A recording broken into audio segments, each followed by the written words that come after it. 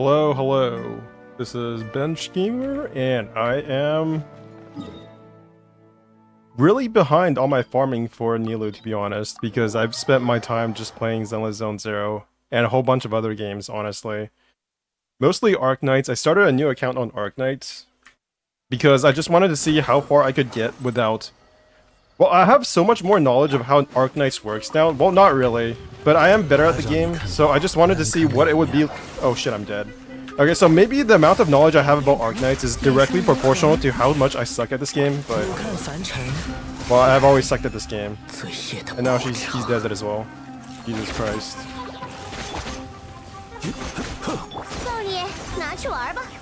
These are just overworld mobs as well. I feel like all the overworld mobs in this game are just killing me at this point. I don't even need to do Spiral Abyss anymore, I just get killed in the overworld. 13 days. Already at 36 star. Oh my god, I forgot. No wonder. I forgot that the Spiral Abyss doesn't reset anymore. Every 2 weeks. It's every 4 weeks now. So that makes sense. I was wondering why I felt like I wasn't doing Spiral Abyss as many times as before. Delios. No wonder. I'm not sure if this game got more or less casual when it comes to Spiral Abyss. It almost feels like it got more casual because you don't have to do it as many times anymore. But at the same time, it's also harder now, I guess. The amount of difficulty that Spiral Abyss has is not... I wouldn't say it's... Actually, I can't say anything about it at all in terms of difficulty because I am so unrelatable. I've been playing this game for like 4 years now, as well as spent multiple thousands of dollars on it. I'm completely unrelatable when it comes to how strong my teams are. I have a C3 Farina now. I did not realize how broken Farina would be when I got her. He actually is probably not as broken as Nouvellette, because you still have to have a team for her, I assume. I actually don't know. Maybe at C6 Farina doesn't need a team.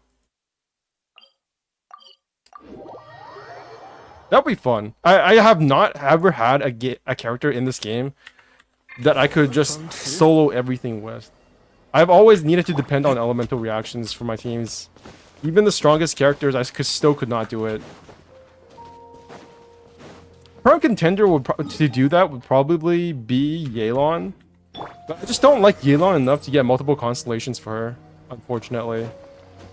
And at this point in Genshin's lifespan, I don't think it really matters if I can just solo anything. It's just like everything is already so solved that there's no prestige in being able to solo stuff in Genshin Impact. I feel like that would be much more cool in Zenless Zone Zero, because the Zenless Zone Zero is a much more like team-focused game. So if there was a character that you could literally just solo everything with, that would be much more impressive. Although I suppose it still wouldn't be, honestly. Because it just means you bought multiple constellations. So maybe I'm just over the entire idea. I was never really enraptured with the idea of solo killing everything anyways. But now that I actually say it out loud like this, it does feel kind of ridiculous. Because essentially what you're doing is getting either the most broken character, or getting a character that you have multiple constellations on.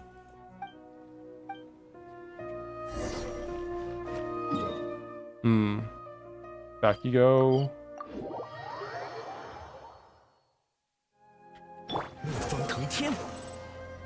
So back to my Nilou farming. I have to actually do lots of Nilou farming at this point. It's not just I literally spent money on her skin without actually getting her on this account. So I either have to farm enough to get at least like 90 pulls in the next 3 to 4 days, or I just lost money.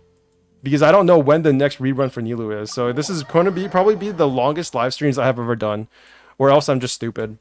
Actually, I'm already stupid because I bought her skin without actually having her. But I had plans. I had plans for multiple days of farming, and it just didn't happen. Zendao, what's up?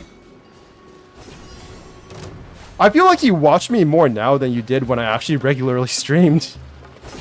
It's kind of weird. Probably because of Erotic Walrus. I feel like you were always in Erotic Walrus' streams.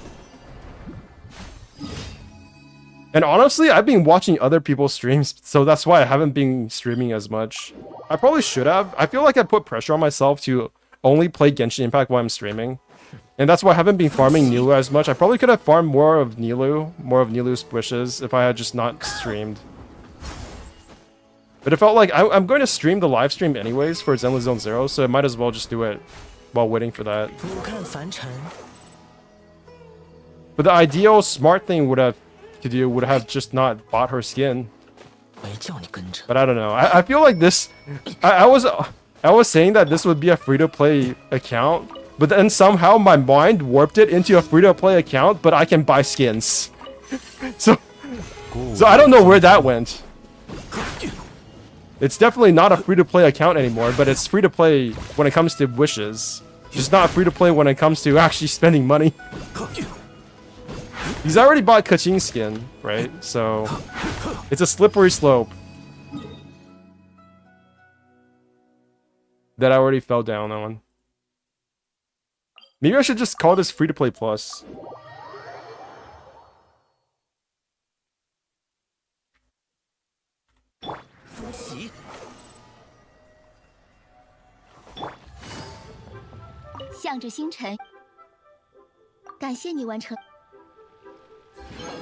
And that's still who I was watching instead of streaming. I was watching Nilou because he streams Genshin. No, he doesn't stream Genshin Impact. He streams Zenless Zone Zero. And I've been trying to find more dedicated like Zenless Zone streamers. I feel like Zenless Zone Zero right now really lacks dedicated streamers. So I'm wondering if I can just become a no-lifer 24/7 Zenless Zone Zero streamer at some point. It's gonna take a lot of commitment. Ratch, what's up? It would take a lot of commitment for me to be like a 24/7 Zenless Zone Zero ZZZ Z3 streamer. I don't know what to call it. What do people call it? Do they call it Z3, ZZZ, Zenless? Zenless just feels too long, so I might just go with Z3. There really does feel like a lack of like full-time Zenless Zone Zero streamers right now. On Twitch, it feels like the only person who actually streams it that has a large viewer count is Fobmaster. And that's about it.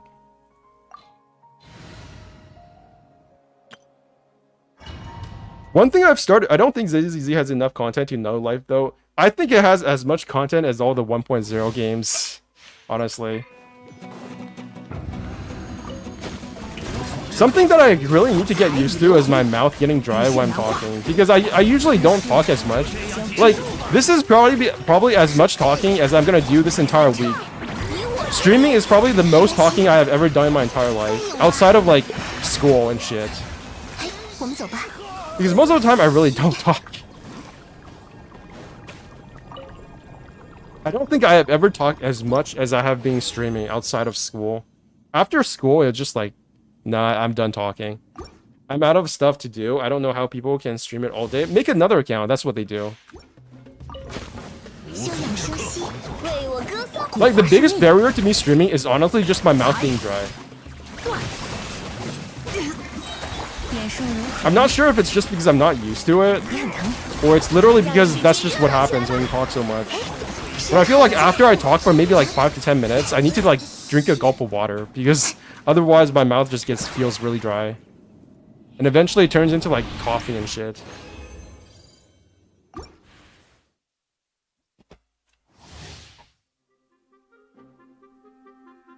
It's not even like I'm tired.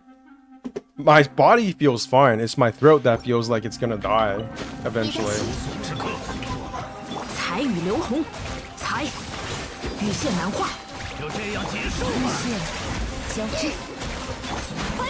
Have you guys been watching any Zenless Zone Zero stuff? That's something I'm wondering. Like, what do people watch when it comes to Zenless Zone Zero content? Because I don't feel like the content right now, unless you're doing Hollow Zero, there's a lot of the things about Zenless that are hard at the end game are very obvious in terms of what you can do to fix it. Like for Hollow Zero, I've done up to difficulty 9 on Nineveh now, so that's like the hardest content in the game. And it's very obvious what you need to do to make the game easier in how to play the mechanics, which is just to get dodge and shield blessings, or Razonias as they're called in that game. So I feel like there's not that much need for like content in order to figure out the game. That is something I will say about Zenless Zone Zero, which is that in terms of overall difficulty, I definitely feel like there is much less to figure out when it comes to beating the content compared to even Genshin Impact. I feel like Genshin Impact's combat system is much more opaque compared to Zenless, because Genshin doesn't have a dodge and parry system. In Zenless Zone Zero, if you can just dodge and parry good, then you've basically like defeated 80% of the game. That's how I feel about Zenless Zone Zero right now. Like, the only time I feel challenged and like when I'm being gimped is when I get the corruption in Hollow Zero that gives me the debuff for dodging. I almost feel like that's completely like that's an anti-fun debuff. Some of the corruptions feel extremely overtuned and unbalanced, and I don't think that's fun. I should have probably put out that on my survey. I don't think people have complained enough about, because most people have not reached Hollow Zero at the very end, so there's just like breezing through everything. Though when you get to the Hollow Zero nest, which is like the end game, like the actual end game, the Hollow Zero is not end game. That's the actual end game for Hollow Zero is the nest, the little tiny icon thing in the middle of all the other icons. And when you get to that part and you start doing the different difficulties, it feels like if I get the corruption for giving me like less dodges, I feel like I should just restart my run. And I don't know if anybody else feels like that, because you have to play in a completely different way than you're used to. You have to save up Nineveh when you have the longer dodge cooldown and HP drain is brutal. Yeah. And there are a lot of ways to get around that, but it just feels like you're playing a completely different game. Like, I know that there are ways you can save up your ultimate, you can save up your X skills so that you have more iframes, but basically all it amounts to is that you have to play in a completely different way, and it feels like shit. It feels like once you get that debuff for dodge, you might as well just restart, especially on difficulty 11. I can't imagine how anybody can do that unless they have like super over-geared characters. It just feels completely out of touch. I have no idea what any of those mean. Oh, Zendao, you don't play Zenless? I don't think ZZZ, mostly guys' characters are kind of tricky to build and play correctly. A lot of hidden tricks too. Maybe I'm just being no-lifing, because it feels like you do play Zenless. It feels like you do play Zenless, but you haven't no-lifed it the way I have. I remember, weren't you one of the people who said that you wailed on Genshin Impact?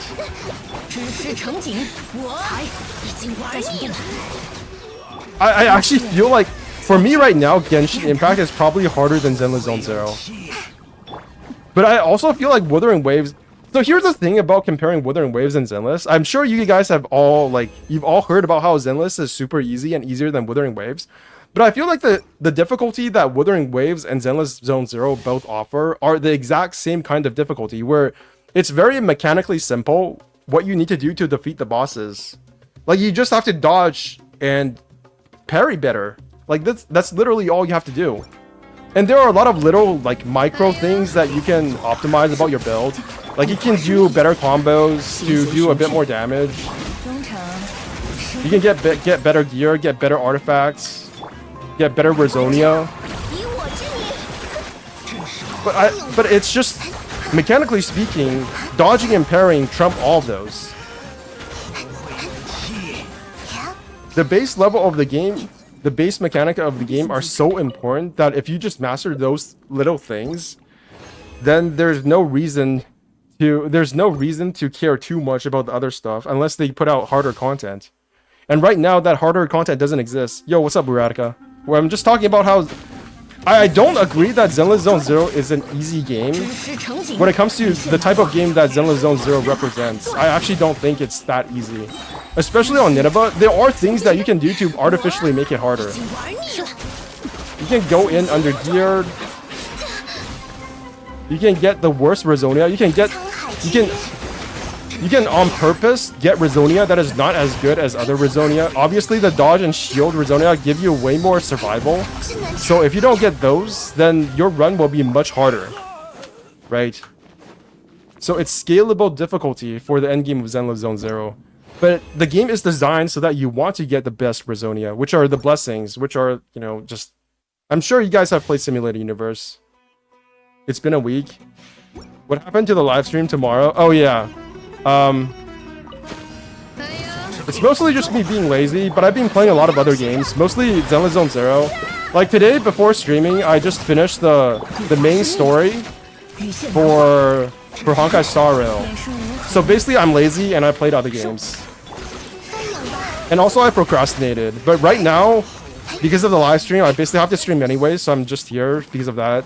And also, I really do have to farm for Nilou because I already spent money on the skin, which means that if I don't get Nilou in the next 3 or 4 days, I'm screwed. But honestly, it's mostly procrastinating and just being lazy. I think right now, the biggest impediment to me streaming more is not like my stamina. Like, I'm fine just streaming throughout the night. It's actually me talking, and I feel like my voice is getting hoarse because I just don't talk that much naturally. I don't like talk every single day. Sometimes I go entire days without talking to anybody. So it's like this is the most amount of work my throat is getting this entire week, probably. I think I just have to get used to it because I want to stream more Zenless Zone Zero after the Nilou farming. That's my plan anyways. My plan is to stream a lot of Zenless Zone Zero, especially for 1.1. I want to get in a lot more streams for August because, you know, I'll be going away after September. I'll be going away in October for another 3 months in Taiwan. If you didn't know. So when's the live stream exactly? Oh, it's in like 7 hours. I think it is anyways. Somebody said somewhere something. What is this? Why is this here? This has almost nothing to do with what I browse, but sometimes it just shows up. Oh yeah, I did see some stuff about the Olympics, so I guess this is why this is here. But there was a tweet somewhere. Oh my gosh, she's so hot. I want Fei Xiao so much. In my opinion, hottest character in Honkai Star Rail. Is it work or family? Oh, it's family stuff. I wish it was work, but honestly, I don't have a job. Actually, I don't wish it was a job because I don't want to work in Taiwan. Did you use her elite game? Did you see her elite? Oh my god, she's so amazing. I wish she used more of her... This music needs to shut the fuck... Yeah, I saw her gameplay. Honestly, her ultimate... There are some things about her ultimate that kind of make me feel like this is kind of like Acheron's ultimate, but kind of scuffed. But it's like, the ending of her ultimate is very good, but I just wish she was an actual summon unit, because I really like the idea of summons in Honkai Star Rail. It makes me feel good to have my summon go multiple times. So I kind of wish she had a Topaz, Numby kind of dynamic, but she doesn't. She's just a straight up single target damage dealer, unfortunately. But I just like her design so much that I just want to get her, honestly. I'm just like really into Honkai Star Rail. Honkai Star Rail designs mostly do not do it for me. I don't think any of the Penacony characters really made me go, wow, I really want that. But I don't know, something about her, it's like she's almost wearing a swimsuit, and I'm really into that kind of stuff. So Honkai Star Rail design can't go wrong if only it's not turnable, turn-based. I actually disagree. I think Genshin Impact and Zenless Zone Zero both have better designs than Honkai Star Rail. But that's just my personal preference. You don't have to, like, you know, you don't have to agree with me. I'm just saying my opinion is more right than yours. Because I'm the streamer, I get to see whatever the fuck I want. That would just be Jingyun if she has summoned Sparkle or Cutie. I'm actually not that into Sparkle. I only got her for my other account because... I don't know, I feel like the way that Sparkle was used in Penacony was kind of weird. I hope she gets more stuff later on. Like, I hope she goes to, like, Felibog. It has a team up with, what's his name? The guy with blue hair. God, I have Alzheimer's, don't I? I forgot his name. Sampo Koski. I had to remember how he sounded to remember his name, because the way he says stuff, I just remember him saying Sampo Koski. I don't remember his name, but I remember him saying his own name.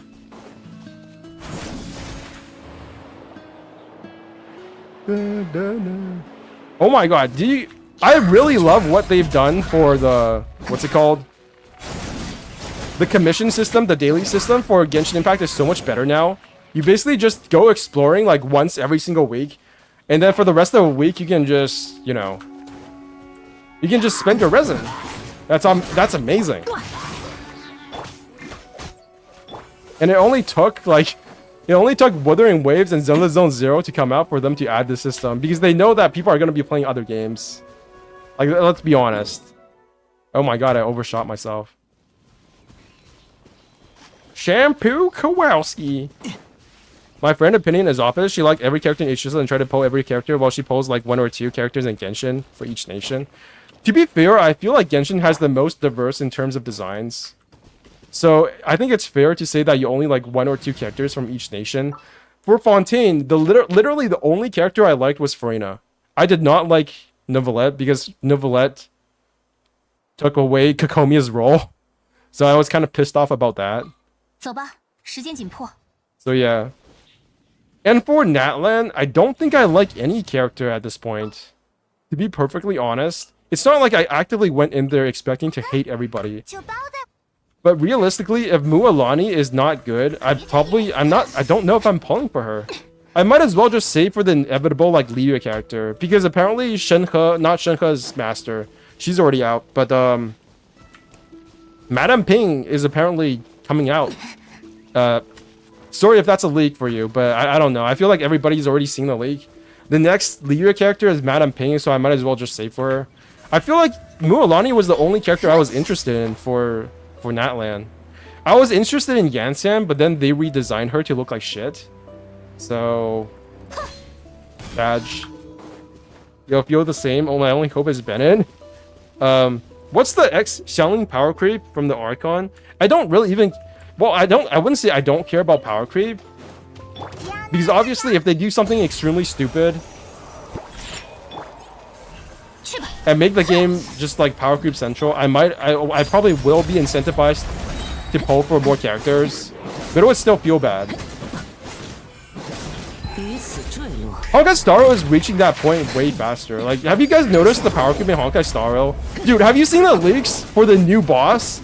That boss has 2 times the HP of any other previous boss in the entire game. It's insane. And it's not even a weekly boss, it's like a normal boss. Like, what the fuck? Lore-wise, that kind of makes sense, because if you play the main story for 2.4, he's like an abundance character. So it makes sense that he's just really beefy. But I don't know. It feels like they're designing a problem to be solved with a new character. And even then, Fei Xiao doesn't really like... Fei Xiao kind of struggles to zero cycle the new boss without a lot of supports. Like, she needs Robin, she needs Topaz. I don't know who else she needs. I think she might need Adventuring or Ling Sha as well. So, like, I'm really psyched to get Fei Xiao, even though I have almost no J's saved up, so I'm probably gonna have to swipe. But I feel like every single time I swipe, I'm making a wrong decision. That's what I don't know. That's why I'm starting to feel a bit iffy about Honkai Star and whether or not I want to like play the meta anymore. And I wonder if I feel like I should have made a video about this way sooner, because I feel like the conversation has moved on from power creep. There was a time when there was like a video every single day about power creep in Honkai Star Rail, and then the Zenless Zone Zero stuff came out and everybody kind of just forgot about that. And I'm like, wait a second, power creep is still a thing in Honkai Star Rail, and it's arguably even worse now. My Jinleo took 5 to 6 cycles to clear MOC, while my Firefly only takes 1. Did you hear about Pyro Traveler kit leaks? No, I don't care about Pyro Traveler, because I'm kind of disillusioned with like MC kits. I think the last MC kit I kind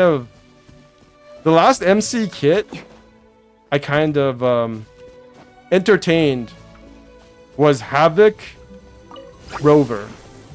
Havoc Rover was the last time I said, okay, I might try this. People said it's good, and then it's not good. It's shit. Whoever said Havoc Rover is good, it should just like uninstall the game. I think it was Reradica that was convinced that MC Rover was good. It's not. Like, Havoc Rover is just copium.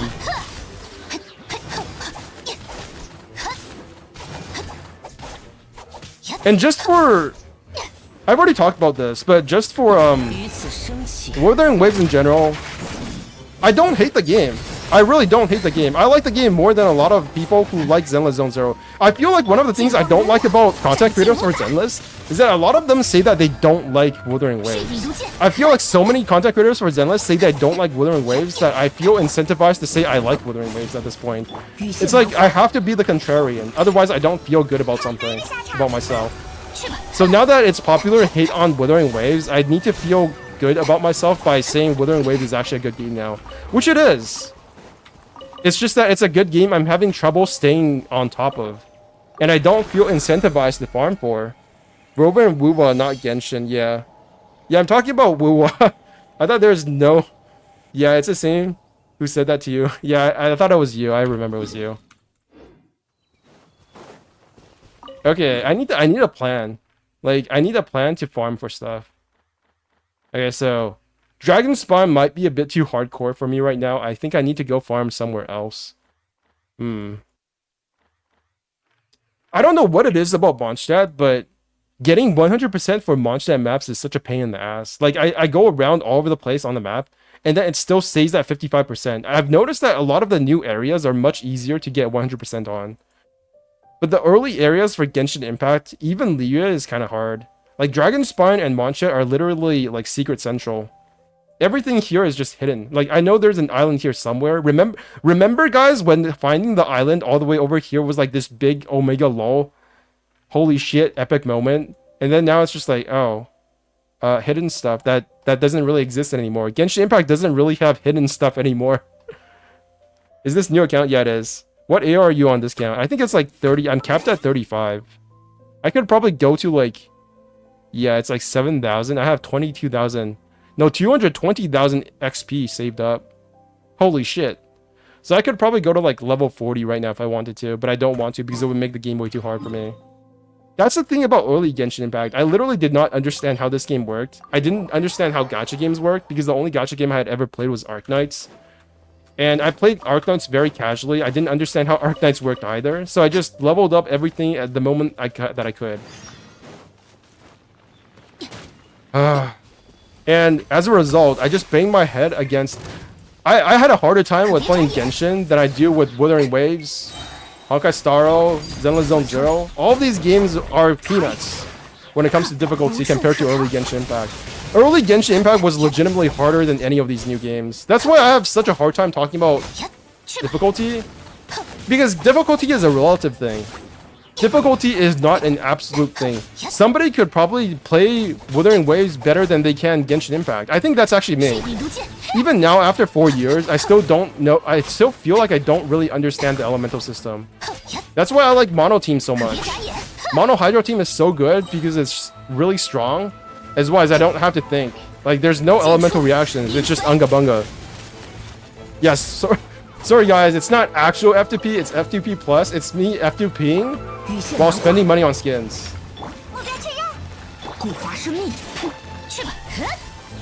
I've been thinking about how to make a video about difficulty in gacha games, but like the core problem is that gacha games just aren't really that hard, and I don't think they need to be hard to be good games. And the entire concept of having hard gacha games is kind of it's like antithetical to the idea of gacha games itself.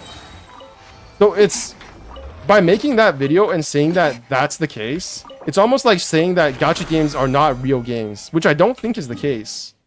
Because for a certain section of the gaming like community, just having hard games is the point of gaming. To have challenges that you have to complete, and that's not wrong, but there is a limit to how challenging something can be before it gets to be not fun.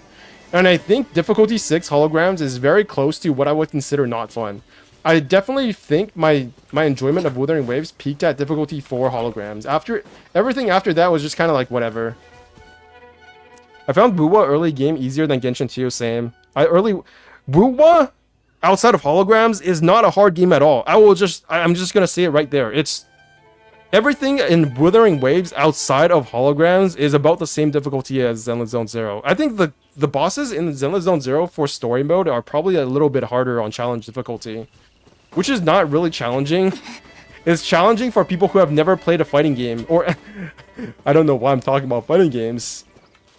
It being following up with the drama, the EO stuff. I don't know if just like confirmation bias or whatever it's called, like cultural osmosis, whatever you want to call it. But I've been starting to think about Zenless Zone Zero as a fighting game. It's kind of funny because I don't even think EO made the argument that Zenless Zone Zero was a fighting game. And then people just kind of ran with it because he was just so egotistical. I like EO's content, by the way. If you don't know who EO is, he's a Honkai Star Rail mainly content creator. And the TLDR is that he said that Zenless Zone Zero was kind of like a fighting game, but not really. But also, you need to respect fighting gamers because they know stuff that gacha gamers don't. So everybody got mad at that because he also shit on Wuthering Waves. I'm surprised that more people didn't shit on me for shitting on Wuthering Waves early on. I'm really surprised by that. If you go to my analytics, where is it? Where are my analytics? Okay, I have to finish this first. I wonder what the ratio is for his videos. Because I also think I'm a pretty egotistical person sometimes, right? I think I definitely went a bit harder on Wuthering Waves initially than I could have, but I didn't follow up on the drama because I just didn't feel like it. Like, I enjoy Wuthering Waves at some point, so it's like, what video am I gonna make? Hi guys, I like Wuthering Waves, it's a good game. That's not gonna get views. I know he had drama with someone, I think. There's always somebody having drama with somebody. It's the nuances that make it funny. But I'm probably not gonna watch it on stream. I think it's old news. And everything's being already solved anyways. But it's just funny. It's like the dumbest kind of drama you could possibly have. I do think there are some similarities between the aesthetics of Zenless Zone Zero compared to fighting games. But it's like, I'm never gonna talk it with anybody seriously because, like, nobody here plays fighting games, right? It's completely unrelatable to the gacha game audience. Because most of the gacha gamers are not fighting game players. So taking that kind of terminology to a fan base that doesn't understand that terminology and trying to make yourself out to be better than somebody else because of that is just weird. Anyways, that's my rant on the whole fighting game drama around Zenless Zone Zero. And I've been watching Red New for like the past week because he's been covering that stuff. And I think one of the reasons why I'm streaming right now is because I got sick of the drama. So I guess it worked. Drama streaming. It's the meta. Also, low-key, the fact that Tectone hasn't been streaming as much, I feel like the drama has been a lot dumber. And also a lot less frequent. Because, I don't know, maybe it's something about Tectone that attracts, like, real drama. But even then, the real drama is, like, super stupid drama. But I feel like only when Tectone is not here can you have drama even dumber than that.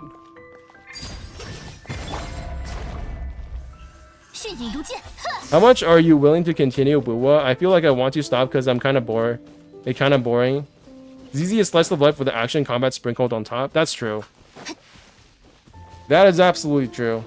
I think the combat is really good too. People say that the combat is bad because it's not difficult, but you can make it a lot more difficult for yourself if you want to, but it's not going to be optimal. If you want to beat the hardest content, there are ways to do it. You can just bring the avocado bangbu to give you healing. You can bring Ben to nullify like any instance of attack, single instance of attack. There are a lot of ways to cheese the game in a way that makes the game way easier. So even if it was difficult with difficult bosses, I still think it would be relatively easy compared to Wuthering Waves. But I don't think Wuthering Waves is more difficult in a fun way. So it's like, I don't want to make that video. I don't want to go in saying, well, Zenless Zone Zero is easier than Wuthering Waves, but also I still enjoy Zenless Zone Zero more. It just sounds stupid. And to a large extent, I feel like the whole conversation is just stupid in general. So it's like I'm already going in there arguing over something stupid, and I'm going to be making a stupid point out of it anyways.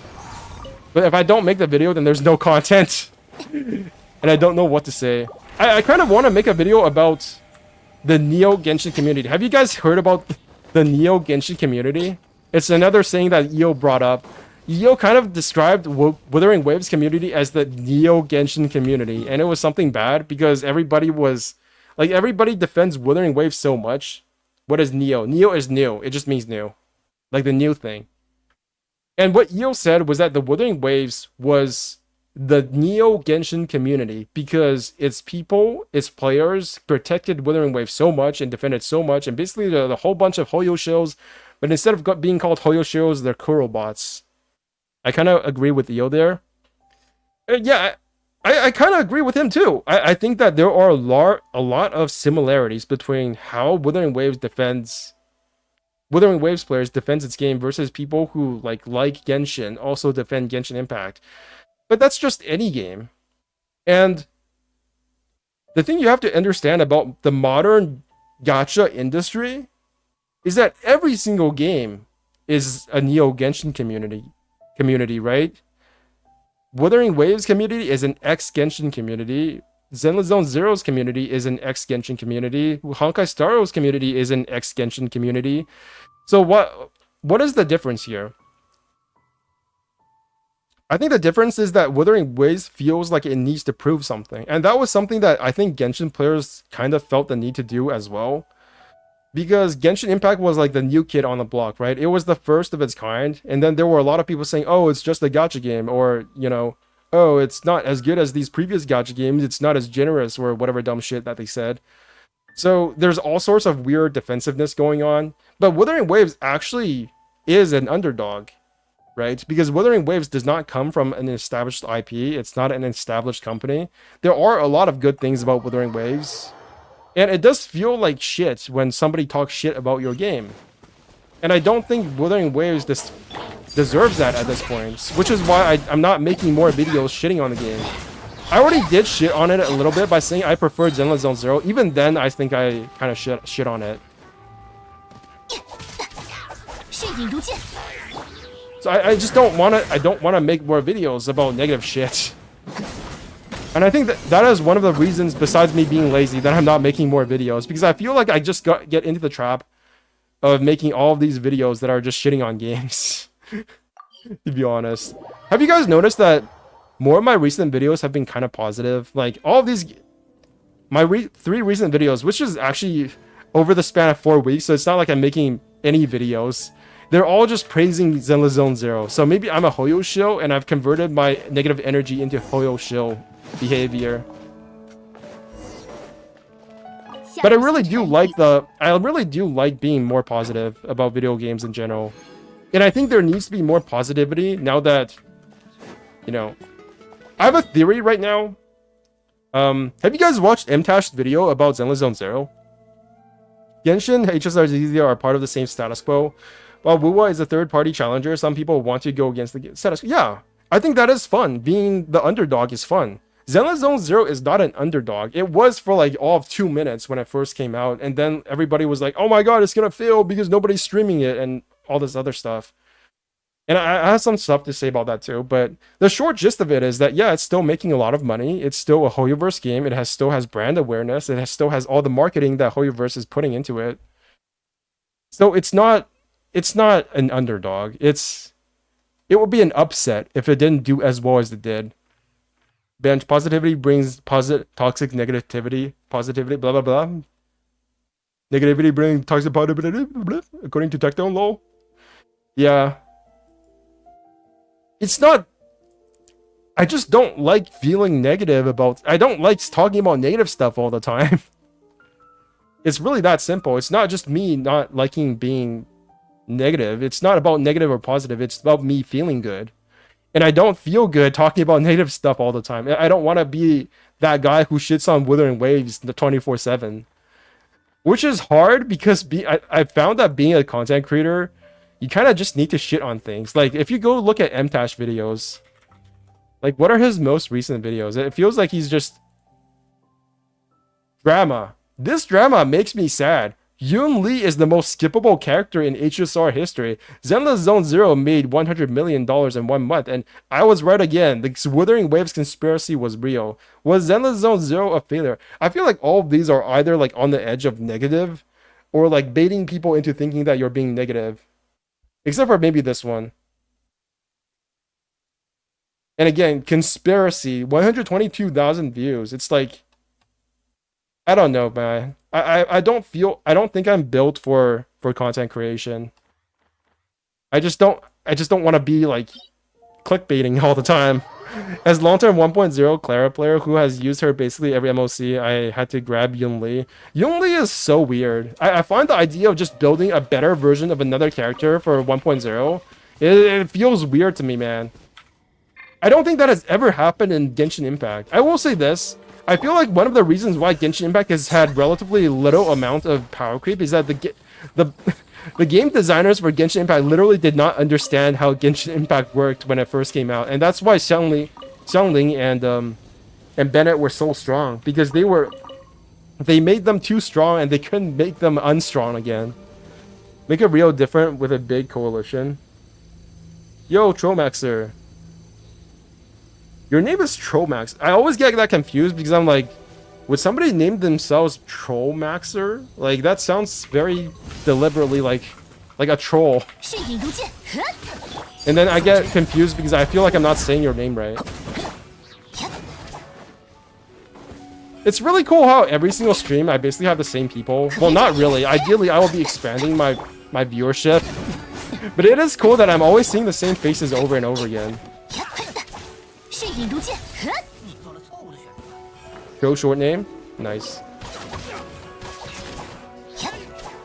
No, no, no, 可别 no. 眨眼，贯穿， And I think watching other streamers has also made me more aware of what being negative feels like.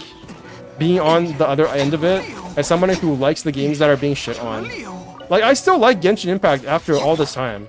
And I was watching 迅影如剑， Red New.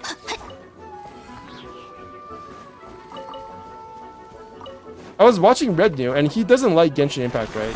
So Genshin Impact is like part of like same category of games that he doesn't like, which is the open world gacha formula. And I think that is a totally legitimate opinion. But the truth is that I still do like open world games. It's just that I don't like open world games anymore after Genshin Impact. Because Genshin Impact has already fulfilled that role of being an open world game. It's not that I am intrinsically against the idea of open world or open world gacha games. So that made me feel like, what if we're just in a stage of the gacha game industry where there are so many different gacha games that everybody can just pick what they like? There are so many different kinds of gacha games. And that was one of my ideas for a video, which is that the gacha game industry has really evolved beyond Genshin Impact. And Genshin Impact is kind of like this shadow that everybody tries to compare every single new game to. And we are all kind of defined by our relationship with Genshin Impact. Because I still enjoy Genshin Impact, and it's an open world game. That definitely has impacted my ability to enjoy Wuthering Waves. If I was not playing Genshin Impact right now, I think I would like Wuthering Waves more. And that's the truth of it. That's like a relative standpoint. It's not an objective opinion. It's not like an objective statement on Wuthering Waves open world content as like a form of quality. It just doesn't... It's just not something I can make an objective statement about. I can only say that I don't like the open world in Wuthering Waves because I've played other open world games before. I don't even think that Genshin Impact's open world is objectively better than Wuthering Waves. I like the art style, of course, but what if I just quit Genshin Impact? Would that make me like Wuthering Waves more? I think that is a very valid assumption to make. And for a lot of people who play Wuthering Waves right now, I think a lot of them don't play Genshin Impact anymore. It's like they're a replacement for Genshin Impact. Whereas, for me, it's not. 可别眨眼， Make a video about this, lol.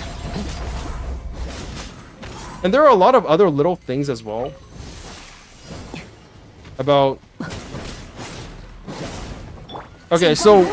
斩尽无杂，迅影如剑， Have you guys been following the Zenless drama stuff? 如月长存。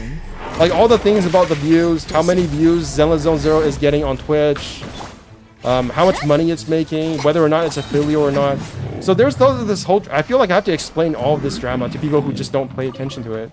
But basically, people are either upset or happy or for or against Zenless Zone Zero, and the whole drama surrounds whether or not Zenless Zone Zero is a success. And one of the arguments for why Zenless Zone Zero might not be a wholesale success is that it's not doing very well on Twitch. It is not doing very well in stream viewer counts. It is at this point, I think it's like what? I think there's maybe like 1,000 people streaming. Yeah, it's like 1.3 thousand. Less than a month after the games come out, it's already dropped to 1.3 thousand viewers, which is very low for Twitch. It's basically non-existent. You're not going to find it at the top of the directory.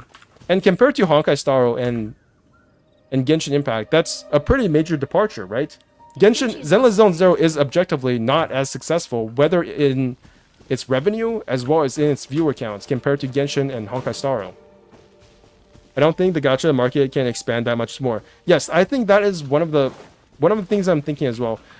But more specifically, the gacha game industry is probably expanding, but it's not expanding at a rate that can accommodate another major gacha game. I do think that these different gacha game communities are different in some ways. Obviously, Genshin Impact is different from Zenless Zone Zero, is different from Honkai Star Rail. A lot of people in all of these communities probably don't play the other games, but there is also a lot of overlap. So every time you make another one of these games, whether it's a Wuthering Waves or a Hoyoverse game, you're going to bring a lot of the previous community over to the next community. Because it's the same company, right? If Square Enix made another Final Fantasy game and they named it Final Fantasy 15 or 16 or 17, 18, 19, 20. It's kind of like the same thing with Hoyoverse games. Yes, they are technically different genres, but because they are gacha games, because they are relatively similar looking, and because there's this whole Hoyoverse idea of a shared multiverse, it's not like Zenless Zone Zero is completely cut off from all the other games. We've got a Kiana XP, we've got an Alicia XP from Honkai Impact 3rd, and there's all of these like different but similar characters, right? It's like Acheron, Raiden Shogun, Raiden Mei, you know what I'm talking about. So people are going to be incentivized to play all these games, even if it's just a similar looking character. So what happens when there are so many of these games that you can't physically keep up with them anymore? You're going to have content creators who only pick the games that they like the most to cover, which is why I think that we are currently on a downtrend when it comes to each individual gacha game being a successor of Genshin Impact. I think the idea of a Genshin Impact is dead. The idea of an all-encompassing gacha game that is as successful as Genshin Impact is gone. I think Honkai Star Rail was the last hurrah, which is weird because it was the only the first major gacha game by Hoyoverse aside from Genshin Impact. But I don't think anything will ever mimic Genshin Impact or Honkai Star Rail's success ever again, because the different gacha communities are too split up now. We don't have another batch of content creators making content for Zenless Zone Zero the same way we did for Genshin Impact. A lot of the Genshin Impact content creators went over to Honkai Star Rail, but they're not going to be going over to Zenless Zone Zero as much. The only person who has done it to an extent that I would consider like significant are like Fobmaster and Lily City. Not Lily City, I don't know why, like Sweetie Lee. Those are the only two content creators I've seen going over from Genshin and Honkai Star Rail successfully over to Zenless Zone Zero and be willing to cover those games. But that's 3 games, and then they also have to cover Wuthering Waves, so that's 4 games. 4 gacha games is too much. There's not enough time to cover all these games. What do you think about people protesting Genshin with a united front rather than protesting the one issue at a time? I think that's stupid. It's never going to happen. I don't even think about it because a Genshin boycott is non-existent. It's just stupid. And I'm guessing you're talking about the skin color stuff as well as the Wish stuff. I never commented on the Wish controversy. I think I might gonna drop Wuwa when I finish 100% of the map. Dude, I haven't even gone to the 1.1 map yet, and I need to because I need to do the new. Why is this not finished?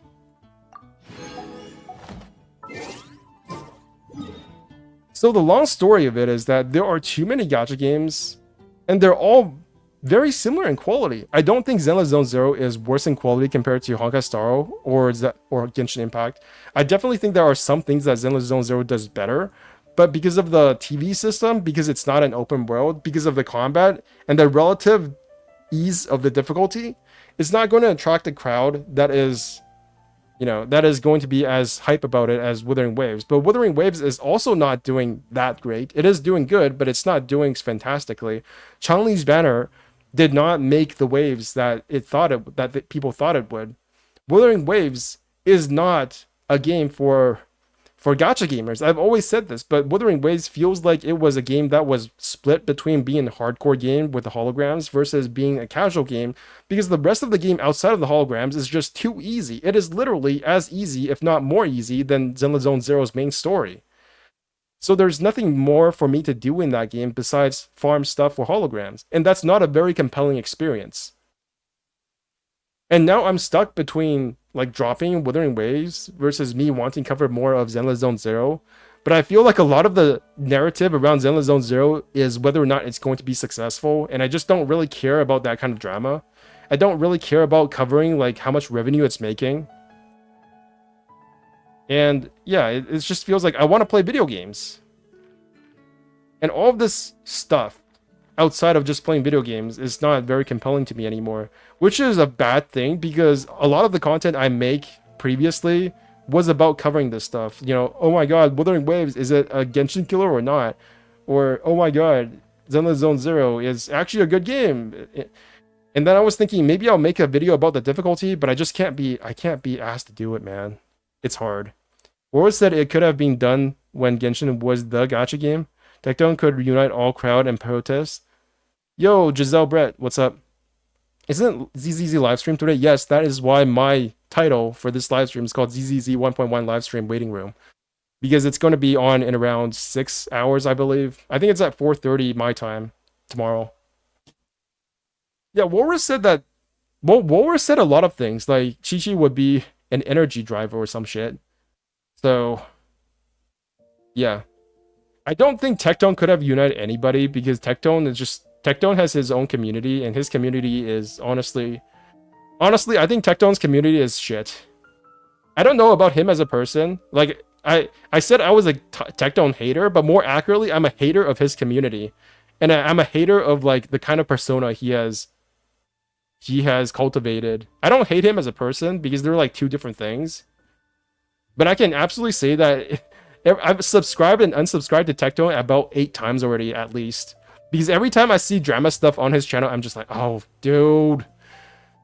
Oh, it's this shit again. I don't want this shit on my timeline and on my feed. And then I have to unsubscribe. And then when he starts... I like watching Tectone talk about video games. I think he has some really good takes about video games, to be honest. And it kind of weirds me out that people give him shit for his takes on video games. But it's just video game content creation. Yeah, that's the sad part about him. Are you streaming for 6 hours? Yeah, I'm streaming for 8 hours today. Or at least I hope to. I need to get some more water. I'll be back, and then I'll do some actual Nilou farming, because I've just been talking my ass off for the last, I don't know, 40 minutes. Where should I go? I should probably finish Liu and get 100% for the Geoculuses so I can do the quest over here. Every single time I want to find the, like, 8 pillar thing, I can't find it. Like, it's such a unique part of the map too, but I literally cannot find it when I want to. I can't. Oh, here it is. Suju Slope. If only there was a CC that is charismatic and unite all disgruntled Genshin players. I don't feel like Genshin players need to be united. I think the whole idea of a community around the game being united and asking for change is kind of cringe. Because I'm just here to play video games. I don't want to be, like, part of a movement. If I wanted to be part of a movement, I would join, like, a political party or something. I think focusing your time on asking for change in a video game is kind of a waste of life. I just talk about video games because I either feel so mad about something I have to talk about it, or because, you know, I have to make content, or because I really enjoy something. For example, Zenless Zone Zero. And I feel like a lot of people were shitting on Zenless at the time, so I had to make these videos. Because I just couldn't understand what people were talking about hating the TV system. I understand more of it now, but it's still, like, I don't emotionally feel it. Right. How many of my videos have been negative? This is kind of a negative video.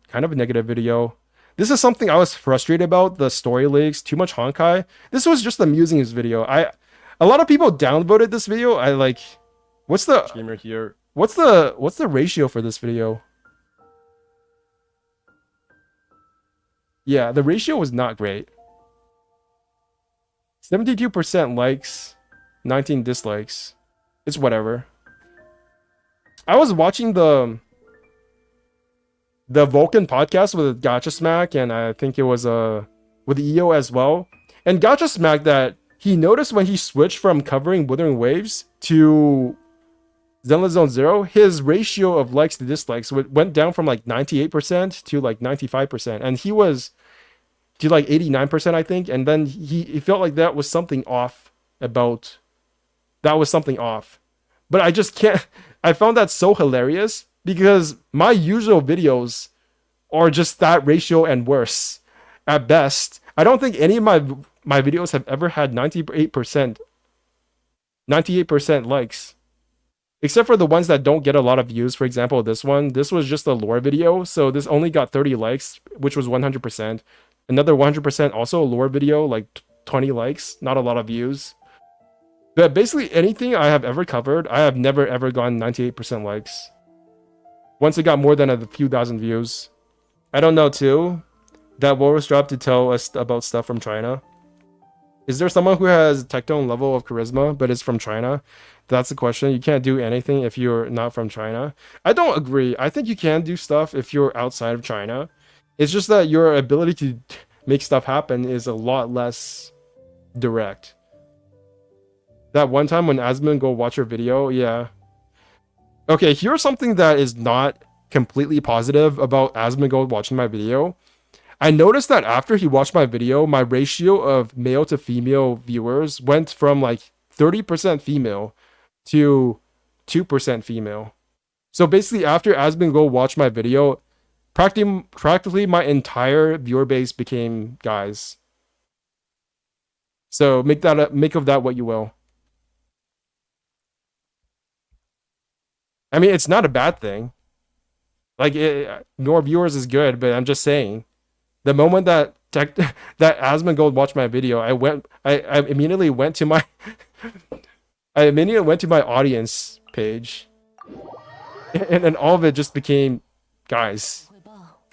There's nothing wrong with that. It's just funny. And now my viewer base is like, I think it's still more male than female because Asmongold brought in a bunch of other people. What is it? Yeah, it's 8.6% female, 91.4% male. So it's gone up a bit. Ever since Asmongold watched my video, it was like 2%. So it's gone up by like 6%. So that's pretty good. And my viewer base is still pretty old. It's mostly post-high school age. There are no kids here at all. Nobody in their high school age, nobody below that. Everybody is either post-high school or ancient. There are more 50-year-old dudes here watching me than there are little kids, which is concerning. Because I don't know what you're doing here if you're 50 years old. Probably enjoying Genshin Impact just like I am. What video did Asmund react from you? The one about the conventions.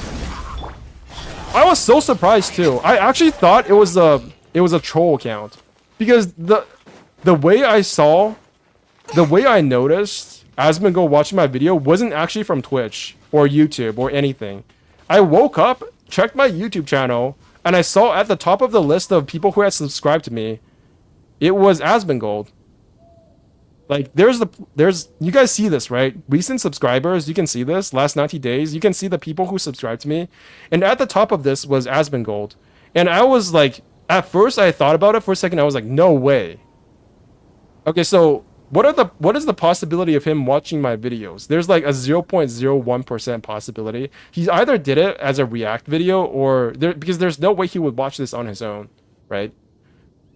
And then at first I thought it was a troll account, but then I saw he had like 415 something thousand subscribers or some shit. And wait, that sounds like Asmongold. So after that I went to check on Twitch, and that's where I found it. Also, there were comments on my video like, bold army, Asmongold viewer here, or some shit like that.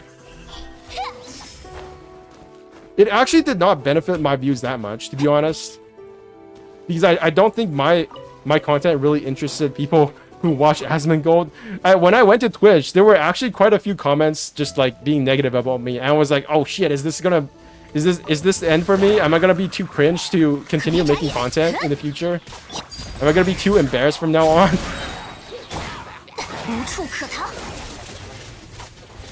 So, the good thing is that most of the people who came over to my YouTube channel were pretty positive about me. The bad thing is that not a lot of people actually did, because I just don't think I'm a good fit for people who watch Asmongold. I think your 30% is still the same, but it's very lower relative in comparison to the huge amount of male viewers from Asmongold. That's probably true. I think I got a lot of female viewers from my skin color video, as well as my videos back in the day talking about female characters and how they were done badly in Genshin Impact. I still feel the same way about those characters, by the way. Like, any of you guys know the drama about Mina Aoyama? There's a VTuber called Mina Aoyama, and he tweeted something about how Firefly would have been a better character if she wasn't just waifu bait. And if they didn't ship the MC with Firefly as much. And she got shit on it for that, I think. Like Tecto made a video about it. I think Hex Juice made a video about it. There were a whole other bunch of people, I think even Cat with a Blue Hat made a video about it. Not a video, but a tweet about it. Mina Aoyama. And I'm not saying this is a good thing. 无论是冒险还是做生意，机会都稍纵即逝。 I know the double standards drama, yeah. Firefly. The last 10 seconds of that trailer was unnecessary and really reduced how powerful of a character Firefly could be, but instead they reduce her to a waifu, like, come on! I'm going to state this, I'm not here to argue with anyone. If you like the ending, good for you. I didn't, and that's okay. We're allowed to have different opinions. So true. Mina didn't clap back. Because she was being a hypocrite, she could have liked it if it was Stella in the trailer. I definitely think she would have liked it more if it was Stella instead of I don't know what his name, Kalis. But I kind of agree. I think Firefly is a very like underdone character for Penacony. I literally think Penacony was just not very good for a lot of characters. I think it was only good for 王毅结合是不 Adventurine. 错，但也别放松 And 过 even 头。 Adventuring didn't really get that much screen time outside of that one patch. A lot of things that feel wrong about Honkai Star's story, it just feels like they introduce characters for one patch and then they are never relevant again. Or they're relevant very, very, very, very, very far down the line. Like I can see Adventuring showing up again, you know, in the IPC arc or, you know, whatever arc that the IPC is present in. Ranmei is being mentioned again in the recent Lawfu patches. So obviously they have some more stuff to do, but it feels like they're so far in between that like they just show up and then they do a whole bunch of shit and then they're gone for one patch. And I don't think Zenless Zone Zero does that. I don't think Zenless Zone Zero so far has felt as disconnected as all the characters in Honkai Star Rail. And the problem with Firefly is that everything important she did in Penacony was off screen. She did not do anything on screen ever. All of the important stuff she did was completely off screen. So when she's only being shown in the context of being a waifu for the main character, it does feel like she's just waifu bait. Space Lyra is really long. I really like the recent Lawfu story. I thought it was good. I liked it more than the ending of Penacony. I think the ending of Penacony was like a 3 out of 10 for me, probably. Maybe like a 5 out of 10, maybe a 7 out of 10. But I definitely think Penacony went from a 9 out of 10 for me before the last patch to an 8 out of 10 after the last patch. It was just... I don't know. I'm just not a big fan of Firefly. Like, hearing Argenti and Hoho feels weird now. That's because they have entirely different voice actors. This is why I play in Chinese. Well, not really, but it makes me feel glad that I understand a language other than English that is being covered by Hoyoverse games. Because I don't know what is wrong with the English VA community. You guys hear about the Chris Nielsen controversy?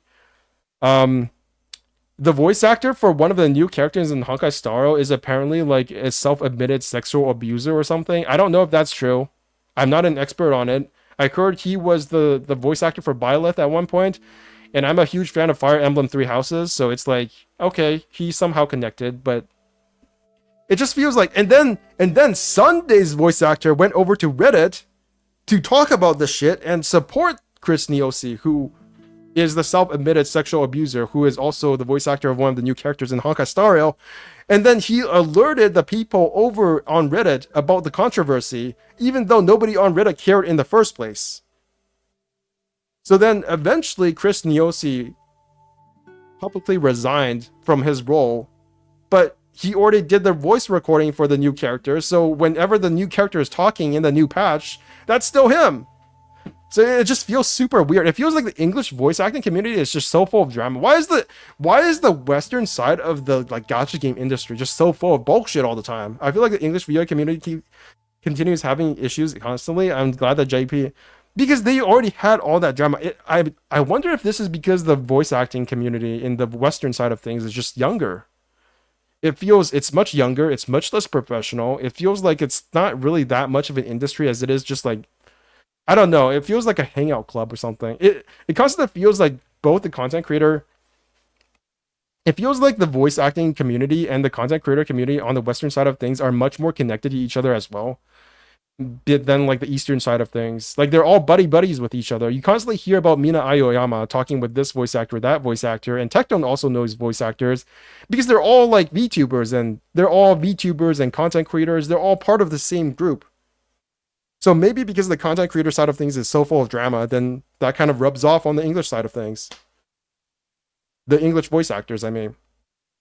Because they're just so close together. I'm not saying them being friends is a bad thing. I'm just saying, you notice that people who are in drama are also friends with people who are also part of, a drama creating community.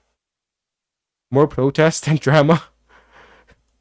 I also did not cover the whole Three Wishes drama, didn't I? Like, I never covered that. You guys notice that? I feel like, I think somebody asked me to whether or not I cared about that stuff. I think it was Radica. I'm not sure.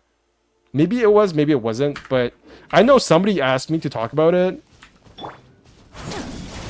And I just can't be bothered. It's like, it's completely ridiculous. Who cares if the Three Wishes thing was something we've always gotten. We have always gotten Three Wishes. And sure, we might want more. But like, the way that people go about it is just so asinine and so stupid that it just... I don't know. I feel embarrassed to be part of a protest for Genshin Impact. Which is why, like, even though I support... I know that I'm not going to quit Genshin. Let's just say that first of all. So everything I say is kind of worthless when it comes to protests. I will never quit Genshin Impact unless this game end of services. And personally speaking, if I'm not prepared to quit Genshin, then it's like there's no point to me protesting. The only time you would ever be able to make a difference is if you actually quit Genshin Impact and the game. It doesn't matter if you don't spend money on the game because you're still going to talk about the game. You're still going to be like making the numbers bigger for whoever's in charge of making sure that people are still playing Genshin Impact. So I'm not a big fan of protesting Genshin Impact by like not spending money on it. I think that if you want to properly protest something, you just need to go full cold turkey. You need to uninstall the game. You need to never talk about Genshin Impact again. You need to like make it very obvious that you are not a Genshin player anymore, and then you need to like spread that word to everybody else. At the time, people felt they were being disrespected and mocked by Hoyo because the players are being given... Oh, Lancer the Imaginary. I think... Oh, you were here for... I kind of just noticed people showing up, and I don't... I want to like greet people when they show up in my stream, but sometimes it's just like you guys blend into one another. You're like an amorphous chat box. I wonder if I can give you guys like different colors. I wish there was an ability for me to assign you guys color coding for your names so I can like better recognize you. That would be a neat feature, but YouTube probably won't do it. I think we have subtitle. At the same time, people thought they were being disrespected. 3 extra wishes for 3 years of playing. Yeah, that was... The fact that they said that was weird. But we have always gotten 3 wishes by mail. Every single year, every single anniversary, or whatever it's called. We have always gotten 3 wishes. That has always been a thing. That has never been any different, unfortunately. I hate Twitch. I hate Twitch too. I've noticed that more people now are like multi-streaming. If you follow the content creator side of things, I watch a lot of content creators, right? So I've noticed that a lot of people are just multi-streaming now, which basically just means that you're streaming to multiple different platforms at the same time. Like, I know Yango, I think Yango, Rednew, Polky, Mr. Polky, they all stream on Twitch and YouTube at the same time. So, like, what is the point of watching Twitch anymore? Why don't I just watch them on YouTube? The problem is, back in 3.4, they also give 3 wish too, just like 4.4. I just want everyone in one place. I think there is merit to the idea of having different platforms. If everybody was on YouTube, I would feel like that's a bad thing.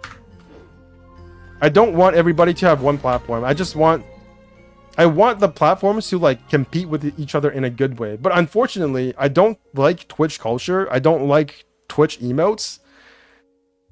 Which is sad because I like some of the people that have been part of Twitch culture. I like the guy, Spiff and Brit. I don't know what his name is anymore, but basically the LOL icon, LOL Twitch icon. Yeah. What is LOL? A trip down memory lane. Since its inception, Twitch has been responsible for creating moments I don't know if I can watch this. I'm just gonna watch this anyways. It's not monetized, so who cares? we'll remember forever. So listen, Yeah, this guy. I love this guy. Whatever his name is. I watched him all the time, and then he died from cancer. It was super sad because my mom has had cancer multiple times. Which is really just twice. She had like endometrial cancer, and then she had lung cancer. So whenever somebody dies from cancer, I'm like, holy shit, that's okay, that's awful. It's an immediate like, oh my god, you gotcha moment. You got me. I feel sad now. And this guy, I think he was just a good content creator. He was one of the only guys who reviewed games from the perspective like a normal fucking person, who actually did not have a triple A, like a super duper super PC that could run everything. One of the things I don't like about modern content creators is everybody just runs a supercomputer now. Every single major content creator you see, from Asmongold to like Moist Critical to Mr. Polky or Tectome, all of them have super PCs. They all have like 4090s or 4070s running for GPUs, and they have like, I don't know, i10 1100K or some shit. I don't know what the naming convention is now, but they have PCs that cost multiple thousands of dollars in US dollars. And that's just like, I think one of the reasons why people were so positive about Wuthering Waves from a content creator side of things is that they could actually run the game, because they all run super PCs. Normal ass people who can't run Wuthering Waves are not enjoying Wuthering Waves. Well, Asmongold owns a PC company. There's a 5090 RTX. What is even the point of RTX? Nobody can run, like, I don't know. Maybe I'm just out of touch, but I feel like almost every single game that has ray tracing does not run very well with ray tracing. I have never played a game that has actually had ray tracing that I could realistically use for my machine. Oh yeah, so back to Mina Aoyama. I think the way that she went about it, I think she was probably the worst person to say this, to say that, you know, Firefly is a bad character because blah blah blah. They were paired up with Kalis or whatever, and they're just waifu bait. But I think she does get at something that is very obvious to a lot of people, and that's why there are a lot of people complaining about the same thing, both on Reddit. If you go to Honkai Star Rail Leaks, go to the general chat for that region. When Firefly first came out, there was a whole lot of drama about Firefly because people were saying that they didn't like her, and there were another side that said they did like her. And then there was this whole drama about, you know, whether or not Firefly was actual waifu bait. But the fact that that conversation was even a thing does make me feel like there is an air of truth to it, because I do feel the same way about Firefly. I feel like she could have been done way better. And if you want to boil everything down to like one single statement, I just don't think Firefly is that cool. It's really that simple. I don't feel like Firefly is a cool character that did cool things, that was important to the story. I feel like she was a cool concept rather than a character. I like one CC that uses a crappy mic. He sounded unhinged and funny. After he changed his mic, he sounds like every CC and lost his uniqueness. I think my mic is pretty shitty, to be honest. I got the cheapest mic that I thought was okay, and that was the end of that. It's a Fifine mic. It says Fifine on the logo, which is, I don't know. It's a company that makes microphones. That's all I know about it.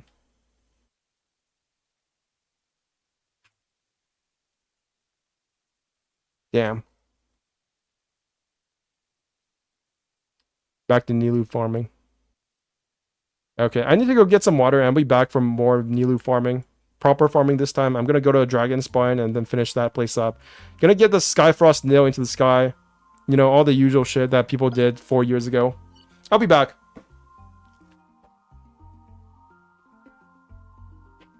I think low quality video feels more authentic to me. Low quality video just makes me feel like it's a low quality video. Unfortunately. I don't have that nostalgia. I think, have you guys ever watched Asmongold reviews? He does it in a very low quality way. He's basically just talking to a mic that is too far away from his face. It feels like he's doing it with a very low quality camera as well. And he absolutely does that on purpose, right? He absolutely has access to better cameras and better microphones and better like tooling for that microphone. But he doesn't do that because that's not part of his image. I don't think it's part of its image. I don't think he can be asked to get all that equipment set up.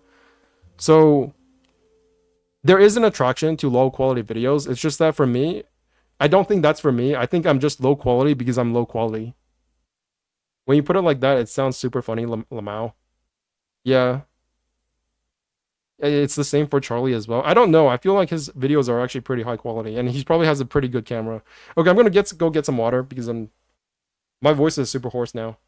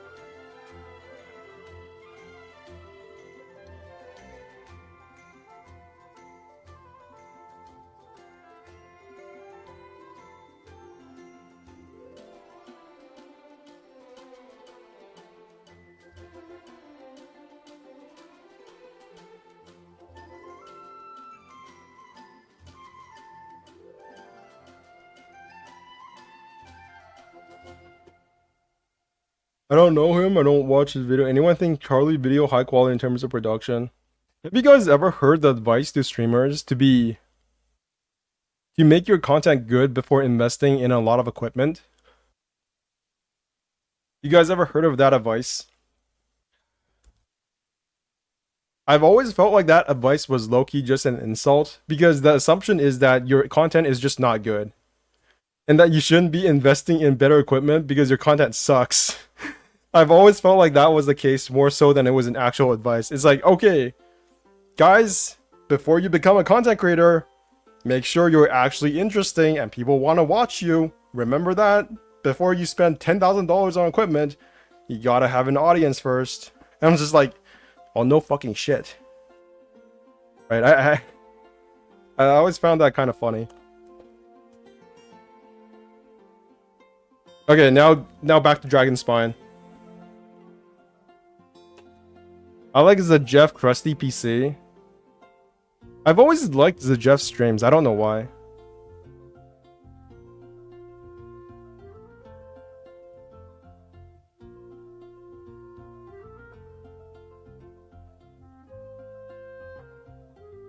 The Eastern VAs are down bad only for fictional characters. Meanwhile, the Western VAs are down bad for real people, so yeah. I don't know if that's the case. I feel like Eastern voice actors are just more professional, so they don't get involved with the community as much. Whereas Western VAs, they're pretty much just like little celebrities, right? Like Sayu, Alejandro, the Jeff is a chef. I feel like every single VA nowadays, they're all kind of like, they're all just content creators, right?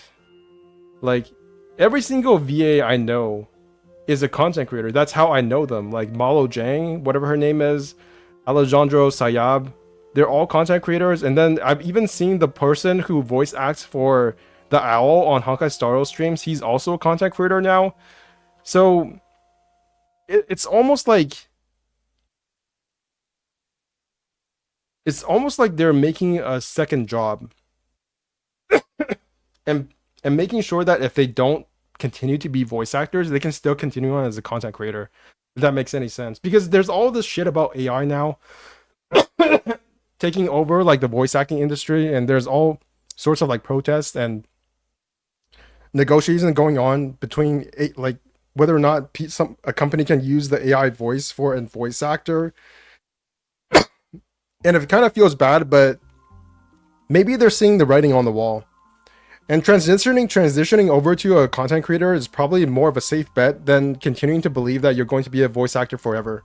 What if your voice goes to shit? What if, you know, AI becomes so good and becomes so accepted that people just use AI voices all the time? Then you don't have a job anymore.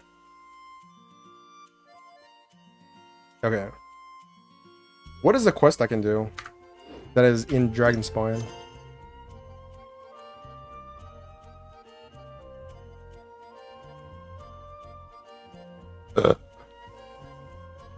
Outside the canvas, inside the lens. Talk to Asagiri. In Fontaine, that's too far away. Ascension, lost in the snow. Go to the western slope of the mountains to search for Joel's father. In the mountains. Okay, go over there.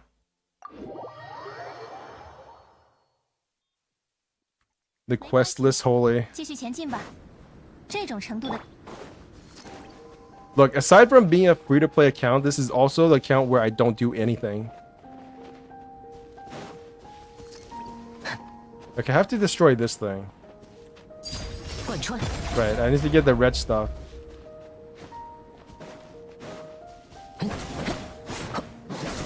Holy crap, the music. Not only is it nostalgic, it's just good. Like, this is legitimately good music. There was always a part of me that felt like, what if my nostalgia and my passion for Genshin Impact, not passion, passion sounds too cringy, but what if I like Genshin Impact so much that I overrated Genshin Impact's music? But every time I come back to Genshin and I hear the music again, it feels as good as it was the day I first met this game, when I first encountered this game. The music is legitimately good. I don't think there is any question about it. This game just has good music. I was afraid for a while that, you know, I was just capping. And because I was too much of a fan for Genshin Impact to have an objective view about its music. But I really do think every time I come back, even after 4 years, that this game still has really, really good music. I really like the Chasm soundtrack. The Chasm soundtrack is definitely one of my favorites.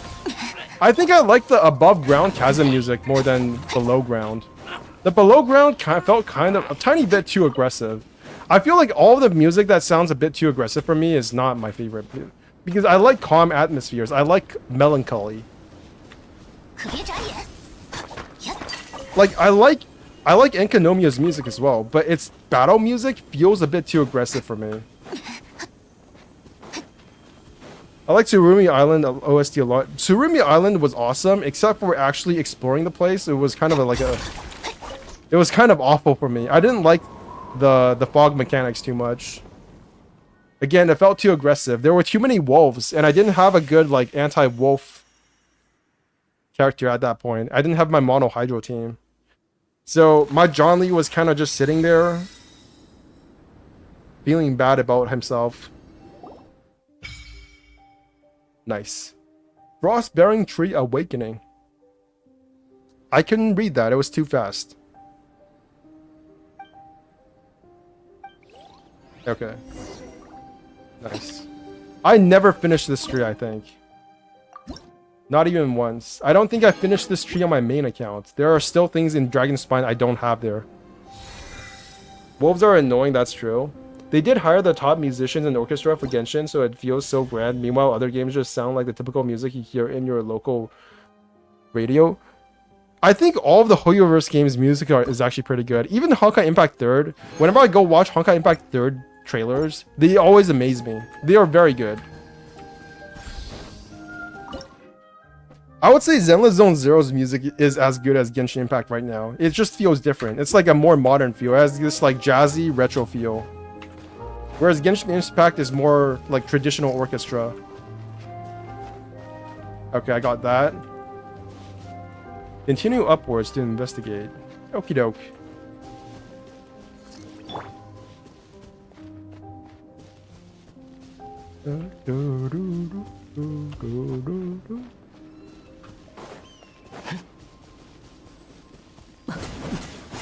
Special ice. Chest.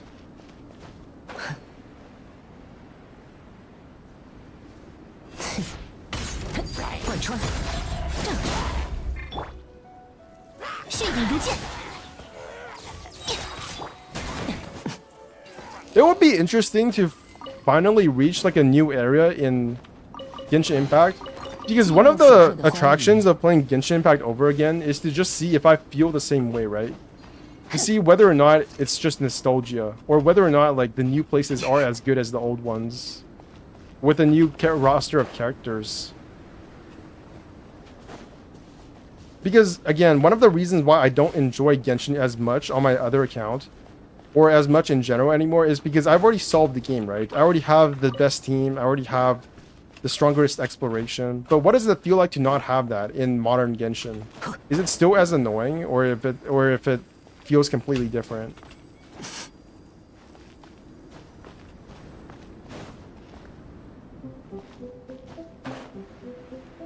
Like right now, I'm climbing this thing, right? I actually have to climb this thing. If I had Scaramouche, there would be no climbing. I would just be, oh my god, it's I didn't even realize that was there. Oh my god.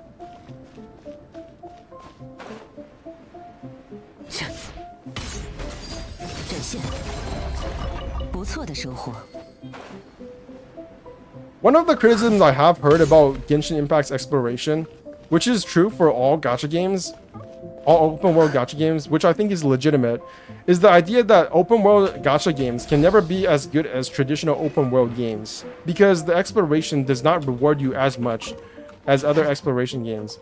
But I'm not even sure if that's true. I do think that this game's open world does offer some kind of...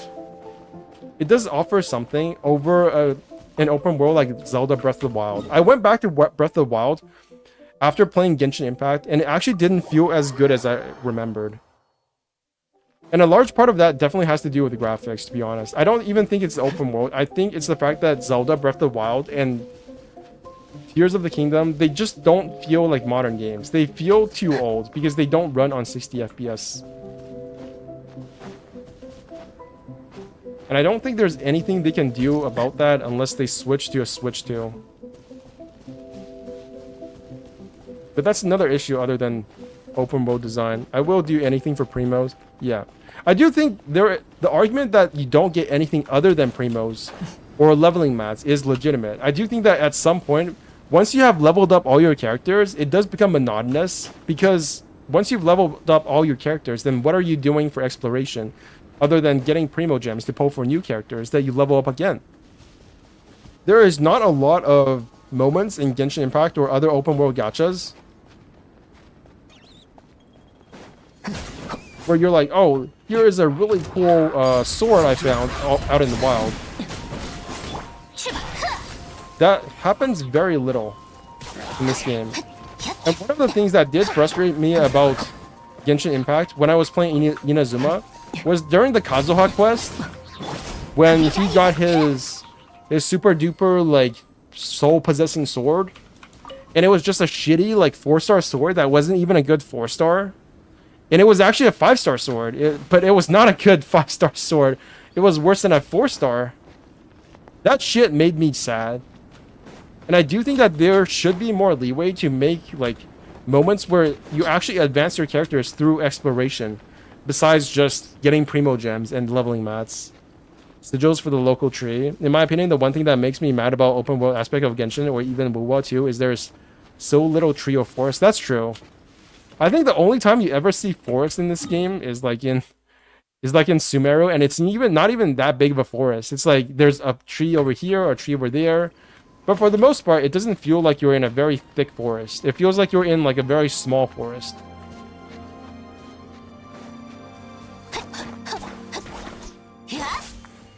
Grab that.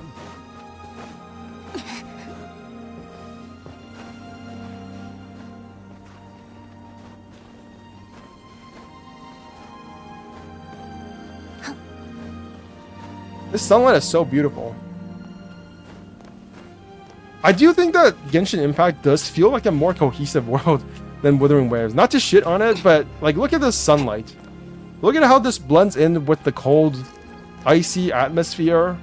It just feels like it feels like atmospheric. And then you look up at the mountain with all the fog like at the top. And the sun either setting or rising. I don't know if it's setting or rising, but it just looks good. And then you can see all of this stuff in the background. And then you find a chest. And you're like, dopamine rush.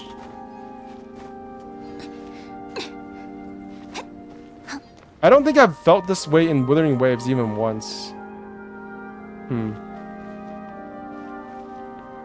It's like that review by that one guy. I forgot what his channel name was, but he called this game an idyllic game. And I think that was on the money. This game is an idyllic game for people who just want to have a very like comfortable time. They don't want to be pressured. They don't want to have like these hardcore endgame content that is making them sweat. They just want to look at the pretty sights and collect chests, for better or worse. Like, it's these kind of thoughts that go through my head that make me feel like all of the arguments, all of the drama about whether or not this game is better than that game is kind of worthless. Because some people don't want that. They don't want a cozy time looking at pretty sights, collecting chests. For them, that's not a good game. But for me, it's like, wow, this shit is amazing. I'm looking at all of these different places on the map that I can eventually go to, and they're going to offer me a relatively similar experience, but it's going to be different sites. It's gonna have different music, different enemies. That's still something.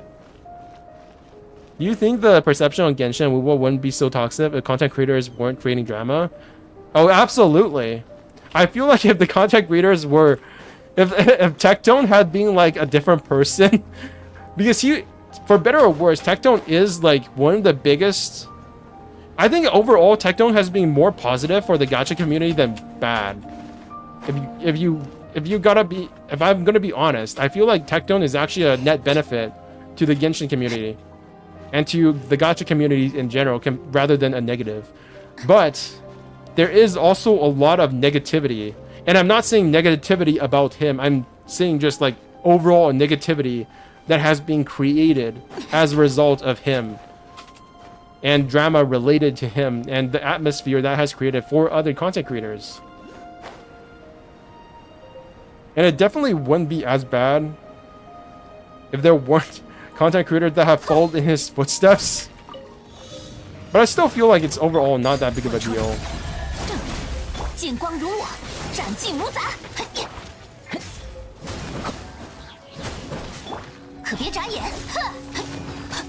I don't think Tectone is a bad person. That's really what I'm getting at. I don't think he's a bad person. No matter what you want to say about Tectone, I feel like he's like... Everything he has said about video games, about Genshin Impact, are things that I could have said. They're not controversial topics. But it's just that the way that he has gone about saying those things, and the way that other people have emulated the kind of drama that has become prevalent in the gacha space, it's just not fun anymore. That's why I've subscribed and unsubscribed to him multiple times over the course of several years.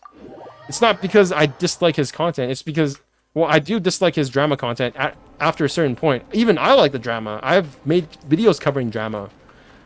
But at a certain point, it just feels like everybody's doing drama now. There's like Artoneki, or whatever his name is. I don't know how to pronounce his name.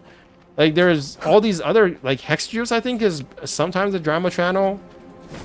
And then even the people who cover Zenless Zone Zero are also covering drama. Like, covering the EO stuff, and it's just, I don't know. And then there are the people covering the drama about the drama.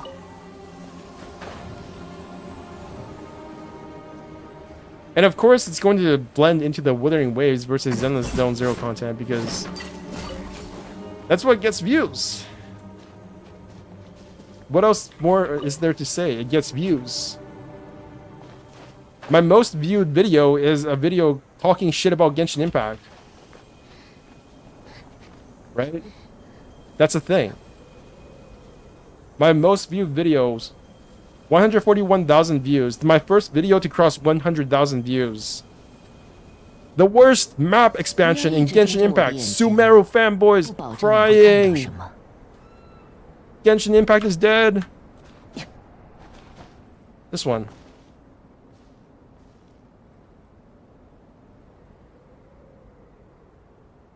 I made $180 from that. Got 214 subscribers, 8.2 thousand watch time, hours of watch time, 141,000 views. Yo, there's a bench gamer. Yeah, this video, 141,000 views. The worst map expansion in Genshin Impact. I don't know why. People must really hate Genshin Impact, man. Jesus Christ. I never expected this video to pop off the way it did. People expecting Genshin fall off, sadly. Yeah. Like, there's obviously a lot of benefits to saying bad shit about Genshin. Let's just be honest. It's so profitable to say bad shit about Genshin. In fact, it's funny. It would be funnier if it wasn't so sad, but it just feels kind of funny. Like, what is the best way to become rich in the gacha game business? Just say bad things about Genshin. Just do it.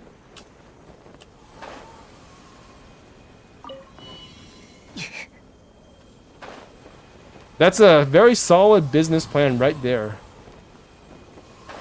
Make negative content about Genshin. I don't even know what this does. Why am I going around pressing this stuff? Oh, chests. I remember this! It is so long time ago. Such a long time ago. 不错的收获。 I don't like the map. I still don't like the map expansion. It's not really a map expansion. I thought I was being pretty fair overall. But it does feel kind of... It's just like, it's not a big deal for me. I talk shit about Genshin Impact sometimes, but I still like the game. But then I feel bad when I see comments on my videos saying like, this is why I'm uninstalling Genshin. This is why I'm never playing Genshin again. And at the end of the day, it's just like a small piece of the map that is a bit more barren than it probably could have been. Right? Somewhere over here. Just a tiny bit barren. Maybe they'll add more chests to it later on at some point. And I just wanted to talk about it for a bit because it was kind of interesting to me. Hopefully the drama bubble would burst and CCs would create unique, unrepetitive content again. Nah, that's never gonna happen. That will never, ever, ever happen. Because the gacha space is not a very... Okay, here's my hot take about gacha games and why there's so much drama. I think it's because gacha games fundamentally attract the lowest common denominator when it comes to content creators. I think gacha content creators are actually the lowest skilled content creators out of all the content creators, which is already a very low floor because content creation is not a very skill intensive like career. It's just not. You just sit in front of a PC talking to people. And maybe you have the face on, your face on. Sometimes you don't. Sometimes you don't even have your face on. Sometimes you don't even have a VTuber model. Like, look at what I'm doing. Like, I don't even have my face on, and I can get 141,000 views. Like, what the fuck is that? Yeah, 141,000 views without my face. You don't even need a personality. You just need to clickbait. And eventually, you will hit jackpot if you do it enough times. And that's what basically gacha game content creation is. Like, the highest skilled content creators are probably the lore tubers, probably the MMD makers. Yeah, those two are like the only people, and the animation, the fan animations. Those are like the only 3 avenues of content creation that actually create content. I think the whole idea of content creation is a misnomer. I think it's funny that we call ourselves content creators when we don't create anything. Like, why are we called content creators? It literally makes no sense. We leech off of other people's content. We're leeches. Content creators are leeches. Na na na. Na na na na na na.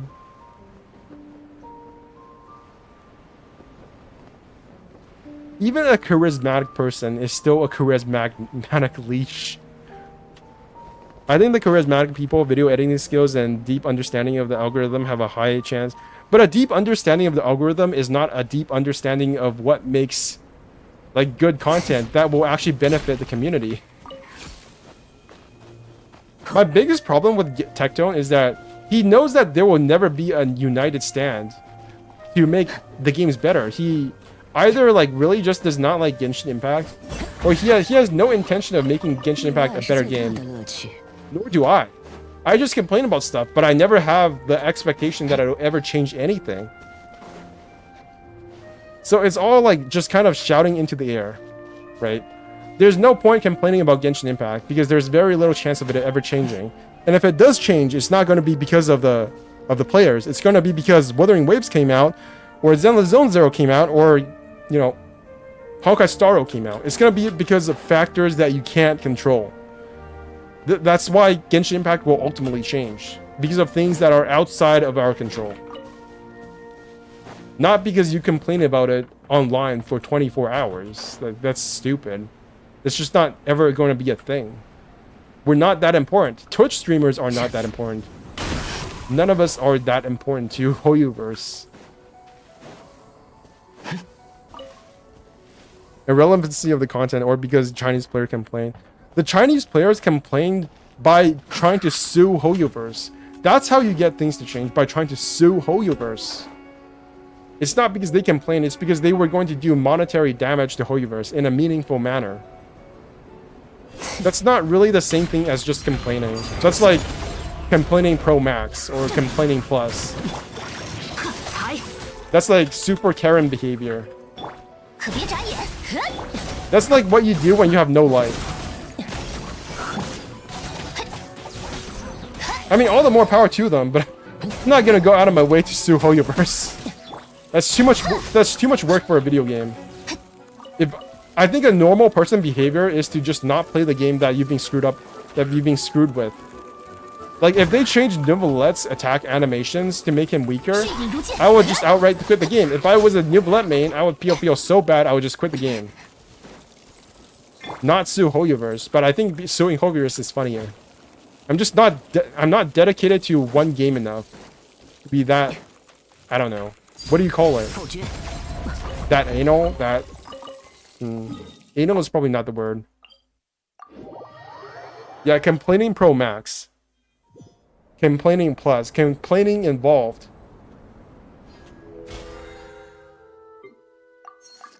Like, they're on another level of complaining that Westerners will never be able to understand. Unless you start suing video game companies for changing your game, I don't think that's... It's just not in the culture of Western gaming. Western gamers are just so... I think Western gamers are cucked. And not in the way where, like, they don't complain. I think Western gamers are cucked in that they don't really understand why games work the way they are. Like, I've heard so many bad takes about gacha games. Especially, like, reviews of gacha games. There are so many people who just... Do you know what the problem is with gacha with Western gamers and gacha game? It's like a lot of the content creators for gacha games don't actually like gacha games. So they will never be able to understand gacha games on a level that actually matters and makes like actual change for the game. Like the MTash of this world and the other like non-gacha gamers reviewing like Zenless Zone Zero or whatever. You've probably seen the reviews of Zenless Zone Zero. It's like written by, I don't know what their name is, but it's like Skill Pro or something. Skill ZD. I don't know what their name is. Pro Skill? I don't know. Basically, you have these like large, almost journalist-like review sites, but they're not review journalists. They're like content creators, but they're still not gacha gamers, and they will go in with misconceptions about the gacha industry and review it based on like the premise of this being a normal game. And I'm fine with comparing normal games to gacha games, but if you don't like gacha games, then why are you reviewing a gacha game? If you don't have any understanding of what makes a gacha game tick. And then other people will view those reviews of those gacha games and then go into those gacha games with their preconceptions. And nothing will ever change because gacha games are fundamentally not the same as another game. It's not, people actually think Genshin Impact's developers are just stupid and they don't put in like new features because they're stupid. It's just so off base based on everything we know about how Genshin Impact and gacha games work. Genshin Impact absolutely could give us more rewards. They absolutely could give us like artifact templates, but it's just not. It's just not something they will ever do because they don't need to. And instead, we just insult the developers. We insult Genshin Impact and Genshin Impact players. MTash moment. Yeah, MTash is probably the prime example of this. Whenever I say, you know, people who don't like playing gacha games, being part of the gacha game community, like that is probably the first person who pops up in your mind. But there are a lot of other people too. I feel like there are also a lot of people who just like, whenever I watch their stream, I'm not going to name names because you can probably go view them yourself. You probably know who they are, but they have like lots of views and they cover gacha games, but they don't truly like gacha games, or their interaction with gacha games starts and stops at polling for characters, and then they will like make video content out of that. And that's basically it in terms of content. And I think that is part of the reason why it feels like gacha content creators are so low quality, which is that so many of them have relied on polling content that they don't know how to create actual content out of the content of the game. I don't think that all of the content in these games are bad. I don't think that. There is a lot of stuff. There is a lot of visuals. There are a lot of story that you could attach yourself to and make content out of. But no, that's not what people do. They just make polling content. They didn't want to because they want Genshin player to play their other game. And yes, I saw like I was watching Red News stream while he was watching Gacha Smack's 劳逸结合是不错， Gacha Smack's opinions on Zenless Zone Zero's revenue and how Zenless Zone Zero's revenue ate into the revenue of Genshin Impact and Honkai Star Rail.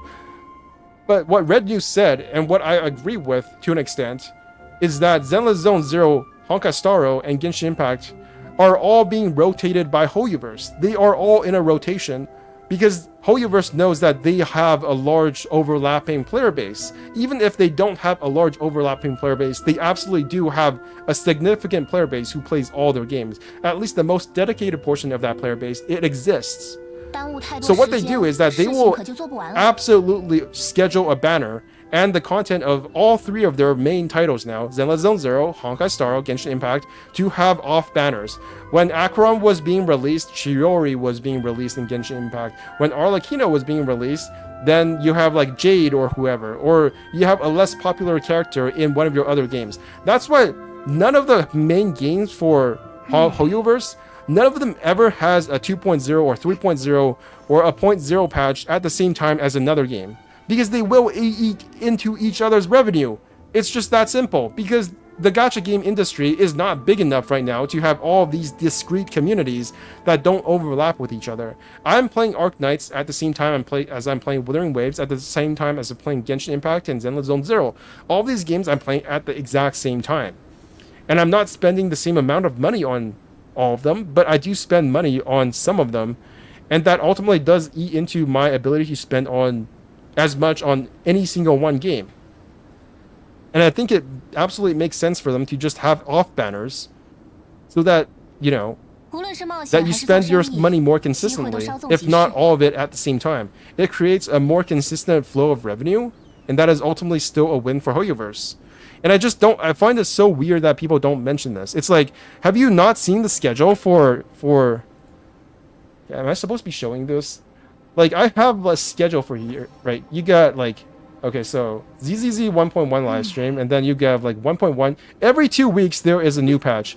1.1 for Zenless Zone Zero is in a week, is in a bit more than a week. And then 2 weeks after that, you have 5.0 for Genshin Impact. And 2 weeks after that, you have Honkai Star Rail 2.5. Every 2 weeks, it just rotates in and out. Rotating. Every 2 weeks, another new patch, another new character, another new something to enjoy.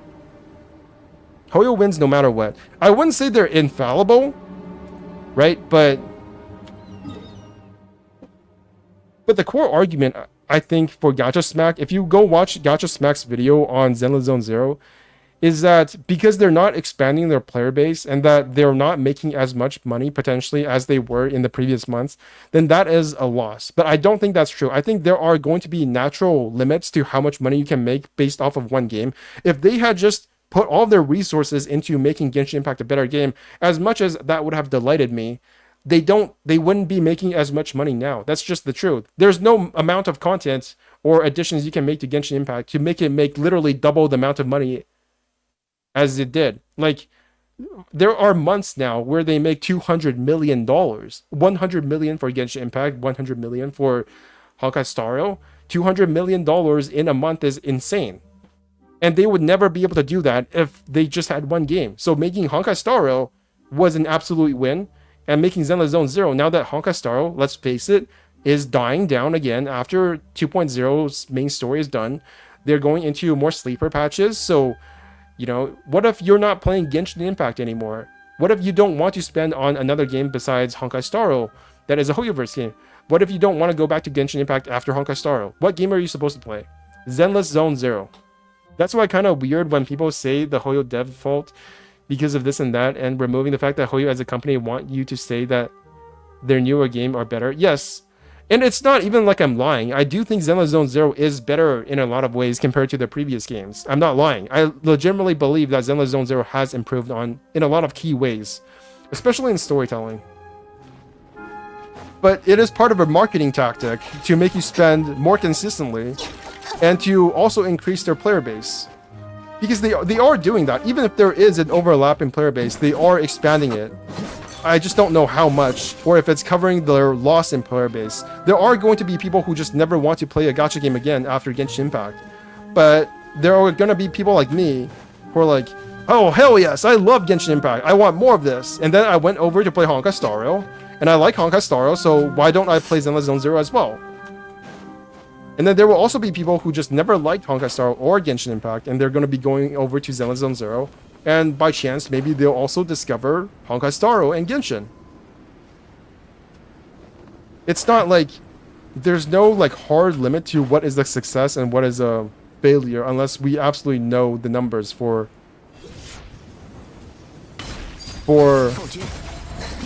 MiHoYo. You can't just look at the numbers and say, well, Genshin Impact and Honkai Star Rail are making less now that Zenless Zone Zero came out. That's bad for Hoyoverse.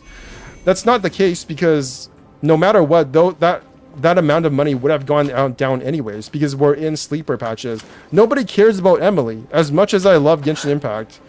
Like, look at it this way. How many people have you seen excited about Emily? Almost nobody. I feel almost obligated to pull for Emily because I want to be a contrarian and do stuff that other people don't do. But even I'm having a hard time feeling excited about Emily. She kind of feels just like thrown in there. Maybe if I do the story, I'll change my mind. But like, I don't think she even got a teaser. She only got a demo. So it's like they're acknowledging, unless they give her a demo at some point, I feel like they're almost acknowledging that Emily is like their first failure to market a character. I don't know. Maybe I'm projecting. And there will always, if it weren't Emily, it would be another character. There will always be characters that are less liked than other characters. Even characters like Shiori, who I feel was pretty well designed. You know, not a lot of people pulled for her. They didn't give her a teaser, yeah. I think this is the first 5-star character ever where they have not given us a teaser. That's wild. I hope this doesn't spell the doom and end of service of Genshin Impact. I hope they know what they're doing. I like Chiori more, to be honest. I like Chiori. I just felt like her kit was kind of weird. Not gonna lie, I thought Chiori would be Navia's dedicated support, but nope. I don't know anything about Geo anymore. I tried to build a Geo team with Ito, and then I was like, they burned me so hard, I never bothered to discover what Geo could do after Infantine. I saw that Navia was Geo and said, nope. Nope, nope, nope, nope, nope. I already did that with Ito. I'm not doing this again. Bye-bye. Have fun with your mono Geo team, but it's not for me. I thought this was blocked off. Report back to Iris. Okay. Where's that? Okay, I need to go to the bathroom. I'll be back in like 2 minutes. In the meantime, you guys can watch Gacha Smack, I guess.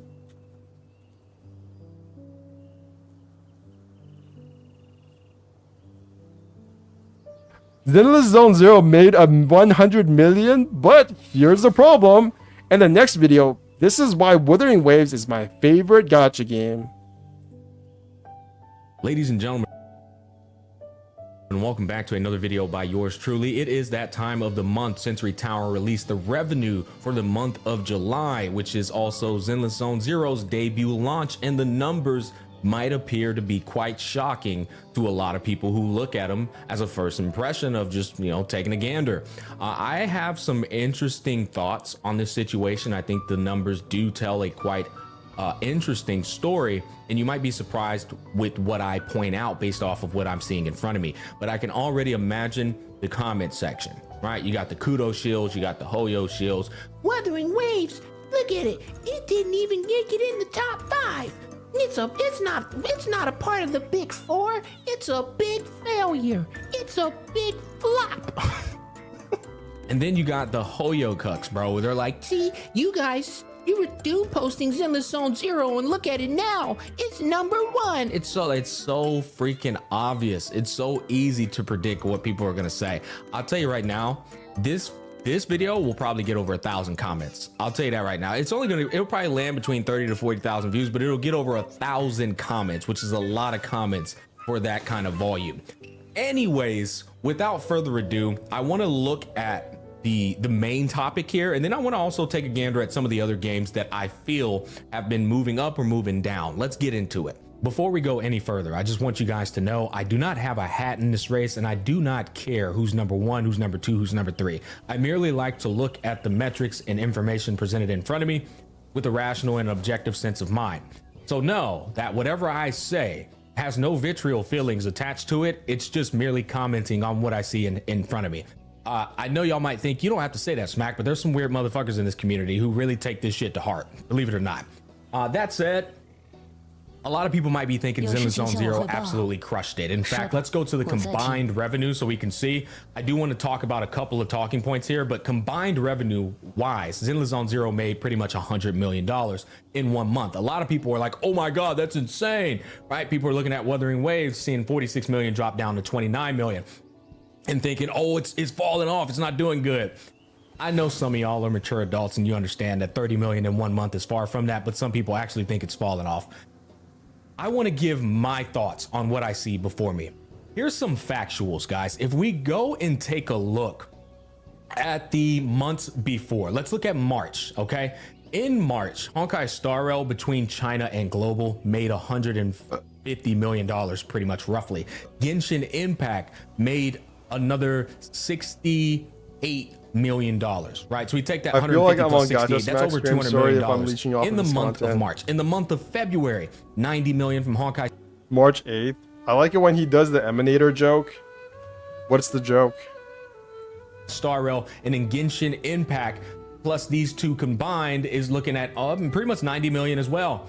That's $180 million in the months of February and March. Oh, well, that's just March and February, Smack. Okay, let's look at the other months. Let's look at April.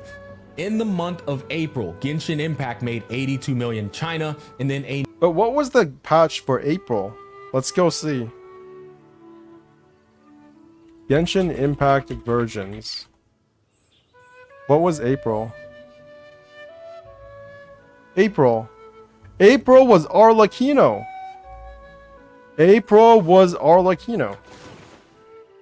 Yes, it was Arlecchino. Of course, it was going to make $90 bajillion.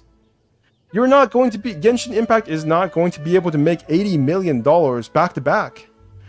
Because the people who had already been saving for Arlecchino spent all their money and all their wishes. So, of course, the month following that is going to not make as much money. Another 36 million in global. That's over $100 million. Honkai Star Rail over $100 million. That's over 200 million in revenue in the month of April. Bear with me here. All of this is going to make perfect sense. Now let's go to May. In the month of May, Honkai Star Rail. That's $87 million. What? Yeah, so Genshin Impact's revenue went down to 30 million again. Genshin Impact. 30 million again, right? And then he showed here 96 million. Genshin Impact 36 million. So it actually went down less compared to this drop. Genshin Impact actually went down less from June to July compared to March to April to whatever this is. Compared to the previous one, right? In the Genshin Impact was already going down after Arlecchino because Arlecchino already took everybody's money. There was no way, even without Zenless Zone Zero, Genshin Impact would have always gone down in revenue because that's just how the gacha cycle works. Is that not true? This is where the game got froze. Okay, I'm gonna turn off. I'm gonna watch Gacha Smack's video and and I'll be back to this. Let me pull it back up. Sorry. This is where the game got froze for 3 days. Allegedly. I don't know if that's true or not. Maybe it is, maybe it isn't. But the community was like all in agreement with it. So maybe it has some merit to it. Regardless, in the month of June, Honkai Star Rail made $95 million. Genshin Impact made 67. We're at $160 million there. Right? I actually didn't watch all of this. I watched this on Red News stream, so I just got it from his perspective.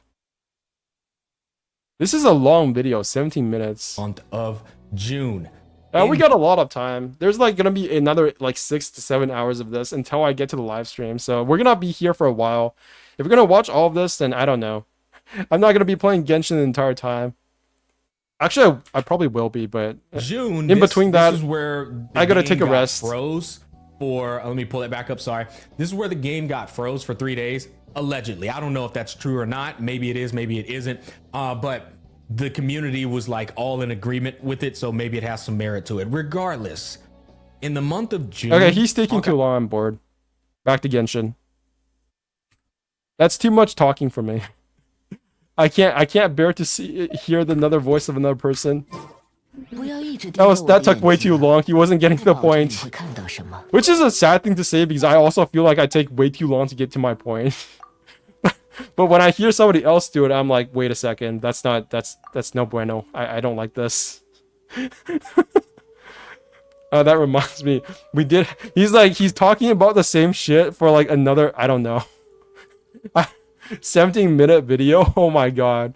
Do I make 17-minute videos? No, oh shit, 25 minutes. No wonder nobody watched this. This is way too long. 16-minute video. Holy shit, people actually watch this? Wow. And 13-minute video. Yeah, 17 minutes is after. I think anything over 15 minutes is just like way too long for YouTube anymore. 17 minutes about gacha money. People spent money, now they're poor. After they get more money, they spend more on gacha. Case solved. We've solved the mystery of the gacha money drama. To make more money, we need more gacha players. We need more kids gambling. Okay. I need to go to the blah blah blah. Dragon Spine. Okay. All the shards out. Nice. I already did 2 out of 3. What kind of like content do you guys watch? Do you guys just watch guide content? Because I make 0 guides. So I'm like, wait, if you guys are watching guides, I'm too stupid to make guides. That's the problem. I'm actually really envious of people who make guides. I also think it's probably the least... It's really weird, because I feel like guide content is probably the least, like, long-term successful content that you could probably make. Because eventually everybody is going to solve the game, and then you're going to have to make... You have to move to a new game that is not solved yet. Which gets harder and harder, especially for gacha games and Hoyoverse games, because everybody has early access now, right? So if you don't have early access, if you're not an established content creator, then how are you supposed to compete with all these other content creators who are all making guides? It doesn't make any sense to me. I'm watching Laura's story commentary stream videos mostly. Yeah, that's good. That's what I expect. That's what I watch. I'm just wondering, like, I wonder if a lot of the toxicity, especially when it comes to guide content creators, is the fact that they are in a very volatile industry. Like, they have deliberately chosen one of the probably worst industries ever to get into. Like, I can't imagine what it must be for a guide maker whose only content is guides to know that you're always gimped if you don't have early access. You know that there are like 100 other people doing the exact same thing as you. Even as somebody who is not a guide maker, who is basically like a commentator on gacha games, I still feel like if somebody else has said the same thing as me, I feel much less incentivized to say the same thing. I think even 5-minute videos about gacha game money way too long. Damn, I was gonna make a video about gacha guide money.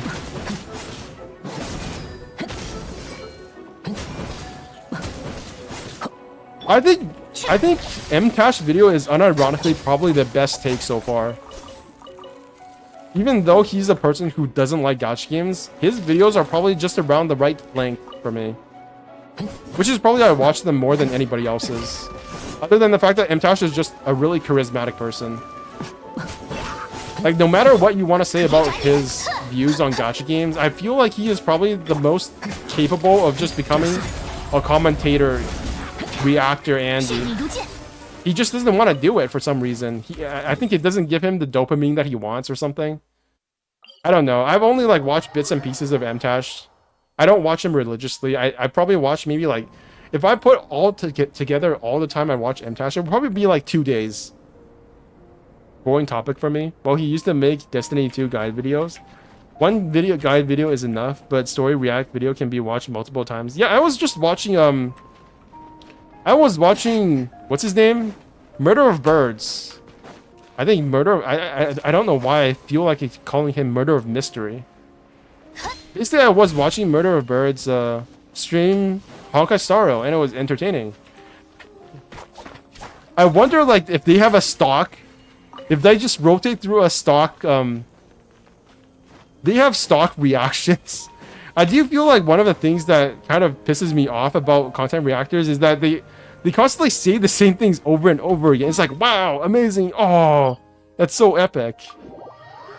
If I ever become just a full-time content creator, that would piss me off so much if I go... This is why I don't watch my own videos. I don't want to see myself saying the same things over and over again.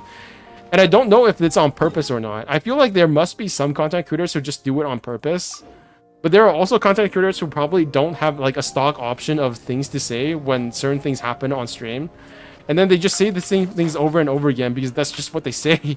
There's only so many things you can say within like 24 hours. You're going to repeat stuff over and over again. What level is Arlecchino? Level 40.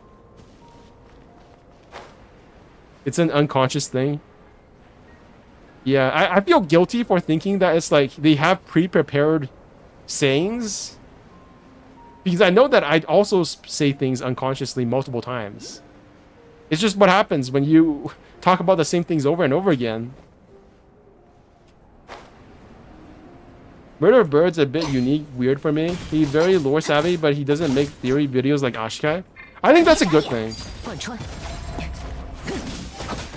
One of the unfortunate things I feel like about Ashikai is that she does such a good job that I feel like that also kind of disincentivizes a lot of other people from making the same kind of content that she does.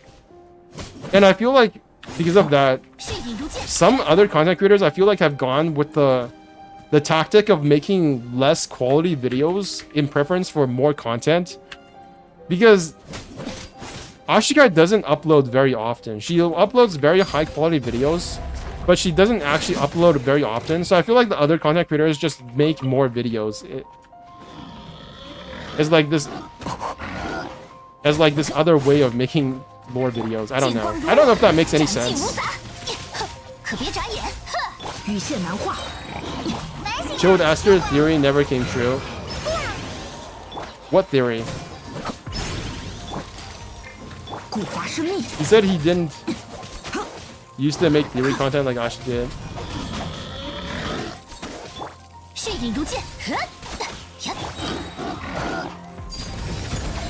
Another thing I wonder about Ashikai is like, I've been wondering about the effect of content creators on the actual game itself.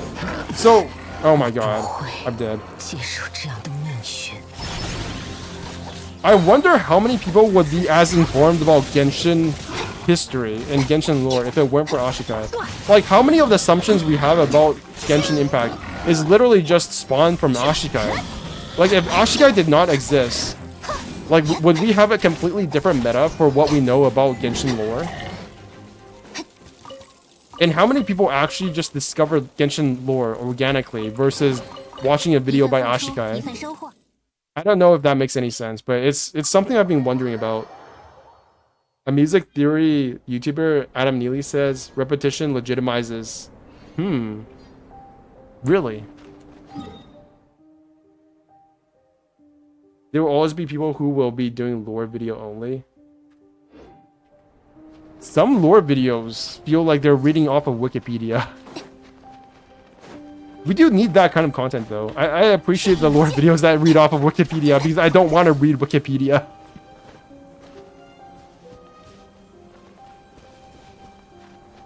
I've already unfrozen 2 out of 3 shards. Where's the 3rd shard? Go to quest menu to see quest hints. Entombed City Outskirts and Starglow Cavern. Oh, it's under... I need to go underneath. I see. He says that he can't make such videos. I don't know why though. He tried, but the result didn't satisfy him. It's good to know somewhat... It's good to know your limits, is what I say.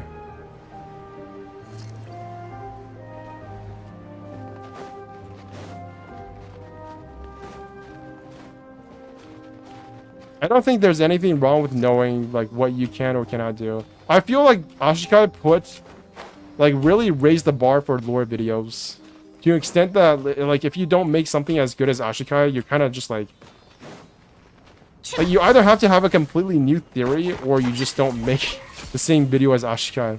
And Ashikai does quite a few like just lore overview videos, right? She literally just summarizes in a very fun. Well, she doesn't literally just summarize, but she does these videos about like what is the lore for this patch and what is the lore for that patch. And once you've already done that, it feels like there's not really much room for other people to expand on it, you know. Genshin Historia did make pretty good video. That's why so far he only make lore video content by playing the game and make commentaries on it. I feel like that's a good thing. I feel as time goes on, there are less and less React content creators for Genshin Impact. Have you guys noticed that? Like, Dish doesn't make as much content with Genshin anymore. I don't know what's going on there. It definitely feels like the content creator space for Genshin Impact has thinned out. As more gacha games have come out and people are covering more different games, and the OG generation of Genshin Impact content creators have basically left. I don't feel like Tuanto, Ziox, Atsu, they don't really stream that much anymore for Genshin Impact. Or maybe I'm just imagining things, but I feel like whenever I'm on Twitch, I don't see the usual names for Genshin Impact as much anymore. So there's a lack of React content in my opinion nowadays. Yeah, there's no new React CCs. It's true. And I don't know why. I don't know what makes a good React CC versus a bad React CC, but like I think Mina Aoyama is an incredibly good React CC. I don't think I am a very good one because I don't engage. Whenever I'm just like playing the video game, I'm just like, I'm talking to you guys. Whereas I feel like Murder of Birds, Mina Aoyama, they have a much better balance between talking to their viewers, or like at least pretending to talk to their viewers, versus actually engaging with the game. If I'm playing a game, this is why I don't play games on stream anymore, especially content that I have not done before. I always do the new content by myself first because I don't enjoy, to be honest, I don't enjoy the experience of playing new content while talking to you guys, because I'm talking to you guys when I'm playing a video game. I want to play the video game. Like, what the fuck am I talking to you guys for? Get the fuck out of here. I want to play video game. So that's why I'm on my free-to-play account doing content I've already done before 4 years ago. Holy shit, it's this place. You guys remember this place? This place was so toxic. I hate this place. This place literally gave me PTSD. Like, this challenge was way harder than anything in Wuthering Waves or Zenless Zone Zero. People do not understand how hard this place was. Before you had a good pyro character, this was literally just, if you did not have Xiangling, if you did not have Bennett, you were just screwed. This place is so bad.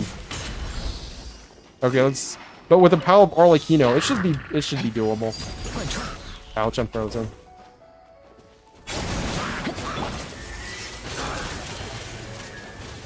Okay. Gamers. I'm now currently doing the hardest content in Genshin Impact. You will not believe it, but I will do this the first try. I am, in fact, the best Arlecchino player. Holy fuck, I'm getting frozen. I think I'm dying. I'm definitely dead. Yeah.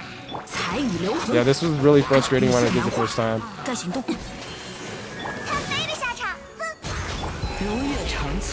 Okay, it's okay. Arlecchino has built-in healing. This is perfectly fine. Holy shit, I'm halfway through. Okay. I got this. Skill issue? I actually do have skill issues with Genshin Impact. I am much better at Zenless Zone Zero than I'm at Genshin for whatever reason. This is why I always feel like the difficulty argument is relative. I am definitely not a good Genshin player.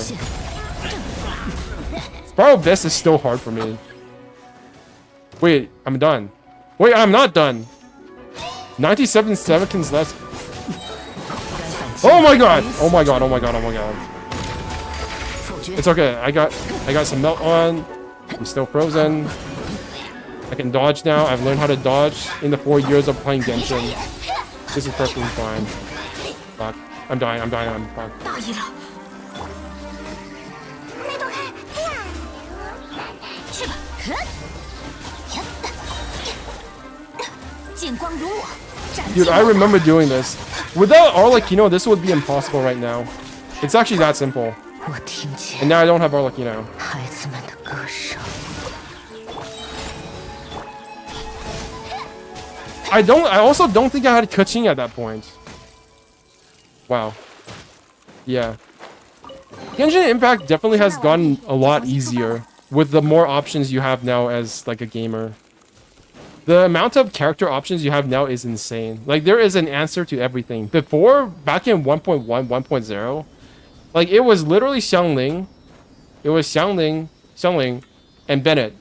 And those were the options you had to beat the shit out of these like cryo abyss mages. 一份付出， It was like the most hardcore difficult content I had experienced in any gacha game. To this day, nothing has ever trumped trying to do this. As like a level 25 something. This is where I made. Oh yeah, Yinfei. I didn't have Yinfei at that point. 去吧， I also think my Yinfei was under level for a long time.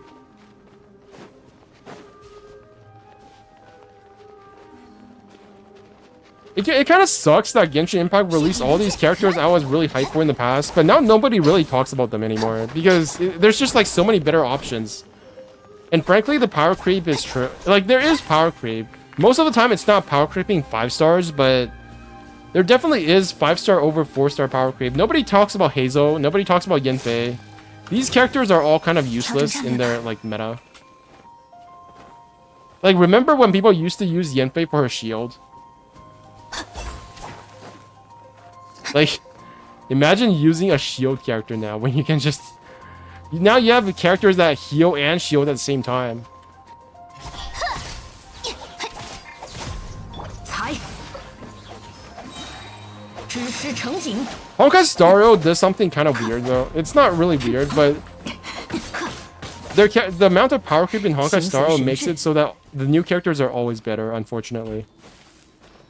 So it's like there are characters that you used to talk about, but you do know that they will always be power crept. So that ironically kind of makes it more okay for me. Whereas what I feel sad about Yanfei and like Heizo and all these like forgotten characters like Dori. But I don't feel the same way about Honkai Starro because Honkai Starro is just acknowledged as power creep 倘 central. 若还有几卷失传的古书， Top 1% by the way, like Noelle. Noelle got a lot better. People still talk about Noelle because Noelle is just like really good now. With Farina, like she's still not like the best thing ever, but Noelle is legitimately good now. 形随神智。 Yung Li is worse than Firefly. Yung Li is really good, I feel like. Yung Li is literally just a better version of Clara. And I think that's her purpose. Her purpose is for people who don't have a physical character to get a physical character. Boot Hill is, I don't know. I have Boot Hill, but I don't know how to play Boot Hill, and I don't want to learn how. I feel like Boot Hill was a mistake. I still don't know what Boot Hill does. I have him fully leveled up, and I have his artifacts. I just don't know how to play him. I actually am too lazy to understand what he does. 形随神智， What the fuck is this?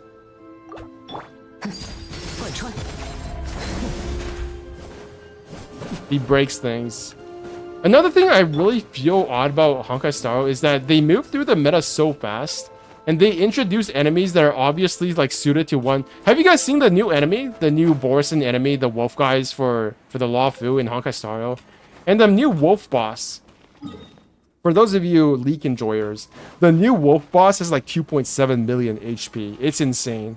It's literally a boss made for hunt characters. They finally put in a boss where even if you have Acheron now, you're not going to be able to do much damage to him. You do like 600,000 damage and you barely do like a tenth of his HP. It's insane. It's kind of funny if you think about it, but it's funny in a sad way. I saw a lot of Boot Hill main lamenting, despising him, clearing MLC without comb. Imagine being Sela main though. Yeah, Sela mains are still coping about how they can, you know, do all the content. Like, yeah, you can do all the content if you have Ram Mei, if you have Robin, if you have all these other characters that support your Sela, then yeah, of course you can do all the content as a Sela main. But Sela has definitely been power crept. My E2 Acheron clears. There's answers that Wolf Boss is going to be faced out. It is. The boss has wind weakness. It has physical weakness. It has, I think lightning weakness. No, it has, the boss actually does lightning damage. And there are also leaks that in 3.0, they're going to release characters that are only good, that have like special effects. Oh, I don't have the buff anymore. Jesus Christ. Their special effects are based on positions. And I'm not sure that's a very interesting take on like a turn-based game. Do you guys really feel good if your like character is in position 1, 2, or 3, 4? And then they get more like DPS if they're in position 1? Like, who cares? It's so weird. I'm sure they'll do something cool with it, but it just feels kind of, I don't know. It feels like they're running out of ideas. I didn't expect it to happen this soon. I thought Honkai Star Rail would last a bit longer before they introduced the super power creep. But I don't know. Whoever is running Honkai Star Rail is definitely not the person running Genshin Impact, that's for sure.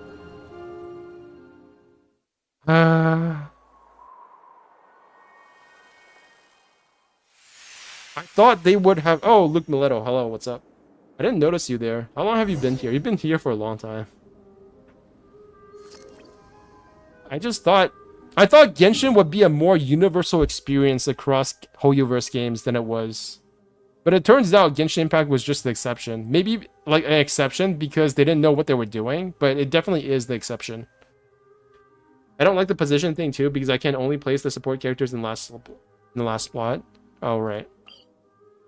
I think there are some interesting like nerfs you can do. Like, what if you had to put like a destruction character near another DPS character so that when they do AoE attacks, they hit each other? That's possibly a way to nerf new characters or old characters or whatever you want to call it. There's some interesting things they can do. It just feels kind of unnecessary and kind of gimmicky. It feels very gimmicky. Because there are already benefits to positions in your team. You want to place your high DPS characters next to each other. You don't want your DPS characters next to a character that is going to get a lot of aggro, such and such. So it's not like there are no positional advantages already.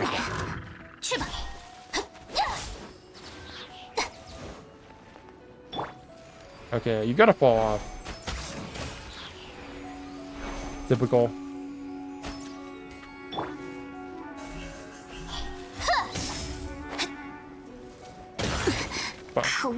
Fuckings. Any character that you're excited for from Natlan? I was excited for Mualani, but apparently she's being nerfed to death, and now I feel sad. I feel like Mualani is like, I don't know, something about somebody wearing something close to a bikini and having such revealing. I feel like maybe I'm a Coomer. I was excited for Yansan as well, but Yansan got a redesign and she looks so dumb now. I like how badass she looked in the Traveler's Travail. Why did they change her? It's so random. I don't understand their thought process. I feel like they... Okay, so here's my theory. You guys know how one of the characters, the black hair dude, who summons like a dragon? He summons like a pixel dragon. It's all like, it's super cartoonish in a very good way. I really like his ultimate. He summons like this dragon thing that aids him. It looks super cartoonish, right? So it feels like all of Natlan has this super cartoonish look, even more so than most of Genshin Impact. And I think that's what they're going with. That's why they redesigned Yansan to suit that model of, to suit that aesthetic more so than she did previously. The Dendro guy, yeah. Version 3 Mualani, not an actual nerf. You mean Kanich, yeah. The guy who looks like Sasuke. Yeah, who is voiced by Sasuke, I think. Bang. So they all have this super cartoony look. And that's why they redesigned Yansen to fit that aesthetic. And I think that's fine. It's just not something I'm into. For Yansen, because I already have a preconceived notion of what she was going to be like, and that didn't match my notion of her. I think she looked way better in Traveler's Travail, with a more realistic skull, and more of a badass, like, oh my god, I can like beat the shit out of anybody look. Whereas in the current form, she looks kind of like a troll. 可别眨眼。 Which is sad, because she's also the only dark-skinned character in the game. But she actually kind of looks like a goblin. Rather than an elf. Like, bruh. Why did they have to do that? Why? Why they gotta be so... Yeah, I prefer her old form too. I know, right? It's... I don't know if it's just like... Because I feel like part of it is definitely that I saw Yansen first in Traveler's Travail. So, of course, I'm going to prefer that form. It's the one that I saw first. In the current form, she looks insecure rather than a badass. I wouldn't say insecure. Rather just different in a way that's bad for me. Man, this place is still so beautiful. This is one of the best regions in the entire game. It's just so atmospheric. This place is perfect. They really, really hit it out of the ballpark with their expansions for Genshin Impact. It was so good. People don't realize how revolutionary Genshin Impact at the time was. Like, releasing something of this quality at a time when almost all the gacha games were just like JPEG simulator trash. Damn, man. Damn. I want to ask, why every gacha game need to make elemental system so that they can easily nerf you and so that they can introduce bosses that are specifically good for this character or that character. That's the real reason. 攻守兼备。 Like, they hide it better in Genshin Impact because there's an elemental system, so it's not as obvious. Like, Dendro is better against like Hydro, blah blah blah. Whereas in Honkai Star, it's much more obvious. If you have wind weakness, you use a character with wind abilities. In Wuthering Waves, it's even worse. In Wuthering Waves, they don't even have multiple weaknesses for a single enemy. It's literally just every single boss, every single enemy has an elemental affinity. 可别眨眼。 And if you use that affinity against them, then you don't do any damage. That's why my Gion can't do shit against the giant monkey. Because I literally do only 10% of my damage. It's so bad. I can definitely see why theory crafters are not as happy with Wuthering Waves. I was watching J Stern. I don't know if you guys know who J Stern is. He's kind of like a 一份付 Jeff. 出，一份收获。 He's kind of like Jeff as a... He's like a theory crafter for Genshin Impact and Zenless Zone Zero. And he said that Wuthering Waves content was more shallow than Zenless. I don't know if he still believes that, but I can definitely see why. Because whenever I hear him talking about Zenless, it definitely feels like a lot more epic and a lot more involved than just button smashing. It feels like there's a lot of math involved. And I don't think that's the case with Wuthering Waves. As much as Wuthering Waves is a good combat experience when you're doing the holograms, I don't feel like there's a lot of theory crafting involved. I feel like most of it is just literally, oh, you see the enemy doing the attack, you press dodge and you press parry. And if you've leveled up your characters enough, then you do enough damage and you win. There's like no theory crafting involved. For Genshin Impact, if you don't understand how the elemental system works, then you just don't do damage, right? You can't just have a Hydro character and an Electro character on the field at the same time. And then they do Electro charge and then you realize it doesn't do shit. It sounds bad, but okay, maybe Electro charge is a little bit better now, but it still feels like you're not doing anything. Geo versus... If you use a Geo character with another element, then they don't do anything. I heard of J Stern, but I can't remember who. I do? Yeah, this one is beautiful and more realistic. Now it's more cartoony. To be honest, I'm expecting Wuwa to use something that has correlation with sound, like mono, stereo, bass, etc. So here's the thing. During beta, Wuthering Waves actually had a more similar elemental system to Genshin Impact, and people called it a Genshin Impact copy, so they just got rid of it. MTash also preferred Genshin reaction elemental system. Yeah, I heard about that. Genshin Impact. Okay, low-key, MTash kind of just wanted it, like... The way that MTash talks, he kind of just wanted Genshin Impact, but harder. But Wuthering Waves wasn't like Genshin Impact enough. And the things that it was like Genshin Impact in, like the open world, he didn't really like that as much. It's kind of funny. Because MTash was literally somebody... The history of MTash is that he got into Genshin Impact, he liked it, he made a lot of content for it, popped off, and then got bored of Genshin Impact in 2 months because there's no extra content. And then for the next 3 years, he just complained about Genshin Impact. It's not really that funny, but I just feel like the trajectory of MTash as a content creator is like the best story in Genshin Impact. It's like the most what the fuck story of all time. Because he's not a gacha player. He's not even a fan of anime that much. And I feel like low-key, a lot of people who cover gacha games nowadays are just kind of like that. I think what Wuwa does great is the map. I don't think so. I feel like whenever I look at the overworld map, like this kind of map, like this map, Genshin Impact's map looks so much more natural and colorful and detailed compared to Wuwa's. Whenever I look at Wuwa's map, it feels like a beta version of this map. The new map looks great. Oh, I think the new map looks amazing. 1.1 Wuthering Waves beats out everything in 1.0. To be honest, sometimes I feel bad for him. I don't feel bad for any content creator. I don't feel bad for MTash, Atsu. I don't know whoever else it is I'm supposed to feel bad for. I just don't feel bad for people in general, unless they're like close to me.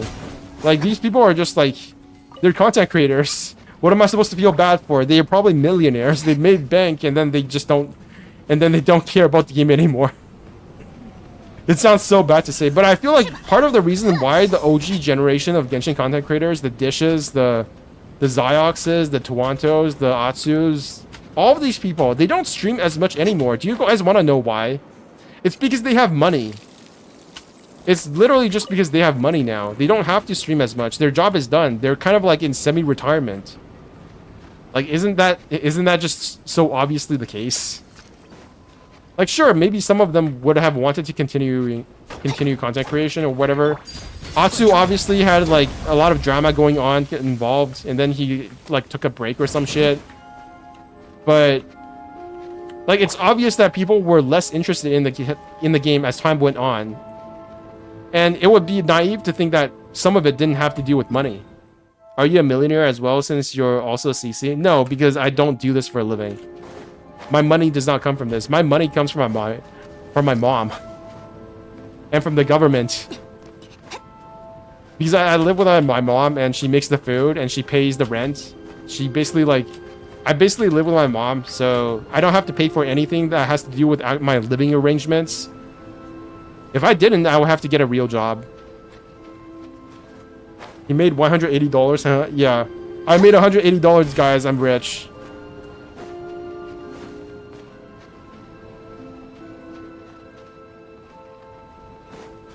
They were a gold miner in the gold rush and got big, now retired, yeah. Now Dish, I think Dish plays Final Fantasy 14 or something. Do any of you guys follow Dish still? I don't know what she does. I think last I checked, she played Final Fantasy 14. Oh, this guy was hard too.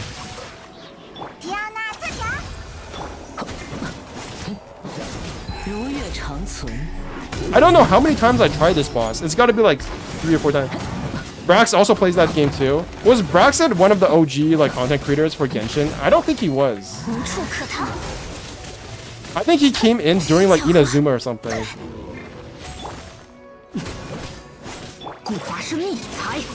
I never followed Dish and I don't understand her appeal.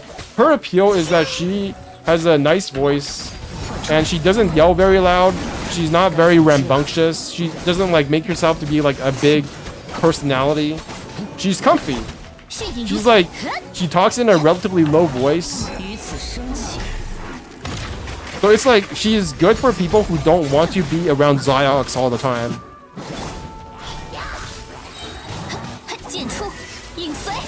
He's like, if you took Ziox, reversed everything, and then you get Dish. Or that's basically how I imagined what made people appeal to, what made her appealing as a content creator. Ziox is something else, man. I can't watch Ziox for more than... I have never watched Ziox for more than 15 minutes. So I think Ziox is actually the content creator I know least about because I just don't watch him. And it's not because I don't like his content. It's because, like, he's literally too loud. I cannot stand, like, people who are too loud. That's also why I don't watch Tectone that much. Actually, I think Tectone might be less hyper than Ziox.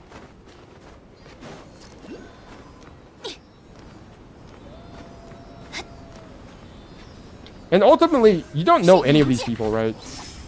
You're always just a viewer, so you don't know what what's going on in their real life. So maybe I'm just like talking shit, but I think one of the reasons why I suspect that the OG generation of Genshin content creators are leaving is that they just have money. They've probably gotten bored of the game. It's natural to feel bored of the game after like 4 years of playing it. There's a lot of reasons why you might not be playing Genshin as much anymore. And part of the reason, obviously, for a lot of people is that there are other games to cover. Why do I press this? But it doesn't go to that. Okay, it does now. But it does feel like there is a lack of React content creators, oddly enough, because for a long time it felt like there were too many of them. I love I Win to Lose. I like I Win to Lose too. I really like his content because he's just a guide maker. I don't think I've ever watched him be anything else other than a guide maker. So it's like I Win to Lose has the most understandable guides in my opinion. I don't get why they get so much subscriber. I don't follow Anthony Chan, Tuanto Dish. They don't appeal to me. I think Tuanto or Dish, I don't know. I can't comment on... I don't actually watch any of them that much. The most I watched was Dish. But that was like a year or two ago. Okay, I need a Win character. I need a Nemo character. Give me this.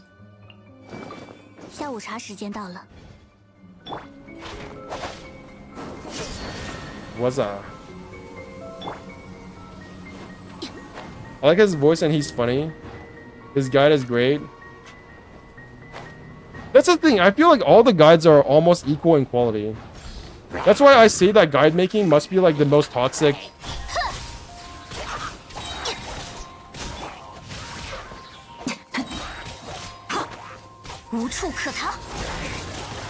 Because eventually you want to... I feel like the end goal of any content creator is to make yourself into a personality that is recognizable. So that you can just do whatever you want, right? So that you don't have to be attached to a single game. It's not even necessarily a cynical thing like, oh, I actually want to play this game. I don't want to play this game, but I'm going to take advantage of this game so that I get a large community so that eventually I can switch to another game. No, it's more like, wow, I hope that if this game does really badly, I still have like a job in the future and that I don't die with this game.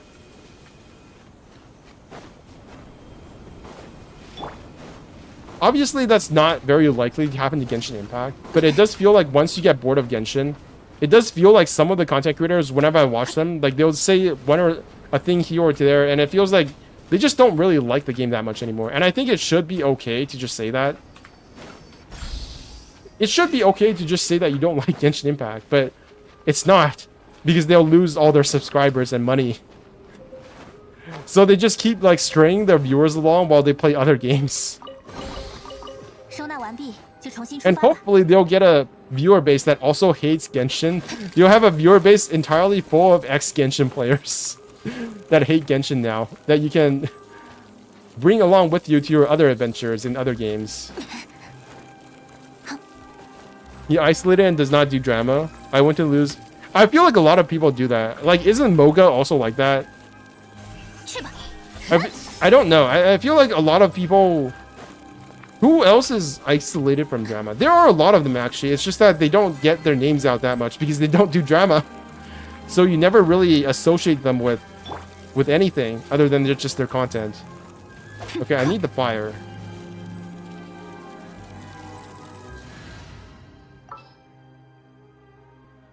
I need the fire character.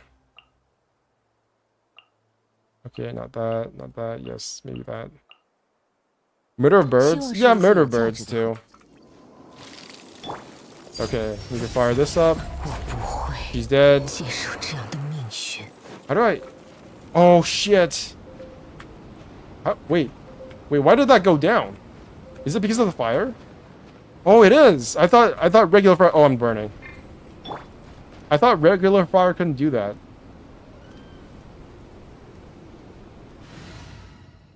It feels bad to say this, but people who you do remember the people who get into drama more than the people who don't. 绝不拖后腿。 Because they always get their names out there. The most accessible way of getting your name out there is drama, unfortunately. I do remember the people who are in drama more than the people who 该 aren't. 走攻击了。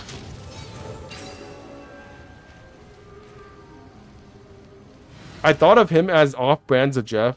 I feel like I just associate people with their voices, and because I went to Lose Gaming does not sound anything like ZZZ, I just don't associate them together.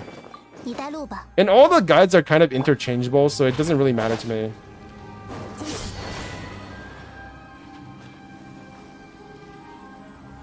But when I checked his subscriber count, I thought of him when I saw him for that first time. Recently, I'm watching Brand online because I need my fill of reaction content.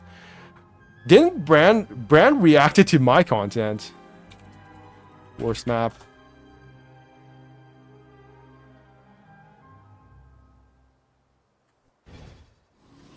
Okay, it's time to do a super meta thing. And I know I'm like 2 months late to this, but I'm going to react to Brand reacting to me. I don't really know It's time. It's time to do my first react, Andy.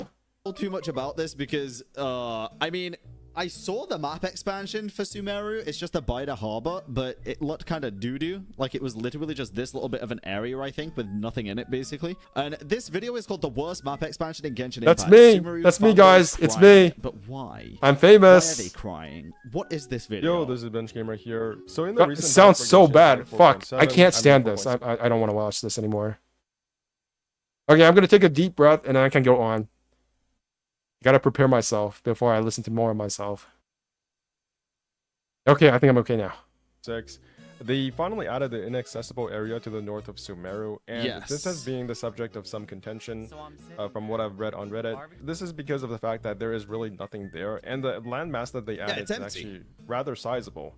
So when you say it out loud like this, it doesn't sound The landmass that they added is rather sizable. Wait, what does he mean by that? Because the area itself is the landmass itself is small. Is he talking about like Sounds like a overall Donald Trump insult. area What do you of the mean? Map that was unlocked, even the inaccessible parts. that weird. Who for looks there like to the be Jeff? this- Who do you mean looks like the Jeff? I went to Lose Gaming. I don't think I've ever seen I went to Lose Gaming. I thought he was Asian. Or do you mean Tectone? I don't think Tectone looks anything like Trump. What do you mean, Sega employee? Who do you mean? I used to call Brand off-brands the Jeff. You think Brand looks like Trump? Wait, really? I called Brand off-brand sub Jeff. He looks similar to the Jeff. His name is Brand. Oh, off. Oh my god. That's such a bad joke.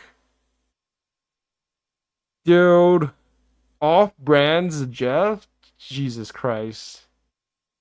I'm cringing. No, he does not look anything like Jeff to me. Jeff is just... They look too different. I feel like their mannerisms are really different too. I don't see it. landmass in an open world game that doesn't really have anything there, because obviously you need some filler space. Not everything, not every single place in the world in an open world game can have stuff going on there. But Genshin Impact has always had a very formulaic way of doing things, that you always have a chest over there, and then you have a chest Yeah, over okay, I see there. what you mean. A Donald Trump insult off-brand Jeff. It's so stupid. That is actually the dumbest thing I've heard all week. If they had a board, they automatically look the same. A beard. Huh. Wow. Yeah. I can see it. I can see what you're talking about. But I feel like a lot of people with beards just look like another person with a beard. That's just really how it is. So things to kill over there. If you can't see their bodies off, level like stuff up. obviously they just look So like it's another not person with a the beard. most amount of Because work the to thing put that about stuff- beards is that if you don't have a beard that is very unique, if you just have like a generic beard, and you have the same color beard as anybody else, and you only see the head, then that covers a quarter of your face. So of course you're going to look the same as somebody else. There in the first place. And you can really see this on the Hoyo Labs maps tool, where you can see all of the pins for all the different challenges. And You know, all that the stuff. thing about these React videos, the thing that I find the most interesting is not even the reaction from the person reacting to the content. It's actually the reactions from the chat. Like, I'm reading the chat. I'm not even listening to what Brand is saying. I'm just reading what the chat is saying. I like that most of the people crying about it are these that don't even have half of the world explored. Shut the fuck up, bitch. I have almost all of the world explored. And practically every single piece of land map. Imagine if I create a channel and refer to other CC with a Trump style nickname. I don't even think I don't think the way that Trump works is that he's funny for specific things he does. It's like he's funny because he's just so, like, I don't know how to describe it. It's like, I feel like if somebody else tried to do Trump style humor, it would not be funny because they're not Trump. Like, they're just not Trump. Trump is funny because he's Trump. Like, if you weren't in the same position as Trump, then you would not be funny. Because he's funny because he is a person in his position of power who does all of these like weird ass shit and says all of these like super unhinged stuff. If it was me saying that, nobody would care because I'm just nobody. If it was like some celebrity saying that, nobody would care because they're just some celebrity trying to gain attention. It's funny because Trump is trying to be the president of the United States. That you can traverse in the open world has this stuff, except for this area. Yeah, damn, that's kind of crazy, the north dude. of Sumeru. And this is much rarer than you would think, because when they added land masses, such as Chasm and Sumeru, they actually added more chests in between those places and the places that That is true. They did do that, like from like the run up to the areas and stuff. They did add a lot more chests and stuff. In between Sumeru and Liu and the Chasm and Old Liu, they actually added some chests that you might not have noticed, but I did. That's kind of crazy. That's kind of crazy. Very insightful. Wait, is he talking about me or Brand? It's true. They did do that, like from like the run up to the areas and stuff. They did add a lot more chests and stuff. In between Sumeru and Liu and the Chasm and Old Liu, they actually added some chests that you might not have noticed, but I did. That's kind of crazy. Very insightful. Oh, sorry, Arib. Let me make sure every single sentence that comes out of my mouth is the most insightful thing that adds ultimate value to every single thing that is happening on the screen at the same time. Sorry, I'll make sure to be better in future, just for you. React harder.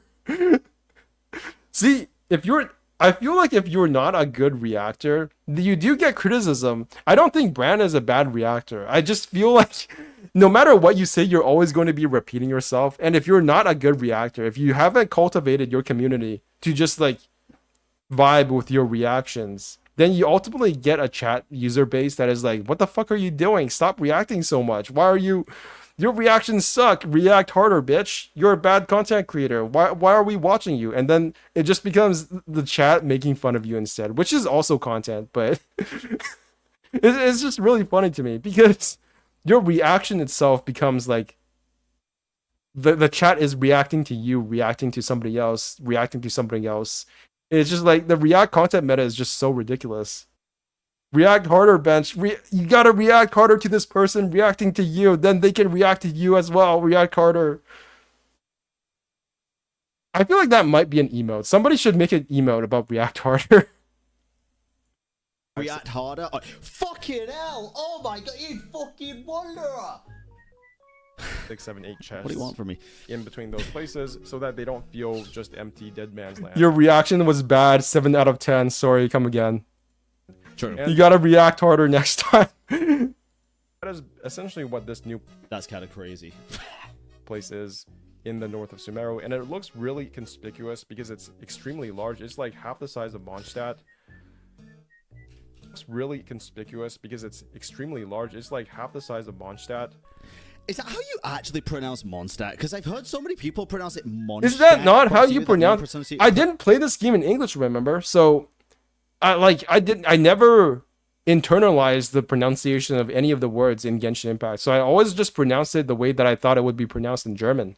Because I took German class for like 2 years back in university, right? So I always thought that Mondstadt would be pronounced as Mondstadt. And whenever somebody says Mondstadt instead of Mondstadt, I just feel it sounds weird. Because that's obviously not how it's pronounced in German.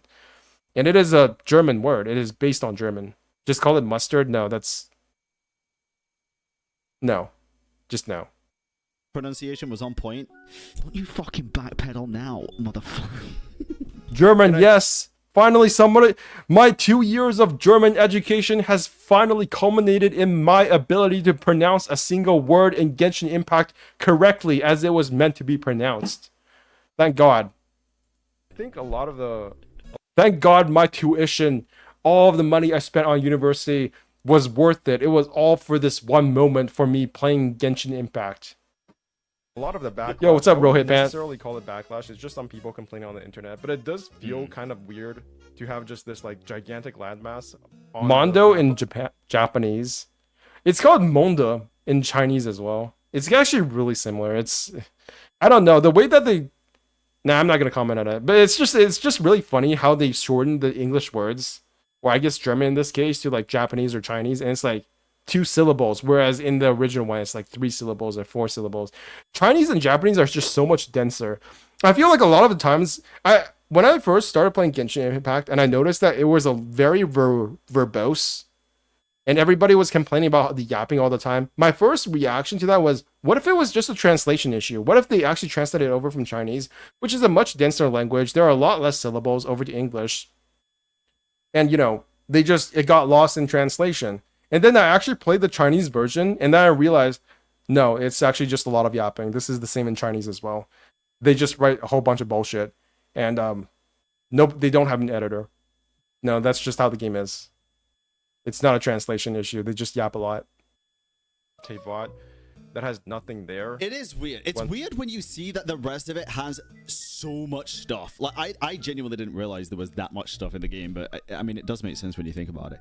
But to have nothing, was there even any enemies in the new area? And practically every single other place does. And I think this is for 2 reasons. One, this patch is not about the north of Sumeru, obviously. Damn, I sound so unexcited. I actually legitimately need to react harder in my content. I need to like react to myself reacting harder. Japanese word, not a dancer. For example, Nakarabo. Nakareba. Narimasen equals have to in Japanese. Holy shit, that's a talk harder. Dude, I'm trying. I swear I'll upgrade myself from like a 6 out of 10 to an 8 out of 10 by the end of this year. Not even plants. Remuria, the place in the middle of the inland sea that you can go to. I assume it's about Remuria. I can't pronounce it. Remuria. Remuria, but I haven't actually done the world quest, so I'm not only enemies, not even sweet flowers. Sure. But from what I have heard, it is about Remuria, and it's extremely good.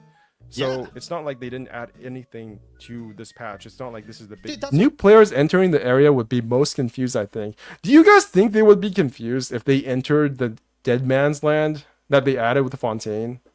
With Remuria? I still can't pronounce that. Why can't I pronounce Remuria correctly? Like half the time. There's got to be like some trick to it that I don't understand, and my mouth just doesn't get it. You would? I do feel like part of the fantasy of Genshin Impact is that you can just go anywhere in one direction and still find stuff to do. Am I wrong about that? I think that is part of the fantasy of Genshin Impact. Whenever I see the world being as full as it is right now, I feel so not necessarily proud of Genshin Impact, but I feel like all my time spent in Genshin was worth it. Like, I contributed in some small way to making this game as big as it is. And that does make me feel good. As ridiculous as that sounds, it does make me feel good to be part of this, like, phenomenon. Or at least at the time it was. It was like this gigantic thing. And then eventually it became something as big as it is right now. Even though Genshin Impact is not as popular anymore, like, it does feel like a much better game. Taken as a whole, if you're a new player, it does feel incredibly full of content now. Remuria. The tower in Fontaine confused me at first too. The tower in Fontaine, you mean the underground prison? Dude, that place is awful. I don't know. It's not awful. It just feels unnecessary. I don't know. It's just my entire view of Fontaine's story is too colored by Act 2 or 3. I don't know what act it was, but the underground prison arc was just not it. Not that place. That's what I'm saying. Like, the little Sumeru expansion isn't all we got. It wasn't all we got. We got Remuria. Remuria was fucking great. But it still feels very weird for them to just add it. There was another explanation for why the place was filled with nothing that I didn't think about.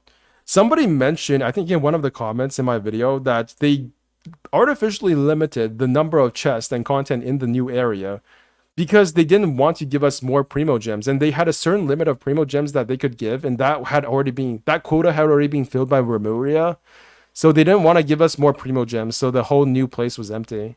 I thought that was a bit copium, but at the same time, it kind of makes sense. I do think there is validity. There is an air of a validity to the idea that they didn't give us more content because the patch would have had too many primo gems, maybe. I have mixed feelings. We lost stuff like Dragon Spine difficulty, Yupon Chen. Yeah. A lot of people say that Fontaine's music is as good as the previous music, but to be perfectly honest, I don't feel like the last boss's music was as good as the Wanderer's boss music. I feel like the game's music peaked with the Wanderer last boss. And you could totally disagree with that, but I definitely feel like Sumero's boss music was a bit better than Fontaine's. Why not take some from a Remuria? I don't know. I don't make the game. I'm just guessing. I think the whale's music was really good too. It was really good. It just wasn't personally as good for me. I feel like the fact that the whale itself was like a boss that we didn't really get to know the same way as the Wanderer and Scaramouche really hurt it a lot. I feel like all of the bosses in Genshin Impact, all the way up to the whale, was like a character that we had known about for a while and was not like just a single like a big bad evil. Even all the way back in Mondstadt, the dragon, the Valen, was a character that was like a friend of Venti's, right? They were all characters intrinsic to the story that was involved in some way beyond just being like a meaningless, mindless, evil creature. And the whale kind of changed that. At least up until the point we met the whale and fought the whale. The whale was just like this pet creature that somebody used as a training tool. It's kind of stupid now that I think about it. It's like, it's good but not impactful. Yeah, I like the narwhal. I like the design. But it just didn't feel as impactful because it wasn't as developed in the story. It was just like a big bad evil guy. And we do need big bad evil guys, but the narwhal just, it was kind of like in the background. It was like a horror film, but it wasn't horror. So when the monster actually showed up, it was just like, okay, there's a big narwhal. We gotta go defeat it. No, I like the music, but I feel like because it wasn't actually a character the same way that the Wanderer was, the same way that, what's his name? Scaramouche, Tartaglia, Raiden Shogun, all these characters were final bosses. Even the like multi-headed monster in Liyue kind of had some more story going on because it had like a wife. I think its name was Beisht. Remember the continuance mission for Liyue, and then we actually had to fight the wife of Ozayo. I was like, what the fuck? This dude has a wife. This dude is literally, this monster thing has more of a life than most of us. Damn. Completely unrelatable. That's why we need to kill it. Arlecchino boss song is meh. I haven't fought Arlecchino. Narwhal is just an animal. A pep.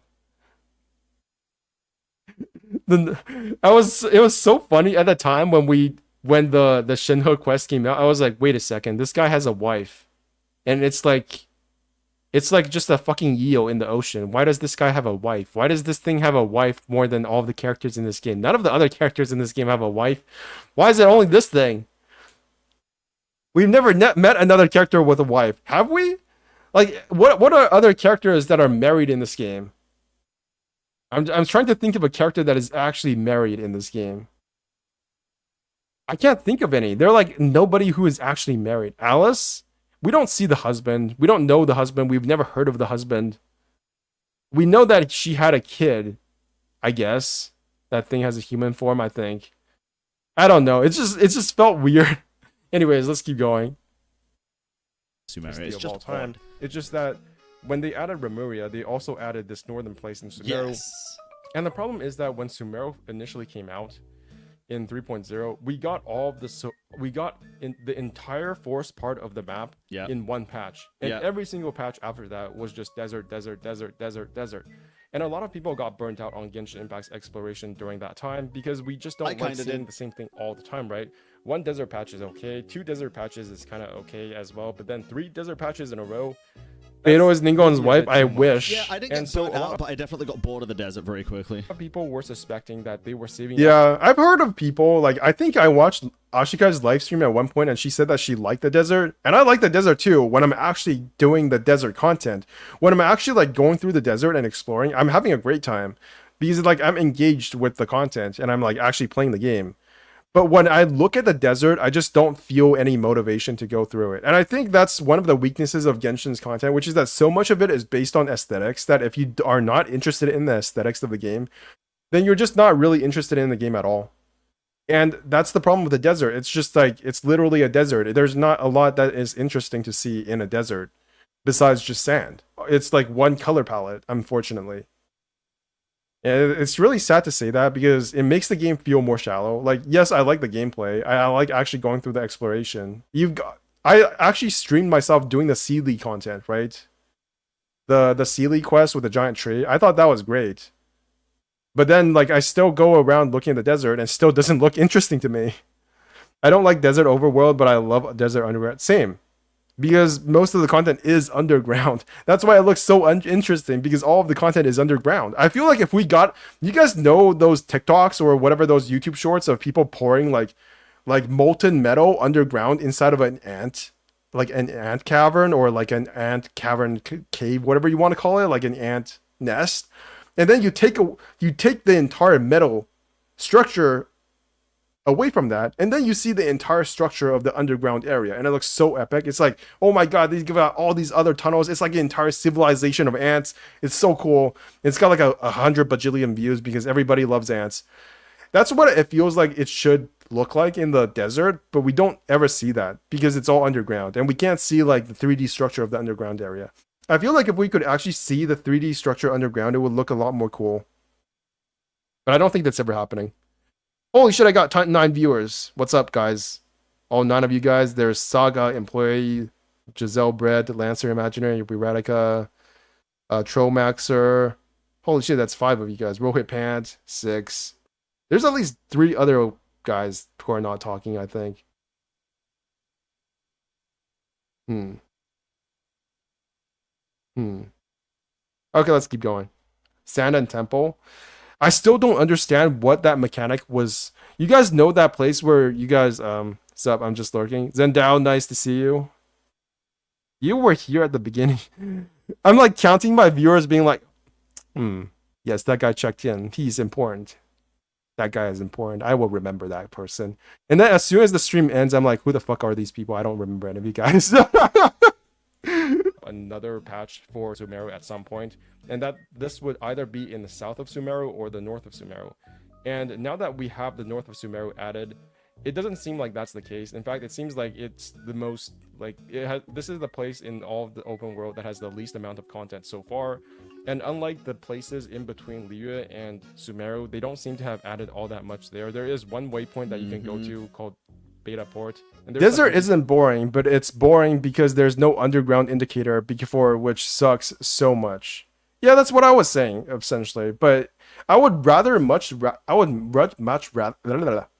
rather see the entire underground as a 3D model. Like, wouldn't that be amazing? We just get like 3D X-ray goggles and then we can see all the way underground. When you unpaused, I was like, who is this guy? He sounds like you. He is me, damn it. He is me. I think I do sound a bit different on stream versus when I'm talking to just like my camera. I mean, not my camera. Obviously, I'm not showing my face. But when I'm talking to myself, I definitely feel like I'm talking differently because I feel like I have to be more professional and present myself in a way that actually makes sense. Whereas I'm just blathering on stream. I'm having dementia now. Want to bet that empty patch of land is going to be updated later? I do think it will be. I don't think that's just copium. I think it's highly possible it will get an update in the future. If you get out of bounds, maybe you can see it. Yeah, but I don't know. I want something official. It would be so cool. You know what would be cool? What if we had, like, what if when we go to Conria and go underground, we can actually see everything up from the underground? Like, we go through the underground. It's like we discovered that Teyvat, as we know it, is actually a dome, and we're on top of the dome. And everybody underground can actually see like completely clearly what's going on above ground, that would be so cool. Like we go underground and we discover we're like in some kind of aquarium, and Tabot is the aquarium, and all of the people underground in Conrad can see exactly what's going on upstairs. That would be so mind breaking to me, like so mind breaking. I would love that. PCs there that you can talk to, so it's not like there's absolutely nothing there. But then you go to the west of that, and then it's just literally nothing. There's nothing to pick. There's no mint to pick. There's no chest to pick up. There's nothing to kill. Yeah, it's there's just maybe dead, like I think there's maybe space. one chest on top of a mountain or something. But the entire desert area to the east of the desert that we had before this. There's patch no is mint to just- pick. there's Can you nothing believe there. that? That was And what was so shocking. They Personally, didn't even I'm put okay mint with there. that. I don't think every single place in Tabot needs to have all of this usual stuff that we have. They called Tabot a planet, or at least they called whatever we're on a planet. So I assume it's round. But yeah, no mint to pick. That was the most shocking part. They didn't even bother to put mint on the map. Like, what kind of like? That's so fucked up. There's not even mint. What are you supposed to do in Genshin if there's no I mint? personally disagree. I do. If they're gonna uncover part of the map as a brand new area, no matter how big or small, I feel like there should be substantial things to actually do in said area. I don't think it's okay to just release like the final part of Sumeru or whatever and have like 2 chests and that's it. I think that's boring as fuck. I think Some people are coping that as part of the map that will be changed by future quests related to Desert Conria Door, because the empty space is kind of a line starting from that direction. Pure copium, in my opinion. I don't know. I feel like I entertain that idea. I think it's possible. lazy, and I think people are going to be very disappointed because there's just I still don't know why people don't. Why do people make fun of Enviosity so much? I know that he says some really like funny, like unhinged things. Like, I am the only one who deserves to be praised. I don't know. I just never take any of this shit seriously. I think it's super funny. But there are like some people who legitimately hate Enviosity. I think it was like from the Techno drama or something. And then they would just go to his chat or whatever his YouTube videos, and like the like to dislike ratio is so fucked up. It's like all his videos are completely disliked, and people will just say, why don't you just go pick mint? I don't know. Yeah, I feel like people take this shit way too seriously. But that is probably the genesis of the mint picker meme. I don't know if that is. Maybe it spawned before Enviosity. I don't know. But it just feels like Enviosity became a meme at some point. And it's kind of sad, but also kind of funny at the same time. He used to be good when he made free-to-play guide for Abyss videos. That's the thing about guide makers. They all eventually want to become personality streamers. I think Braxophone is trying to become like a personality streamer, or I don't know. I don't know what they're doing. But last I checked, I think he was like streaming more or something. But I think guide makers eventually all either just die out or they become personality streamers, because I don't think there is a future in guide making. I really don't. Have you guys paid attention to what they're doing in all of their new games now? Like, Honkai Star Rail has so many new things that like encourage you to actually know how to play the game. They have the recommended sets for you listed at the very top. They have like main stat and substat recommendations. They have entire guides on their like channel now. Like, what is the point of guide makers? I really don't understand. If you know what artifacts to build, if you know what's main substats, main stats, and substats to get, like, what is even the point of a guide maker? I don't understand. The only guide maker, even Ziox and Jeff, they feel like they're more personality streamers than guide makers. Right? I don't really watch the Jeff guys to, understand how the game works. I watch the Jeff because he's funny. This guy was like, you hit this... Team building also guides on how to execute a combo, but do you really need to watch a guide to know how to execute? Maybe for Zenless Zone Zero, unironically, Zenless Zone Zero probably has the most potential for guides in the future, because it actually requires you to execute things that are like timed button presses. Whereas for Genshin Impact, it's like you apply Dendro, and then you apply Electro, and then, you have ICD, 3 hits equals 1 Electro application. Wow.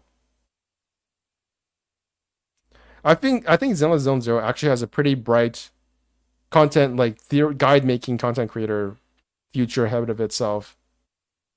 More than 50% of Genshin players wouldn't know if guide makers did existed. His guide was like, you hit this archer first, then this go, and then other archer will follow you. It was really informational. Yeah, but I feel like you could just figure that most of that. Like, I don't know. I feel like the positional stuff for Spiral Abyss has already been figured out. And Spiral Abyss doesn't even reset twice anymore. It resets every single month. So it's like, what are guide makers supposed to do except just, I don't know, move on to another game. It's kind of wild to me that people are still doing guides for Genshin Impact. Like it's a testament to how popular Genshin Impact is that there's people still who find value in making guides for and people who find value in guides for Genshin Impact. Because I'll be honest, this game feels like if you get a C2 or C3 Archon, it kind of feels like you beat the game. Anyone feels like ZZZ combat plays better with 2 characters instead of 3? No, I think it plays well with 3 characters. You just need to memorize where the position is relative to each other. I definitely feel like ZZZ, when you have 3 characters, it can get a bit confusing. Like, sometimes I feel like one of the characters probably, it kind of feels like their backup. Like, what if one of my character dies? Then I can use the other character. That's kind of what one of the characters feel like. I still watch character guides because I don't want to build my characters wrong because I'm too lazy to read. Oh, that's true. That is true. That's a valid complaint. That's a very valid reason to watch guides. You don't want to read. True. I don't want to read either. I actually love reading. I used to read a whole bunch of books. I used to be a very big fiction novel enthusiast back when I was in high school. But after I graduated, I just became kind of jaded. And university really made me just not like reading as much because I was forced to read a ton. Why would you ever go there? There needs to be something. Just give a couple of puzzles and some chests. It's really not that hard. There's nothing incentivizing you to go to this place either. The only way you would ever go there is because you just happen to walk there and you want to go. There's in one no reason you'd go there otherwise, unless you're just looking for it. So it's not that immersion breaking, but I do think that this is kind of a worrying trend because they could have added about at least 50 to 70 chests at least. They could have added mint. I studied history. I was a history major back in university, which was kind of actually useful for content creation. I learned a lot about citations, how to organize, make essays, write dissertations, blah, blah, blah, that kind of stuff. And it was relatively fun, but it kind of revealed to me just how much bullshit there was. A lot of things that people say are just full of bullshit. You gotta really fact check things. But what I learned, I think being a history lover and being a history major really made me appreciate how the lengths to which the lore goes so hard and so deep in Genshin Impact. I think people kind of view the lore of Genshin Impact pretty cynically now. And yes, there is an element to the lore of gacha games where it kind of feels like they were pieced together by multiple different people, but that's inevitable for any game. Not everything is written by just one person. So it doesn't really bother me if not all of the lore in Genshin Impact or Zenless or all these gacha games don't fit neatly together. There is an element of rewriting things, writers regretting something they wrote in the past, or somebody picking up the work of another person and blah, blah, blah, blah, blah. But as a history major, I can really appreciate just how much they have gone to the lengths to which they have gone to make Genshin Impact's world feel like a real place that actually exists in our minds and we can actually take seriously, at least at times. Genshin Impact historians, yeah. I don't even play ZZZ, but this is understandable. No mint for mint pickers, such a shame, true. I do still watch blah, blah, blah. Okay, I already read that. I saw that wall of skill description in ZZZ and nope, I'll go see some guy later. It's actually not that hard because ZZZ skill descriptions, only a quarter of it matters because usually the ZZZ characters, especially the 1.0 standard characters, they basically only have one gimmick. And they will just do that one gimmick for their entire kit is just one gimmick. So it's do you really need to read what they do for their dodge ability? No, not really. There's nothing going on with Kalita when it comes to dodges. They just have an ability description for that anyways because they have to have that because every single character has that. But they really only have 1 or 2 abilities, at least for 1.0. Now, if you go to the limited characters, I feel like the limited characters have way more stuff going on. Ellen Zhou, Zhu Yuan, and all the new characters feel like they have way more stuff going on. And they all have like these hidden texts. Like you can do a lot of optimization with your combos for Julian. And for Ellen Jo, I haven't read that much stuff yet, but it does definitely feels like she's a much more active character compared to the standard characters. I've been following American election lately because it's funny. In my downtime, like to learn about the history of past elections to understand the current election. That is one of my blind spots. I don't really care about elections. Then you have people like that. Yeah, they could have at least added 1,000 fucking enemies, 70,000 primos this pack. Along with this new filler area is a lot of optimization they have done to make the game size a lot smaller. I believe for PC it's now 20 gigabytes smaller, and for mobile it's maybe like 30 or 40 gigabytes smaller. Jesus. So the way they did this was to have more Genshin Impact is actually the most optimized game right now out of all the Hoyoverse games. I feel like it runs better than either Zenless or Honkai Star Rail. It's actually kind of weird how badly Honkai Star Rail runs, given how limited it is compared to Genshin Impact. I suppose it has more NPCs, but I don't think it justifies how badly it ran at times. Like the Luofu and the Luofu expansion region, the Successor Garden, those places ran like shit. And then eventually they optimized it, but even now when I go to the Luofu, and they have more NPCs there at times because of the new event, but it just feels like it's a bit laggier. And even in Penacony, while I was in Penacony, I could feel the game actively lagging when I was doing my polls. Yeah, that's just, I don't know. Honkai Star Rail is not very well optimized. HSR runs so fucking bad in my mobile. Like in the battles, it doesn't. I will give them that. In the battles, it actually runs pretty good. But for the overworld traversal, it feels weird that it's such a limited space and it still runs really badly. Worse than Genshin. How HSR ran better on my phone compared to Genshin, unless you're talking. Well, on the phone it runs better, but on my PC it does not. On my phone, on my phone it actually runs better than Genshin, but on my PC, I think it caps out. It's like it's optimized for certain devices, but on my phone, Genshin runs better on my PC. Has to. Badly optimized open world is very noticeable most of the time. Yeah, I think because Genshin is an open world, it does more to optimize the game. It feels more pressure to optimize the game compared to HSR and Zenless. Zenless, when I'm in the open world, which is not an open world, they're instanced areas, it runs so badly. There's like stutters all over the place. It's gotten better, but I'm not sure if it's because of server issues or if it's actually because of something else. I don't know.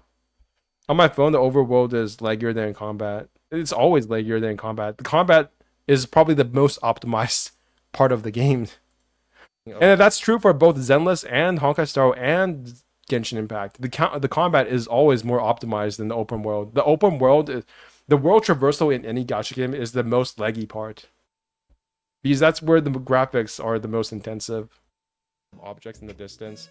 There are some comparisons that you can see on the internet if you just go search for them. And yeah, now it's 200 out of another thing 200. they did was Amazing. that they actually simplified some of the existing land masses, right? So if you look at North Vanarana, there used to be waterfalls there, and now there's not. There used to be 2 waterfalls in... Yeah, Sumeru is also the worst running part of Genshin Impact. I would sometimes go to test out how good my PC is, or like how... The benchmark for Genshin Impact is when you go to the main city of Sumeru and look out across all of Sumeru, and then you just swing your mouse from side to side really fast. And then I just watch my FPS drop. And that's basically how I benchmark Genshin Impact for my PC. Like, okay, now it's running well. Oh, they optimized the game. And if it runs worse, then I feel like, oh, they fucked up the game again. Now, I mean, you wasting your resin. I always waste my resin. There was a time, I think at the time when I was playing this, it was, no, I still have my resin capped. I always have my resin capped nowadays because it doesn't matter. I don't need more artifacts. I already have my best team. My C3 Fernet can destroy anything. Rana. I remember As long as it's not hydro resistant, then I'm fucked.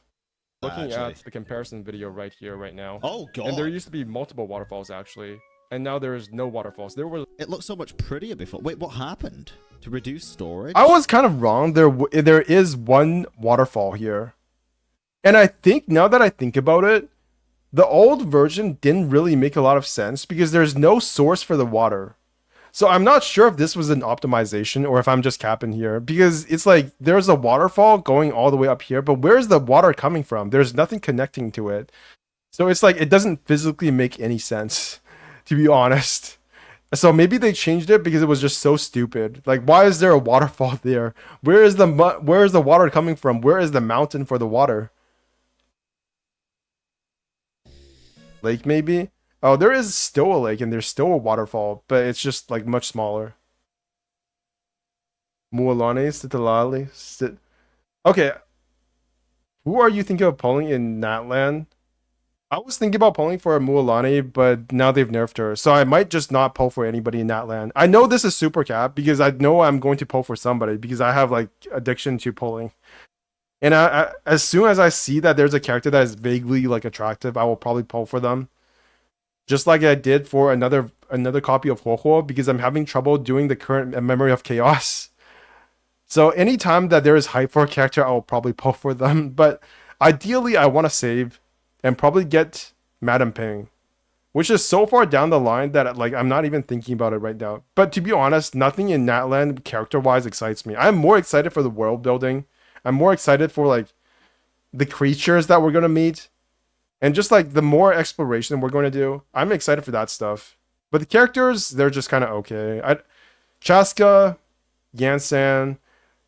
I really just like Mualani's design, but I already have so many Hydro characters, and I already have a Hydro DPS in Kokomi. Believe it or not, my C3 Kokomi is cracked.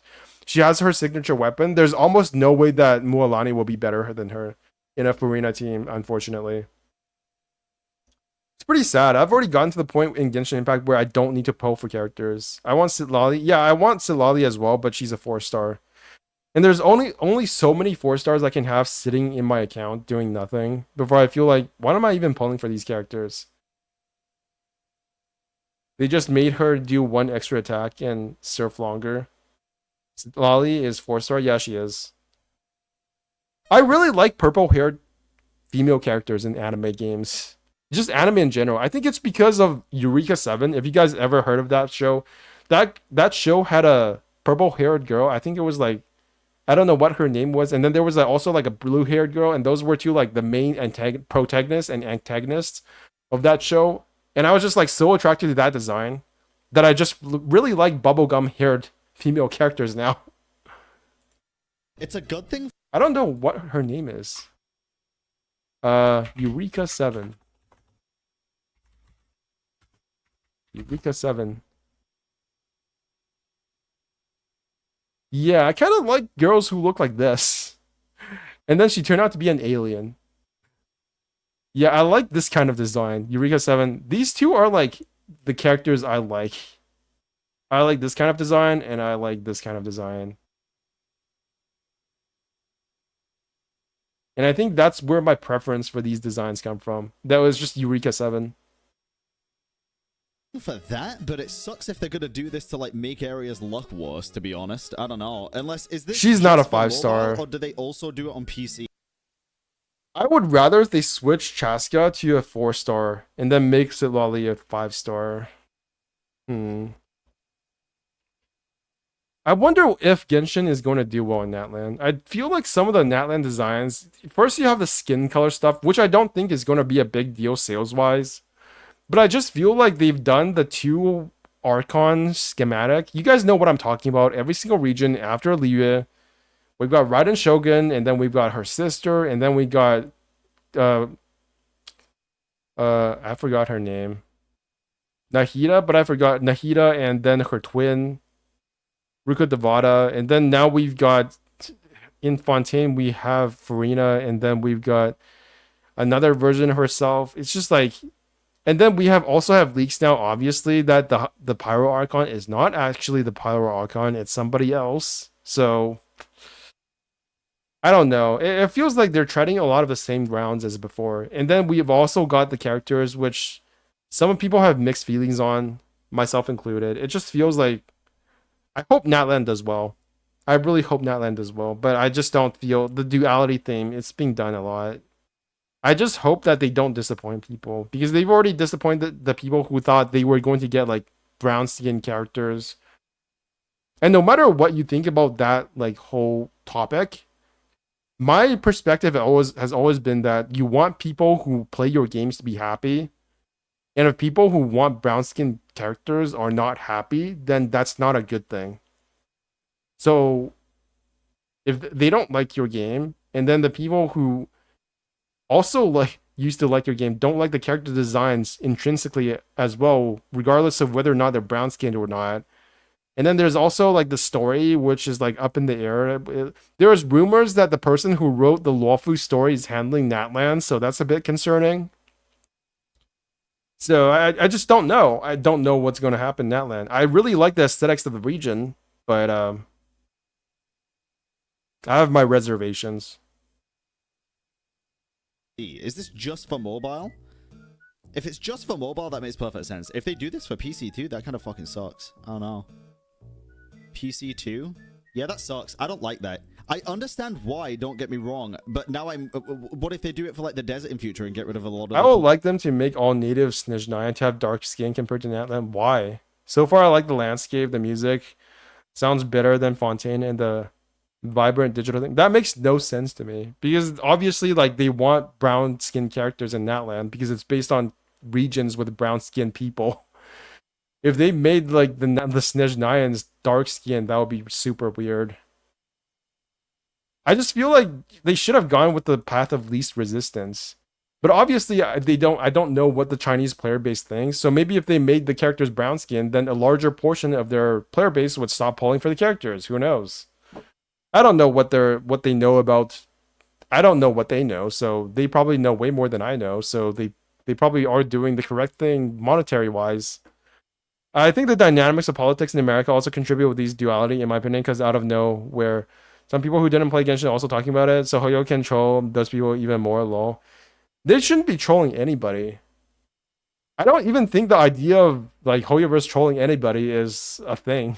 I don't think Hoyoverse has ever trolled anybody.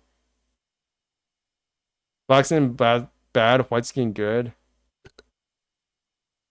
That's not really how Hoyoverse does things. It's all of the characters in this game have very similar designs, and then they just make variations out of it. Burp. Landscapes and stuff, or what if they do it for certain areas that It still kind of like weirds me out that like this whole thing became such a big deal. Like, why is it such a big deal to make characters who like are based on a brown skin region to just be brown skin? It doesn't even make sense lore wise, because we know that there are dark skinned people in this game, in this like world. We literally have them in the Eremites. We just don't have any playable ones. And the most dark-skinned character is still Xing Yan, who is like a Chinese character in Livestream. It just doesn't make any sense. That's why it weirds me out so much. It just like it actually goes against the lore of this game. Like, it literally does not make sense lore-wise. We have a bunch of like dark-skinned Eremites, and then we don't have any playable ones who are dark-skinned, except for a character in Livestream. Like, at some point, you've got to ask yourself, are they doing this just because it makes more money? Like, it's they would actively have to go against the lore of this game to do that. look cool as fuck that nobody ever goes back to, but they're still really cool in the game, you know? Old areas are fine. And it's kind of immersion breaking as well. We're going through fucking Snezhnaya and they get rid of the Eternal Oasis at some point because nobody ever goes back there. Or they change I think it the so biggest it's not part is that it pretty just anymore, feels it's just artificial. grass It was instead of what it is. inexplorable. Like, in other words, it wasn't finalized. My laptop. Yeah, I think I kind of screwed up with this part. I definitely think that there are reasons besides just optimization to make it like not a waterfall anymore, because the waterfall didn't really come from anywhere. I don't think there was a source for the water. So physically it didn't make any sense. And also they still do have a waterfall. It's just like it's a very small one and there's a lake. And now there's still a mountain there and it's even higher now. So I'm not sure how much this had to do. Yeah, I think I was wrong here. I think this was just like a different... They just wanted to make the world make more sense here. I don't know. It feels a little weird to me, but I mean, like I say, I get it. I'm just there not were like a four massive waterfalls. fan, I Holy guess. shit. And there's just nothing there now. There's a lake, but they look like anime characters. There is no Asian or white in anime. They all look the same. Have you guys seen how white people are depicted in Japanese anime? They look like big nose, like they look super realistic. Whenever they want to have racial features that are not supposed to be Japanese people, they make them like super stereotypical. Like the Chinese people have very slanted eyes, and then the The white people have very like realistic, like deep-eyed features and big noses, and black people have big lips. That's how they just portray race in anime.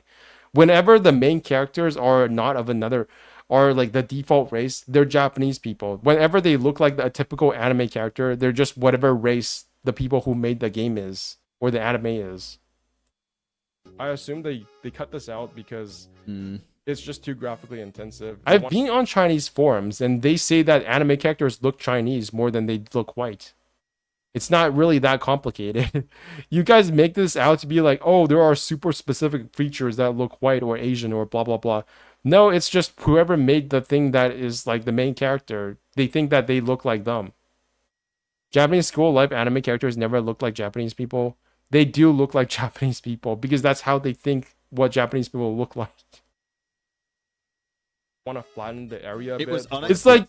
It's like there are actually people think that anime characters look like real life people. It's completely ridiculous. People don't look like anime characters in real life at all. There is nobody here in this world who look like an anime character.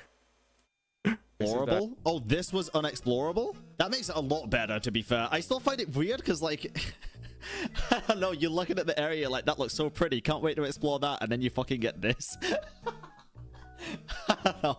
I'm fine with it, but yeah, I don't know. Not that important It's just kind of funny. The overall theme of the world, I guess. Sumeria's done. And it just feels... If it reduces storage by like 20 gigs, that's fine. Maybe they're making way for that endgame content, you know? It's actually immersive. incredible. It's actually incredible how optimized Genshin is for like mobile and PC now. Like, and maybe not in terms of performance, but how much smaller the game is. I think Honkai Star and Zenless Zone Zero are actually bigger games in terms of how many gigabytes you have to download compared to Genshin Impact. I think like Zenless Zone Zero is at 50 gigabytes now, and Honkai Star is at like 80 gigabytes or something crazy. The way that we go to Remuria, the island that we go to Remuria from, is also super uninteresting. It's not immersive. They just give you a waypoint. And I was worried about this when they first announced that we would be able to go to Fontaine directly it did feel a little at weird the start of the game without actually having to do Sumeru's quest first. This is the part he disagrees with because me. They just give you a waypoint that you can teleport to Fontaine directly from Mondstadt once you've done the first part of story. And I think that was okay. It was a very cute concept. Town. It was just weird to instantly... This is the part where he goes off script and doesn't glaze me. It was that they would rely on this type of teleport traversal more and more over the course of time. And that seems to have happened with Remuria. Before, in the past, when we went to like another map or something like the chasm, we had to actually like physically walk there. And I when we kind of had to, when we went to Enkanomiya, we had to do an entire quest in Wadatsumi to go there. And now for Remuria, it's just this place in the middle of the inland sea. Yeah. That is kind of like separate from the entire rest of the world, which is fine. It's an island, right? But I agree. You have to give us an idea that's an island by letting us actually, swim there or go there on a boat. Why do we have a boat if we don't use the boat? Well, what is the point of that mechanic if we don't use that mechanic? It's like, what's the point? It feels like they're moving. Okay, maybe not this part. In a direction. Can you turn the volume up? Okay. The volume for this, okay. Let me see. What can I do for this?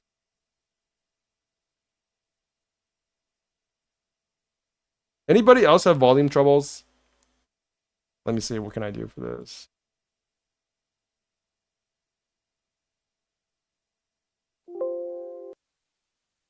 Making the world a bit less immersive, in my opinion. It's not. How's that? It's also kind of like, why do we have...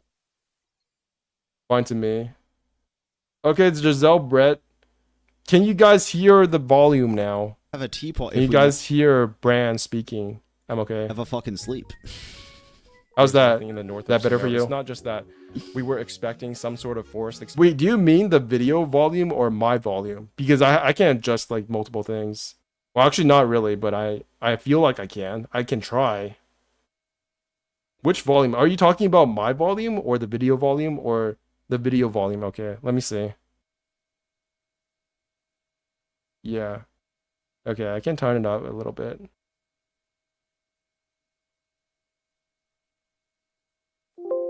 God, that's loud.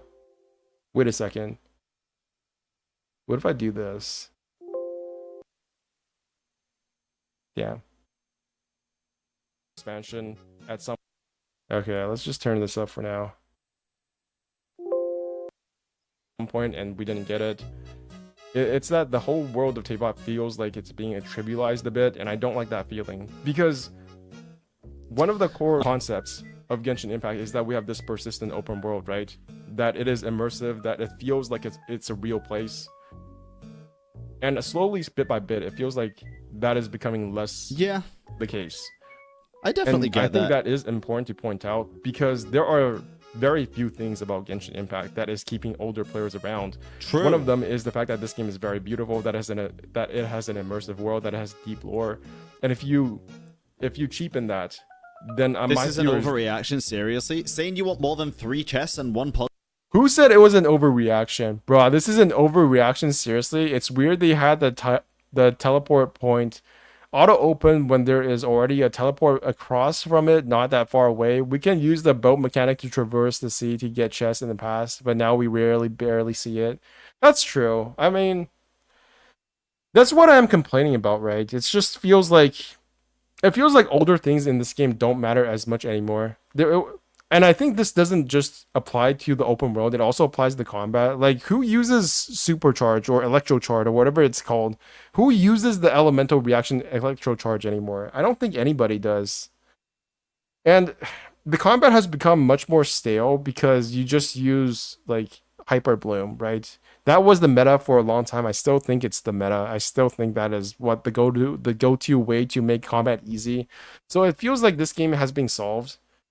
And it also feels like the open world became much more of like, I don't know, I wouldn't say unnecessary thing, but it feels like it's become much smaller in terms of how you are able to traverse it. They abandoned the old mechanic. Yeah. I wish they had made more use of the boat, or maybe even gave us a bigger boat. Maybe let us steer one of those big giant like boats that Beto has. But no. Instead, Meatball, which is the name of the boat if you did the second archipelago quest. It's nowhere to be seen. We never got another boat quest again. They need more reaction. The elemental reactions need to react harder. 7 out of 10, you gotta react harder. Puzzle in a brand new area is an overreaction? I think this guy's being very reasonable about it. I don't think he's See, I'm reasonable. I am not a clickbait. I am not a clickbait Andy. I am not a drama person. I make only the most balanced and correct and neutral opinions on the internet. This is why you come to me, because I give you the correct opinions. And that's also why he is going to say that I am, also kind of overreacting in just 2 seconds. At all. That is, and if you mean me, fucking hell. Bro, I love Meatball. There's going to be less Why is my camera freezing? stick around, right? So, I don't think Reasonable but not reactive this enough. northern part of Sumeru that has nothing is that. The chat would be like, too reasonable, not enough react, please. 7 out of 10, react harder. Next. That big of a deal. I went there. I thought it was fine from a geography. We don't come to you to react reasonably. We come to you to react hard. I'm just like making shit up that I feel like chat would say if I ever did that. It's just like, if I ever just did react content as a mainstay of what I do, that would be the genuine reaction. It would be like, no, you don't react hard enough. Why are you so reasonable? You're supposed to give us like unhinged opinions. That is the meta for content creation, unfortunately.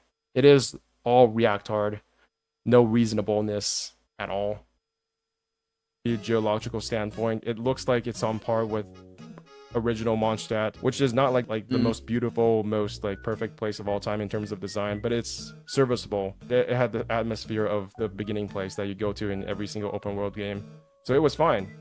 It's just that there's nothing there, and that's basically it. I hope that in the future they reconsider how they do the open world, and please stop using these new waypoints. I want to actually traverse the world. One of the reasons why I got burnt out in Genshin Impact in the first place is that I realized that when I was doing the open world traversal, I would literally just go to every single waypoint and get all of the waypoints so I could teleport to them without actually having to look at the world. And one of the things I realized as I started a new account was that it was actually fun to traverse the world because I didn't have all these overpowered units that could just reach every place instantaneously. I didn't have a wanderer to like teleport me up to the side of a cliff. I didn't have Yelan to just run around all over the place. And the fact that I couldn't do that all the time actually made me appreciate the world more. It made me look at the world more. And the fact that I couldn't just teleport to every single I guess the one thing you could say, though, in all fairness here, chat, to keep it 100% real, is if you don't want to just teleport into an unexplored zone, just No, and you that's a perfectly disagreed viable- with me in one small thing. It's over. It's over. Wait, he's actually being pretty reasonable here. I actually Guess felt the like one he thing you disagreed could- with me more when I first watched this, but he actually only says that one small thing you could say about this I'd say, though, in all fairness here, all the time actually made me appreciate the world more. It made me look at the world more, and the fact that I couldn't just teleport to every single. I guess the one thing you could say, The though, one in thing- all fairness here, chat, to keep it 100% real, is if you don't want to just teleport into an unexplored zone, just don't. And that's a perfectly viable thing to do. Like, I don't That's think true. they should remove the teleports. I understand this guy's point, but just don't use it if you don't like it, right? New point, I don't and know. wait for the new patch so that I could just get Now that all I the think waypoints about it, I again. think and it's then kind of a teleport. My response to this, well, not really my response, because I don't think this needs to be responded to. But my feeling is that as a player that who is like me, as myself, as me and me only, the way I respond to things is that if I have the option to do something that is more optimal and it is so right in your face, then I will go do it. I will use the teleport point. And if there is nothing incentivizing me to use these other mechanics, then there is no point in those mechanics. If there is no quest related to, using the boat, if there is no point to using the boat, then the boat might as well not exist. That is my problem with not really this line of thinking, because it is a valid opinion. It is a valid way of going about things. Like, you can't just make the game the way you want to play the game. Just play the game how you want. But it's like saying, well, why not just use one character in Zenless Zone Zero? That makes the game way harder. Why not just get all the corruptions in Zenless Zone Zero for Nineveh? Why don't you just get no Rizonia? Why don't you get no blessings? Why don't you only pick blessings that suck? That way the game is so much more difficult and so much more interesting compared to if you just pick all the best options. But most people don't play like that. Most people actually just choose the best options, or at least the options they think are the best and the most optimal. So if you give players the option to play the game in a way that is less fun, but more optimal and the obviously better choice, then they will go do it. They will do the thing that seems like the best way of doing things. I sometimes make up some funny rules to play Genshin. Like today, I already done that. I already have a rule for my free-to-play account that I can't get any characters with special movements, like Yelan, like Farina that can walk on water. Any of the characters that have special movement abilities, I already don't. I've already said I can't do that. I already ruled out getting any of those characters. And that is a personal and completely optional restriction on myself to make the game feel more fun. But ideally, I would rather have the game made to accommodate those characters in a way that makes them not feel as overpowered. But the part of the fantasy is just making this game trivial, right? That is the fantasy of a gacha game. You can spend so much money that you make the game so easy you don't even have to play the game. So that's never going to happen. Some funny rules to play Genshin, like today I can only use Statue of the Seven to teleport. A lot of times it's up to the players to make the game more interesting. And I think that's sad. I think it shouldn't be up to the player to make the game more interesting. The game should make the game fun for the player. I made an app to fight bosses with my friend. The app generates custom rules that remove your crit circle or use specific... Dude, that sounds... I don't know. That's just not for me. I won't say that's bad. It's just not for me. I don't want to make fun for myself. I want the game to make fun for me. I think that's why I never liked Minecraft or Roblox or any of those, like, you gotta create your own fun games. I'm not an imaginative person. I don't want to create my own fun. I want the fun to come to me. Redundant Those point. waypoints.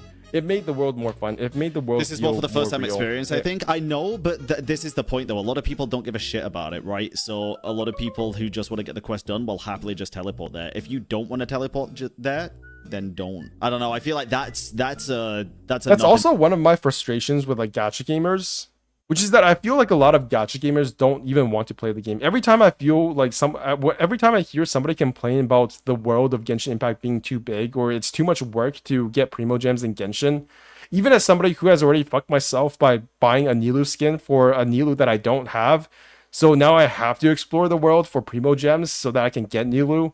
It still feels good to actually just play the game. Whereas I feel like a lot of gacha gamers are literally just playing the game because they want to pull for gacha. And the point of the gacha game is to gamble. And for those people, of course, it's going to be more convenient to just use the teleport point because they don't really care about the integrity of the game. But I feel like that sort of mindset is actually bad for the game overall. And it makes the game feel like less of a game. I just build things in Minecraft. I mean, that is part of the build your own fun. Like, I don't want to build things in Minecraft if there's no purpose to it. Like, yes, there's sorts of creatures that will try to kill you at night or whatever, but I don't know. That's not enough of a reason for me to build things in Minecraft. Burger of an issue, because if you don't like the teleport waypoint, don't use it until you unlock it. Until you get there. I really do hope that they do more to make the traversal of the world more interesting. This was one of my complaints that I didn't really talk about, which is that traversal of Genshin Impact's world has become less interesting for the previous reasons I mentioned. The overpowered units that you eventually get if you do target those characters. It is literally the skip button discussion all over again. You're right. It is. Those characters. Add a skip button. No! People are going to skip, and let them. But I don't want to skip. Then don't hit the skip button. Oh. I just thought, But where does that end, though? Because if it's more convenient to have teleport points, then why not just have all of the teleport points unlocked? Then you don't. Why do we even need to unlock teleport points? Like, what is the rationale here? What is the ultimate conclusion that you're coming to if you're saying that, well, it's more convenient to just let people have the teleport points unlocked already?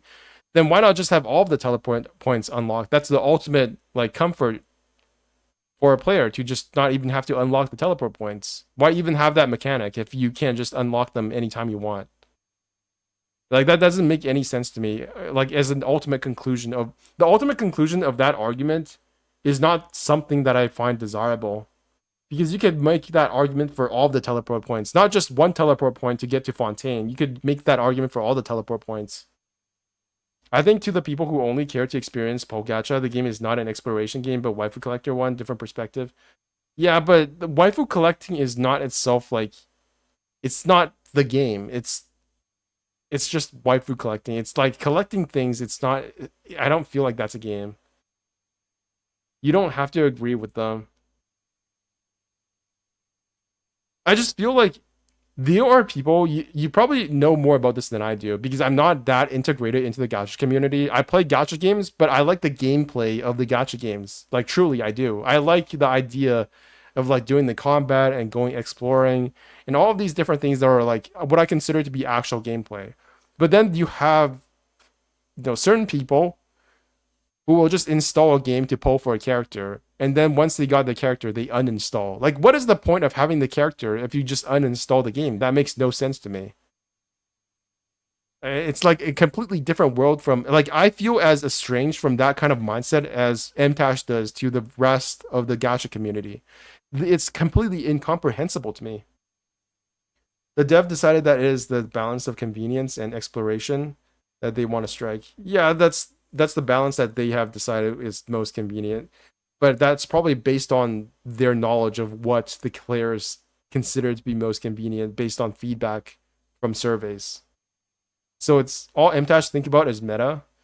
Yeah, I watched his recent video about Zenless Zone Zero and how he was surprised by it. And I half think that it's just a bit. It's just like some acting bit he does. I almost feel like the entire thing with MTash is just acting. Like, there's no way that he's that, like, I feel like there's no way that he doesn't know what he's talking about. Doesn't make a lot of sense to most gacha gamers. Like, what do you mean there's no reason to pull for the characters? What do you mean the game is too easy? Bro, this game has like a shark waifu. This game's first character is a shark waifu. Why do you think people are pulling for her? But eventually, I did get enough characters that I could trivialize the open world traversal, and now they've trivialized it even more with these teleport points, and now they have these areas, these dead areas that you're not really supposed to go to, even. So it makes the concept of walking in one direction and finding new things to do even. There's like why people pull a character, which is not, and that is one of the attractions of the game. Bro, there's also another side of it, which is like, there's the only waifu collecting people, and there is the only meta collecting people. And I feel like both sides are just they're not good for the game. I feel like if you cater to one side more, or if you only care about one side of that game, then it makes the game. If you cater to that kind of mindset more than another kind of mindset, then it ultimately makes the game less of a game. Which is why I am perfectly neutral. I am in the middle. I am part of the absolute neutral gang. I am the enlightened centrist of gacha games. I appreciate both waifu collecting and meta. And that is why I am the perfect content creator who does not make content and only live streams once every 2 weeks. There are rumors that we're... Rumors. Anyways. Yeah. Rumors. Well, that's where you lose me, buddy. It's not leaks. Yeah. It's just rumors. Just rumors. True. Yeah, I try to self-glaze myself, but it's really hard. So you guys have to do it for me. Sorry, I'm just not very good at it. Why should only get praise? Exactly. You guys, I can't do that all by myself. It's too hard. I can't find enough reasons to glaze myself, so you guys have to do it for me.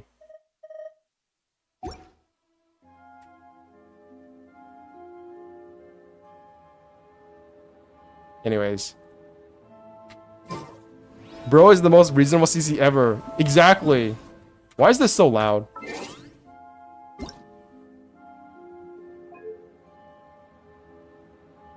Well, bench, you're benching right now? What do you mean benching? What does that even mean? Okay. I'm on top of the mountain. Where do I go now? Whee! This is the best part of the game. I have absolutely no idea why. What?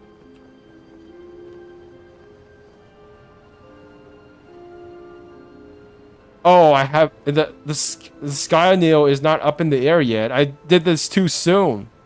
I failed. Shit. Okay, what does this do?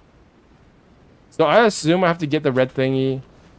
I'm 99% sure I'm not supposed to be up here yet.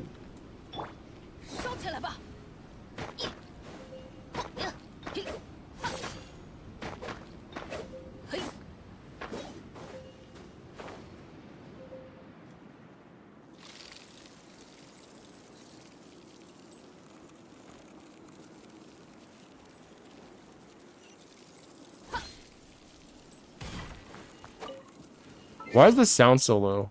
Was it always like this?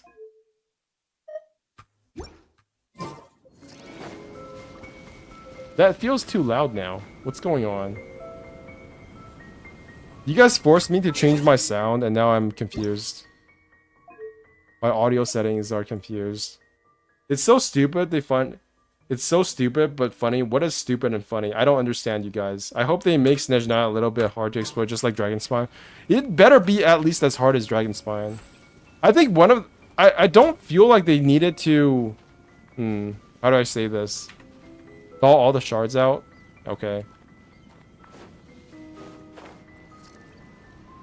Okay, I gotta get the red thingy and go on top of that and destroy that thingy. So, like, okay. I understand what I'm supposed to do. Hot take, Sumeru feels better without the underground map. It feels like you're exploring an actual maze. I was born at a very young age. What do you mean by that? The desert, I mean?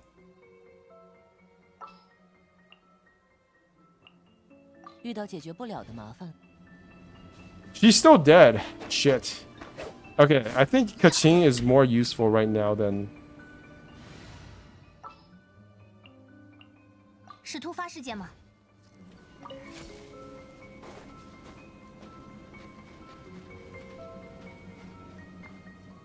How long does this last? I need to get up there. Oh, is Kaching also dead? Shit. I go over there. Nice. Okay, now what? Oh, this brings so much nostalgia back to me. I love this part. This was so mind-breaking to me that they could actually... This felt better than Zelda Breath of the Wild to me at the time. I'll be honest. I felt like this was an upgrade, direct upgrade to Breath of the Wild exploration. I was not that impressed with Breath of the Wild. Like, yes, it does have more physics-related puzzles, but I don't know. This was the peak Genshin for me back in 1.0 X days.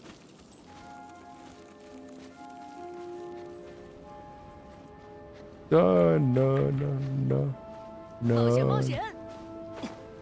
And it's up there. And the problem is, I think they will completely scrap the sheer cold mechanic for Snezha because most of the player didn't like it at all. Oh man, don't even remind me about that. This game has gotten more casual over time than less. I'm not even sure that's a bad thing. Like, obviously for casual players it's a good thing, but this game definitely did become more casual over time than less, which is crazy if you think about it. Where is the red dot? Where is red thingy? I need to destroy red thingy. Oh, it's up in the air. I remember now. I remember how I did this now. You have to first go in the cavern and then go up there, and then there's a red thing that you have to hit, and then you can fall back down. I remember I do 100% Dragon Slam before I step to leave it. I also no, I didn't. I didn't do that. I lied. I was gonna say I also did that, but then I remembered no, that's not true. I have a tendency to just agree with whatever people are saying. And then immediately afterwards I realized, wait, that's a lie. I hope some areas have this mechanic. Sheer heat will be the Natlan. I don't think so. I think Natlan will also be just as easy as Fontaine. Lava will be like insta death, but you just need to use your dinosaur form. And then it'll be solved. The most agreeable CC ever? I hope not. That's actually a bad thing about me, which is that I just agree with whoever I'm talking to. I'm the biggest glazier of all time. If I ever had another conversation with a content creator, they could probably like say the exact opposite of what I'm saying. I'd be like, yeah, that sounds about right. I agree. 不见太不甘心。 Shit, I'm dead. Yeah, I can see where you're coming from. That sounds absolutely reasonable. Meanwhile, I just said the exact opposite thing like 3 seconds ago. Okay, where's the last one? It's up there. Shit. Okay, now I really have to go to the upstairs room. Don't crush my dreams like that, man. What dreams? Of sheer heat? Dude. My dreams for anything regarding like future Genshin content kind of died, and I just accept it for what it is. But what it is a very good game even now. So it's not like I gave up that much. Another thing about Genshin Impact is that I actually enjoy Genshin Impact now more than I did in the past. When I was like constantly chasing and hoping for that endgame content, I don't do that anymore because I actually have that endgame content in Wuthering Waves and Zenless Zone Zero. So it doesn't really bother me that much that I don't have it in Genshin anymore. A lot of people are doing this like Genshin versus Zenless thing, Genshin versus Wuthering Waves, and Wuthering Wave versus Zenless. But because I play all the games all at the same time, I don't really feel that... I feel like that's the wrong way of looking at things. I feel like the correct way of looking at things is that all of these games offer slightly different experiences in niche ways that ultimately like complete a single experience. There's no like the concept of an all-enveloping genre of an all-encompassing gacha game no longer exists. There is no gacha game that will do everything that is good. There is no gacha game that will have like the best open world and the best fighting combat and the best character interactions. That game doesn't exist. So why not just accept that we can have all these like diverse experiences in multiple different gacha games and have fun with it? I think that is the correct take for me. So I no longer pine for like endgame content in Genshin. It's just not a thing I focus on anymore. 行吧， Sounds cope? It probably is, but I don't feel it. Like, I legitimately don't feel like sad that Genshin doesn't have endgame content. Like, I don't even know what it would look like. Because I've experienced the endgame content in Zenless Zone Zero, Wuthering Waves, Honkai Star Rail, and they all have their own problems as well. It's not like just because they got endgame content that all the problems disappeared. No, now instead of complaining about no endgame content in Honkai Star Rail, I complain about power creep in Honkai Star Rail. So it's like the things I complain about just shift onto another thing I complain about. And now I'm even kind of glad that there's not as much endgame content in Genshin. Not because I don't want endgame, because I know that with that endgame, inevitably comes a degree of power creep that I'm not really comfortable with in Honkai Star Rail. Probably because I started out playing Genshin Impact first.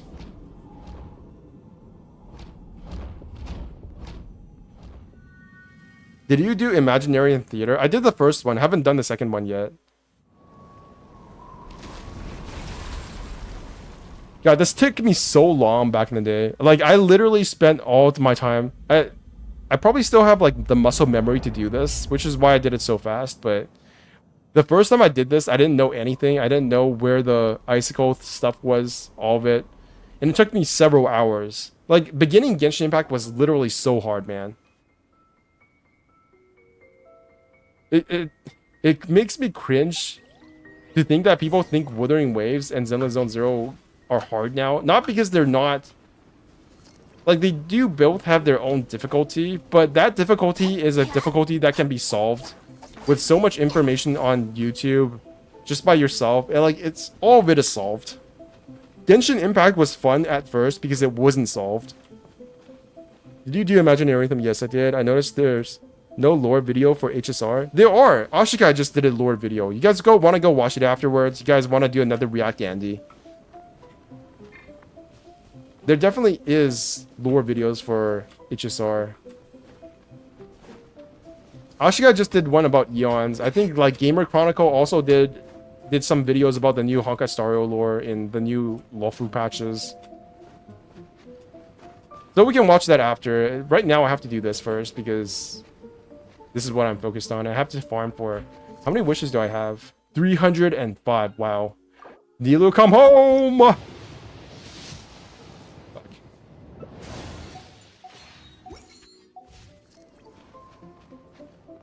Okay.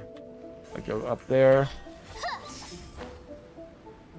Ashikai does, but not a lot. Ashikai just doesn't upload that much. I think that with the amount of quality that she does, I think it's very hard to make several videos about like different games. And she also did a lore video about Zenless Zone Zero, which was very helpful for me. Is it guaranteed? Yes, it's guaranteed now. Unfortunately, it's guaranteed another like 80 wishes. So it's not a very good guaranteed. It's like the shittiest kind of guaranteed where you feel like shit because you know that it's going to take forever to get it. I had the same question as both of you guys. What question? Are you going to go pull for Emily? No. Okay, maybe. Actually, yes, maybe. Because is Emily good for... I heard that Emily was like a burning character, but I kind of want a Nilou support. So is that a thing? Is Emily a good Nilou support?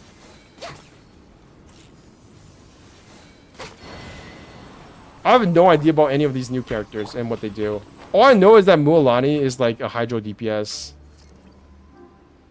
And that is the extent of my knowledge of this game. We're not really. We got the same addicted gacha gamer mindsets.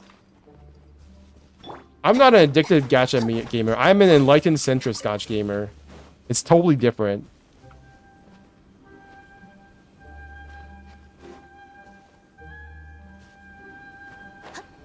When you become as enlightened and centrist as me, you see gacha games in an entirely different way.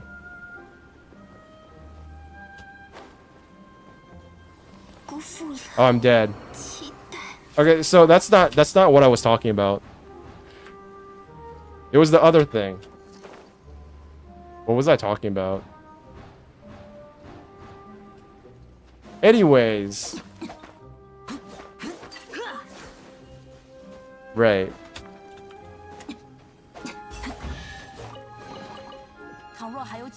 My enlightenment was too much for Kaching to handle. And she died on the spot once she reached in the same enlightenment as Moo. Where am I supposed to go now? Am I supposed to go upstairs? Okay, it's definitely upstairs somewhere. But first I have to do this. I'm pretty sure there's like at least a couple more chests down there that I have to get. Yeah, here it is. Emily? Feet addict, what's up? I too am, actually I'm not a very big feet addict. That is one thing, like there are all, wait, does this melt the ice? No, it does not. Why is the world getting dark? Holy shit, that transition was amazing. Man, I miss the second archipelago. For those of you who were here during the second summer event, that shit was like, shit was so dope. The high, that platform you went up to at the very end of the summer archipelago quest, that shit was like peak Genshin event. And all the stars just like straying, I don't know what the word is for this, but all the stars going across the sky. I don't know why I'm thinking about that now, but the transition really made me like call back to the second archipelago event. The one that I made about complaining about everything. Man, that brings me back so many memories. I can't believe I complained about that event and how it didn't give enough rewards. That was such an early Genshin complaint. And now I'm like, just bring that shit back. And I'm sure I'm going to have fun in the next event as well, as soon as I get to it. But I don't know. Something about early Genshin. Nostalgia. The Fisher and Mona, yeah. Peak 2.08. 2.8 really was peak Genshin. I just didn't know it at the time. I feel like 2.8 was really when everything they learned about like making Genshin came together. Okay, so maybe Xingyan's domain was not the best thing in the world, but it was still pretty decent. Genshin feels very dreamy at times, yeah. It's that feeling of dreaminess that Wuthering Waves is missing. And I don't think it's going for that dreamy feeling. But unfortunately, I feel like a lot of the people who like Genshin really do like that dreamy feeling. So replacing that with like a grim, dark, and gray color palette is just kind of... See what I mean by multiple gacha games doing slightly similar things but slightly differently? That's what I'm talking about. It's not like they're... Genshin's world and Wuthering Waves world, even though they are gameplay-wise very similar, do not really have the same vibes at all. So you end up getting a very different experience, even if they are, on the surface, very similar. But the puzzle was hard. I felt like I really like the only puzzle for the 2.8 event that was truly hard for me, or truly innovative, I would say, or truly like maybe not innovative, but that was truly like mind-boggling to me was Mona's domain.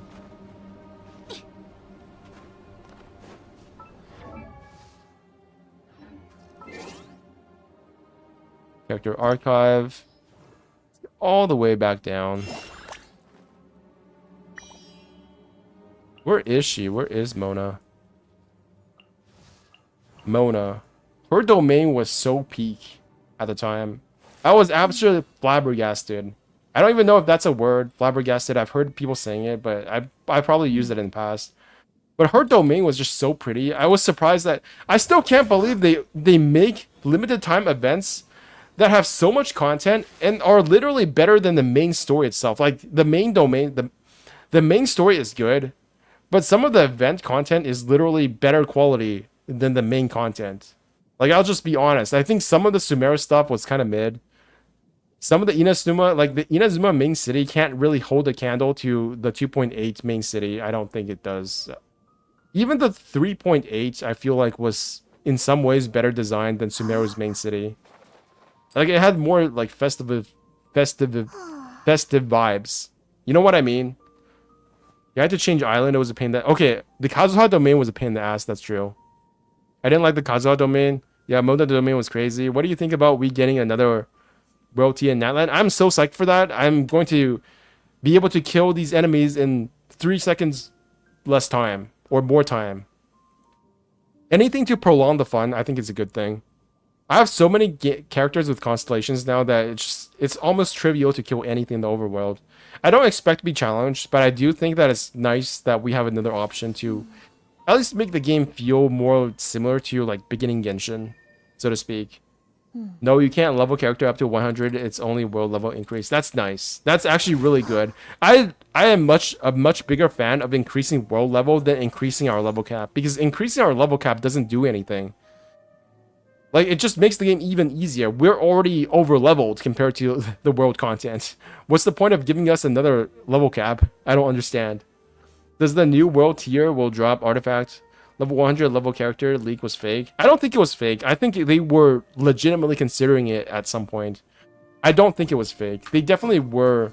I think it would be crazy to not consider giving us an increased level cap, because that's what every game does at some point. I still think it might be true, just later on.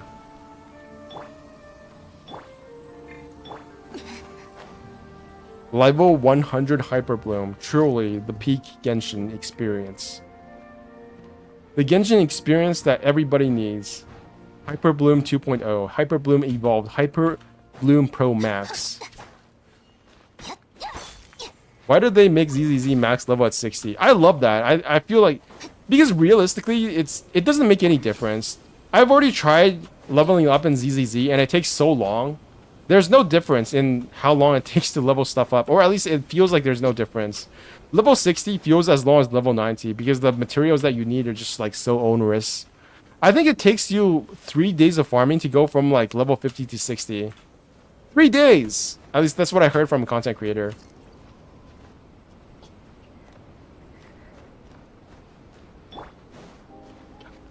Another level cap can give us new talent, but they're not going to give us new talents and abilities. Right? So it doesn't really matter. I don't think they will. A level cap would just be raising a level cap and giving us more like damage, because they're too lazy. And it's actually too much work to give everybody new abilities and talents. Level 100 is going to be a nightmare to farm resources. Yeah, I'm not saying I'm glad that there's no level 50. Again, I'm actually not saying that. I am not saying that it is better. I think that in the end they will do a level cap at some point, probably before Conria. Maybe at Conria. But at some point, I think a level cap is a pretty legitimate thing to do. Holy shit! We're at the top. This is... Man, I can never forget this moment. This was the moment when I said, holy shit, this game is something different. This game is... I feel justified in playing this game. At this point, gazing down at the entire world... Knowing that I'd solved like a whole bunch of puzzles, maybe not solved a bunch of puzzles, it was more like a bunch of chores, but it was fun chores. It just feels good to climb all the way up here, like, you know. And there's nothing above you, and all you see is like the bright sky. Okay, maybe it's not that bright, but it's really beautiful. And the moon, the skybox in Genshin Impact, I know nobody else talks about this, but the skybox in Genshin Impact is actually one of the best skyboxes in the entire gaming industry. It just feels so much like an actual sky. It's wild. It feels kind of like... It almost feels like loser behavior to get hyped up over a skybox, but it really does make the game feel so much more alive. And then you gaze across... what is that? Is that Fontaine? No, that's not Fontaine. That's somewhere else. Oh, that... I don't know what that is. What am I staring at? Okay, it goes all the way over there, all the way over there. Oh my god, I'm staring over at Sumeru. Jesus Christ, that's so far away.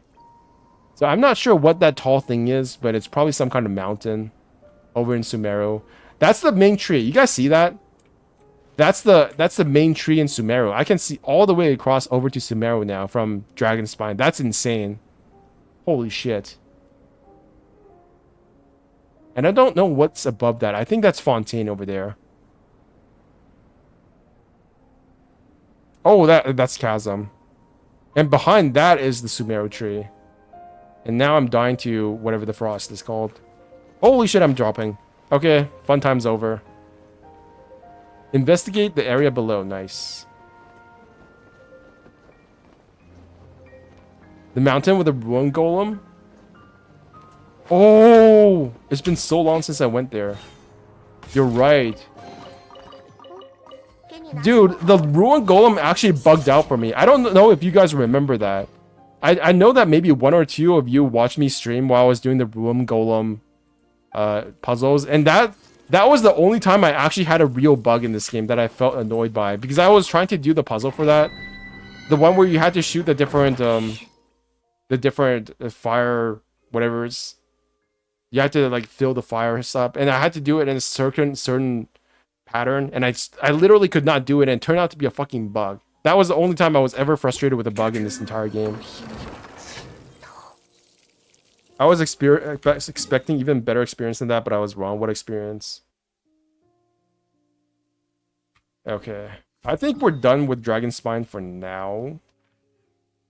Probably not. There's still a bunch of places to go. I need to get this waypoint and that waypoint, and then I'll probably be done for this moment. What is the quest telling me to do? Report back to Iris. Okay.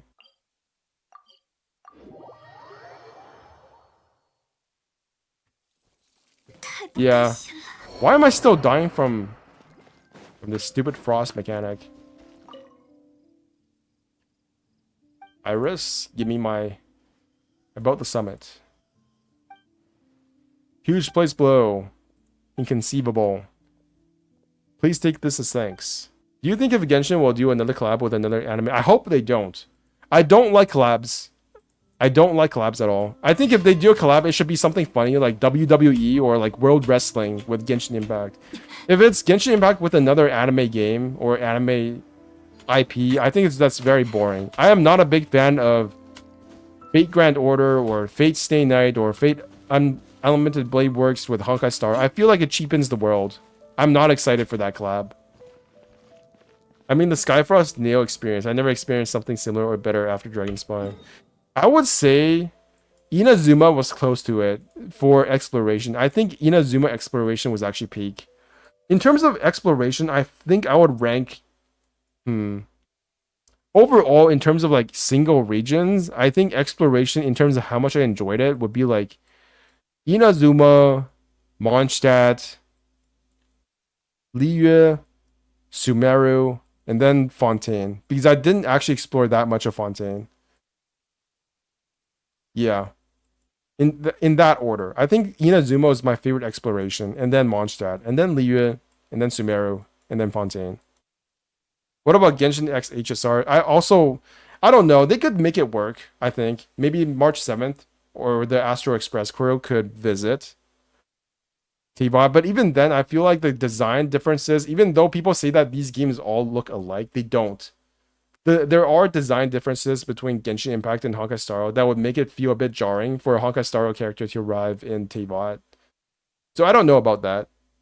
Lore is an important factor in this game. I personally don't like this game's lore to be disrupted by collabs. Yes, that's what I think as well. I think that obviously all of these games are in like the same multiverse for Hoyoverse, but there are certain things that are different about these games. Like obviously a Zenless Zone character arriving in Teyvat or a Honkai Star character arriving in Zenless Zone 0 would be kind of a mindfuck. So they gotta do it more, I don't know, what's the word? Tastefully. Is what I would say. But overall, I just don't like collabs. Even between like different Hoyoverse games, I think it's stupid. I think the idea of Katsing in Honkai Impact 3rd is stupid. Asuka, I really like Asuka, so I would probably make an exception about Asuka if it was Evangelion. But even then, it's like, I personally like Asuka, but I know that a lot of other people who probably don't know who she is are just like, who the hell is this person? Why is she in Genshin Impact? That's stupid. But if you're talking about this with other games, those games player will say you are coping. What do you mean? What am I coping about? What about special character models for March and Genshin? I would like that. I would like that very much. If they could do that, I would be very happy. Can't wait to see Bronya clone in Snezhnaya. I feel like she's going to be as much of a clone as Mavuika is to Himeko. And I don't think Mavuika, or whatever her name is that similar to Himeko, to be honest. I don't think I think they barely look alike. Okay, Dragon Spawn is done for now. I'll probably come back later. Now for more React content. I'm gonna watch something because I'm tired.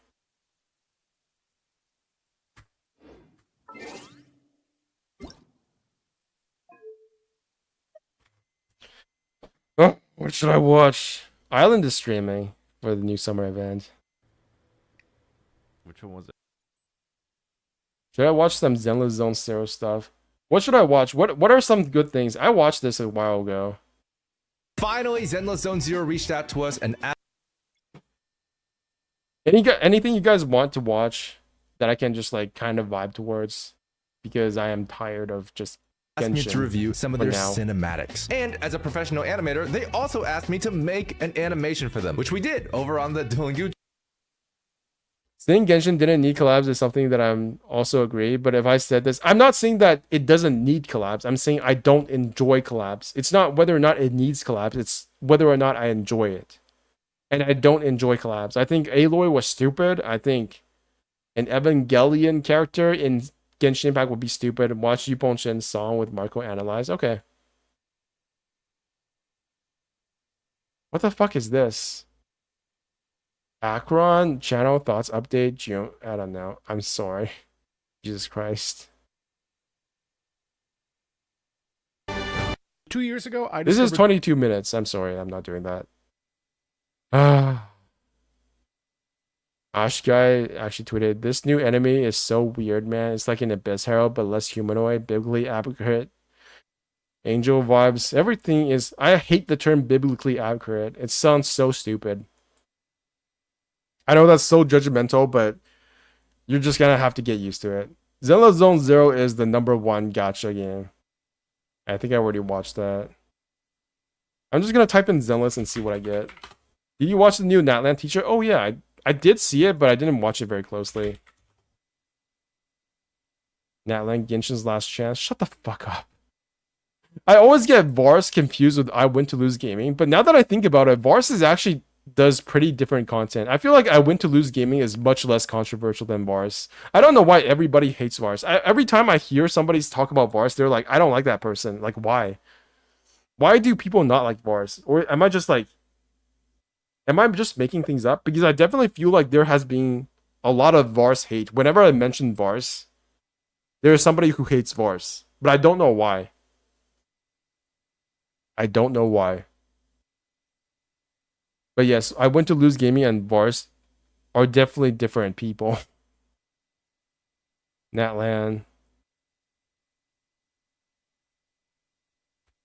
Genshin.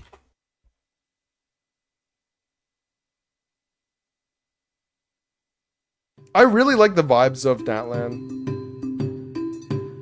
People say that it looks like Sumeru, but I don't think so at all. This place does not look like Sumeru in any way whatsoever. This place is way more like...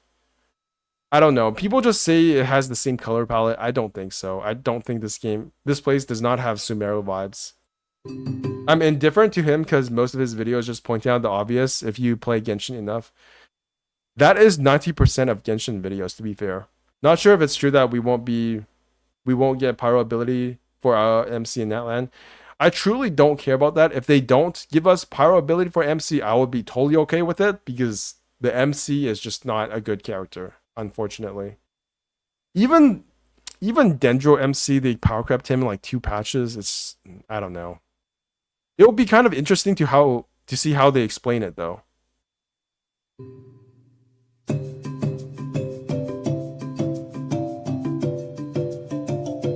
See, what about this? What about this looks like Sumeru to you?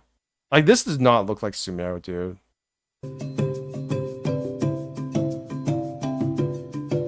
Holy shit, it's so beautiful. It's so colorful, it's so whimsical.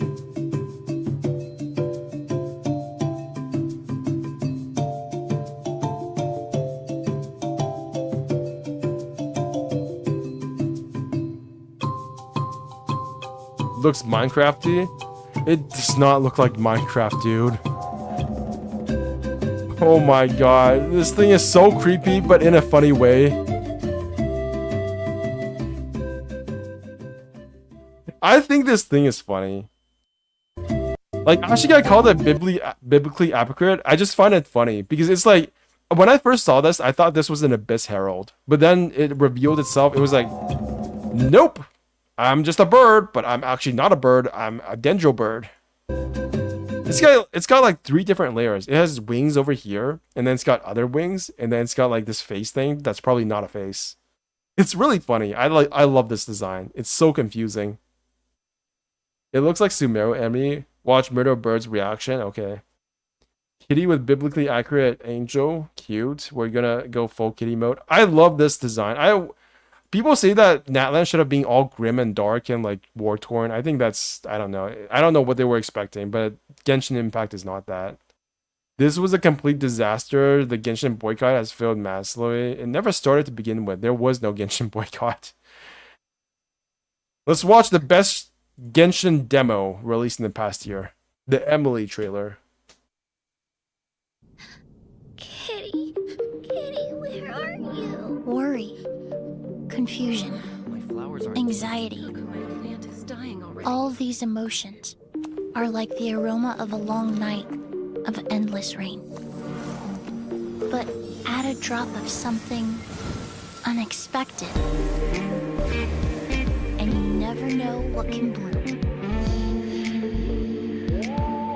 Life is like a soft breeze that sweeps across the land. What do you guys think about Emily? Like, what are your genuine thoughts? Imagine if you have never been seeing any content about Emily. Imagine if you had never seen any content creator talk about Emily. What are your thoughts about Emily? Peak? What does she do in the story? Because I haven't played the story yet. What is her role? Do you guys think she was a good character in the story? Dang, the music is really good in this trailer. Peak. I don't think about Emily. Isn't she supposed to be the first Hexen Circle member we can play as? Like, what's going on with that? Is that still part of the story? She never been in the story. I think she's not in the story, not in the event. What do you mean? Then why is she second half? She's not in the story? What?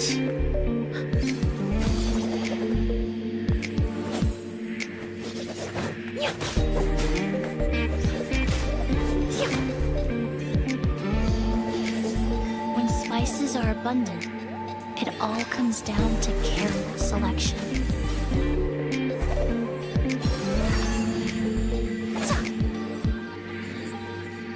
I thought she is one of the Hexen Circle member students, but now officially she isn't, so I don't really care. I play everything in the new event. I don't see her at all. Her story quest is in the second part. She's a perfume maker, not part of Hexen Circle. I guess the music is a vibe. She's just a perfume maker. Really, she's just a perfume maker? Where are you guys getting? I really thought she was going to be part of the Hexen Circle.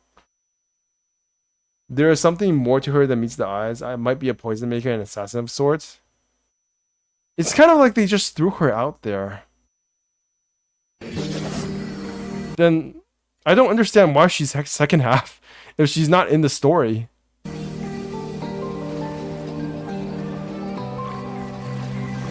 I have not seen any story leaks for Emily. I don't know anything about this character other than what I'm seeing right here. The most important part of perfume is the easiest to overlook.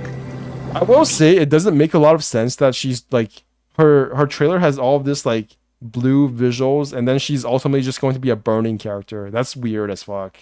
Pure water. I hate it when Genshin Impact does this. It's like, here's the Hydro character, she's a purple or something. I don't know. It doesn't make any sense. Honkai Star Rail does this a lot too.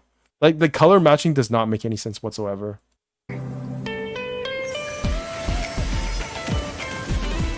And also this makes no sense at all because she's attacking Hydro enemies. You can't burn those enemies, idiot. That's not what you're for. That's not how you play this character.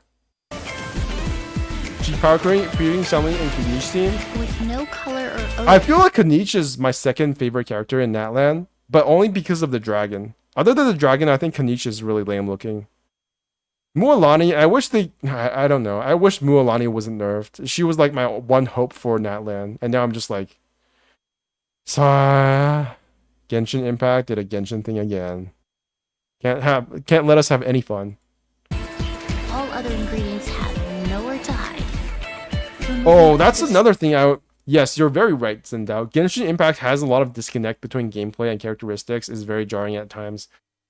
One of the best things about Zenless Zone Zero is that they got around this by making characters have team synergy with each other. Like actual faction synergy. If you have two characters on the same faction, then they will get a bonus because they're on like the same faction.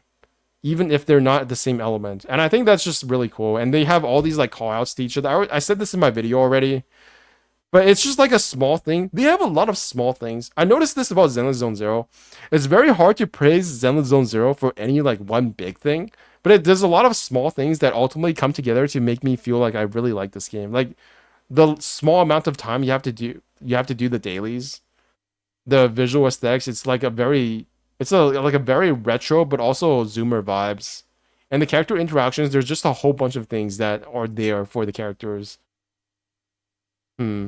And they don't have this in Genshin Impact or Honkai Star Rail. Genshin Impact and Honkai Star Rail characters barely interact with each other, either in the combat or the story. Plus the 300 stamina in ZZZ, yeah. The 300 stamina is weird, because I would have preferred if they had stamina reserve, right? And to be honest, these faction mechanics has potential to prevent power creep too, in my opinion. I wouldn't say they prevent power creep, but they're like an alternative to make the power creep not as prevalent. It feels like because there's faction synergy, there's more than one way to play the character. You can have two characters of the same element, or you could also have two characters of the same faction, or three characters of the same faction but different elements. And that's a bit more leeway to how you build your team. And they obviously account for all these things when making a character. And it's not just faction as well as element. Zhu Yuan has the ability to just be paired up with any support character. So that opens up a lot of avenues to character and team building that is not available in Genshin or Honkai Star Rail. Like, Honkai Star and Genshin is so fucked up. Like, Fei Xiao's best in slot is fucking Robin. I hate that so much. Like, what the fuck does Robin have to do with Fei Xiao? And Robin is also best in slot for all the, like, follow-up teams. It's so bad. I hate Robin so much. She's such a bad character. Anyways, let's move on. Yeah, I wish there is stamina reserve in ZZZ. Yeah. Stamina reserve is probably the one thing I want in ZZZ, but they don't do it because they want you to log in every day, let's be honest. Distractions allows the true form to take shape. Then I think I'll combine the air after it rains, the nectar of a feisty flower, This new perfume and is really hot. Wanna try? fried food? Here. This is so peak. This is probably the best shot of Chevreuse. It's just like her eating. Like, this is kind of slice of life stuff that makes Zenless Zone Zero good. And I don't know, Genshin Impact should have more of this stuff in the actual game. Like, these character interactions with Emily, like, and then they're just walking by. Wouldn't it be so awesome to just see Navia and Chlorine just walking around together in Fontaine? I think that would be cool. It just, like, all of these are very small things when you say it out loud, but it just adds to the atmosphere of the game. And let's be honest, the atmosphere of the game is like 90% of the game for gachas. So, I don't know. It's just a small thing. Emily is not a bad looking character. Now that I'm looking at her like this, she's not a bad looking character. But she kind of got fucked by all the leaks. People had very different expectations for what Emily should have looked like. And sounded like. I wish we could see them outside of quests, exactly. Honkai Star Rail does that too, and then Zenless Zone Zero goes a little bit even farther than that. Every single game you can see that they built on top of something in another Hoyoverse game. And unfortunately, Genshin Impact is like at the very end of that line. It's kind of reaching the same status as Honkai Impact, to be honest. Wanna try? Fried food? Here. Yes, I love the pink. I love pink, purple, and blue hair. But she's none of that. She kind of looks like an Irish character. Like, if there was like a national themed character, this would be the Ireland character. She looks exactly like how I pictured an anime character would look like if they were Irish and themed after Ireland.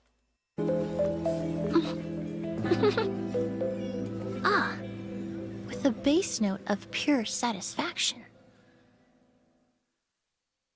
Yeah. That was not a bad trailer. I think that was actually pretty good. It's just that if she's not in the story and she's not in Hexing Circle, then what the fuck is she?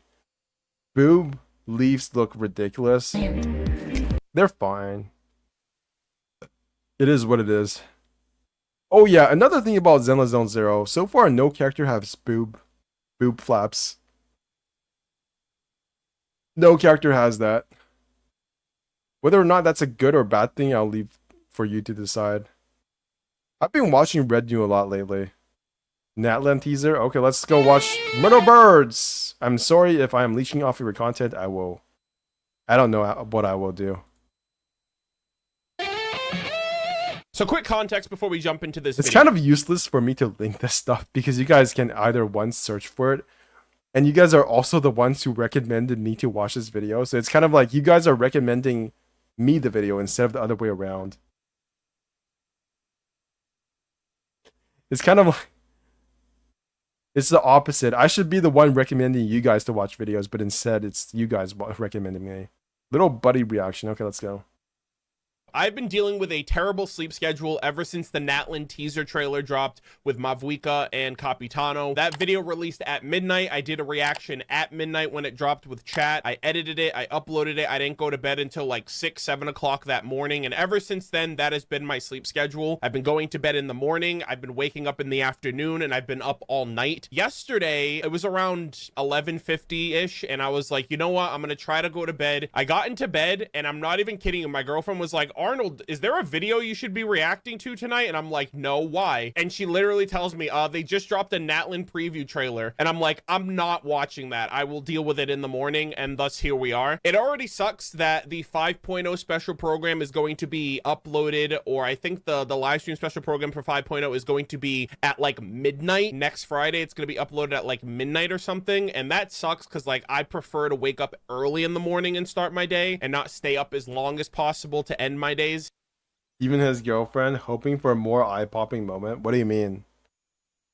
So I've just been dealing with terrible sleep schedules. I did wake up at 6 a.m. this morning, so I got about 7 hours of sleep overnight, which was nice. And I could have watched this. Yeah, if you're a content creator, especially covering games, but the video not too crazy, especially when you're covering like Eastern Asian games and gacha games, your sleep schedule, if you're living in, I don't know, North America, is completely fucked up. Like, I'm literally streaming this at 2:34 a.m.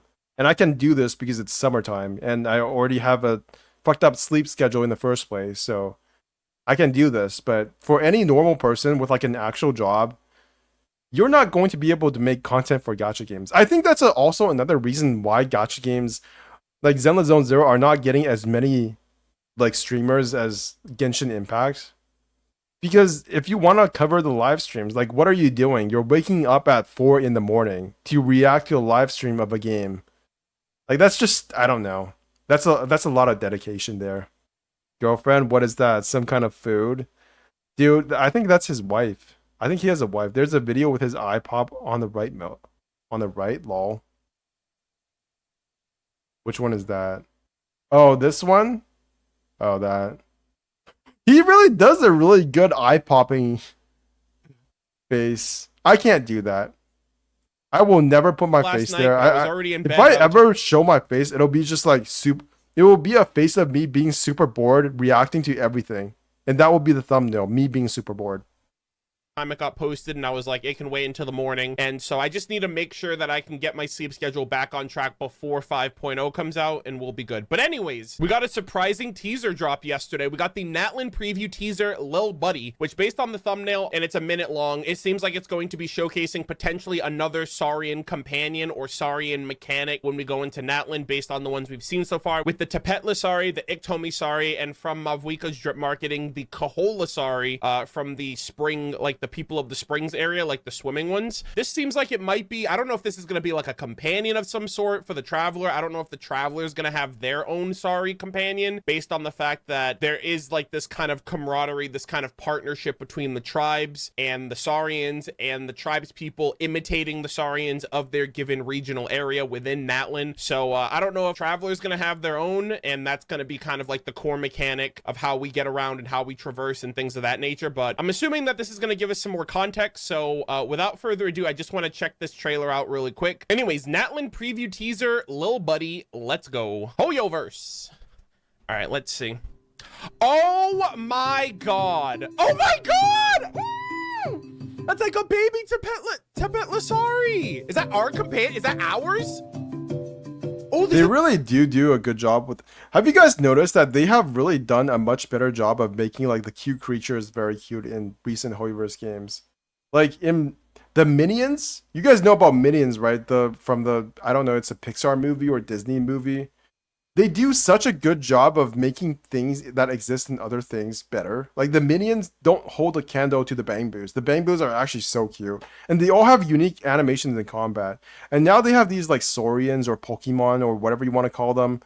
There's a Pokemon like this in Generation 1 Pokemon. I forgot what it was called. It was like Kangaskunk or something. Is that what you call it? Kangaskunk. Kangaskhan. Yeah, this one. That it's literally just Kangaskhan. Jesus Christ.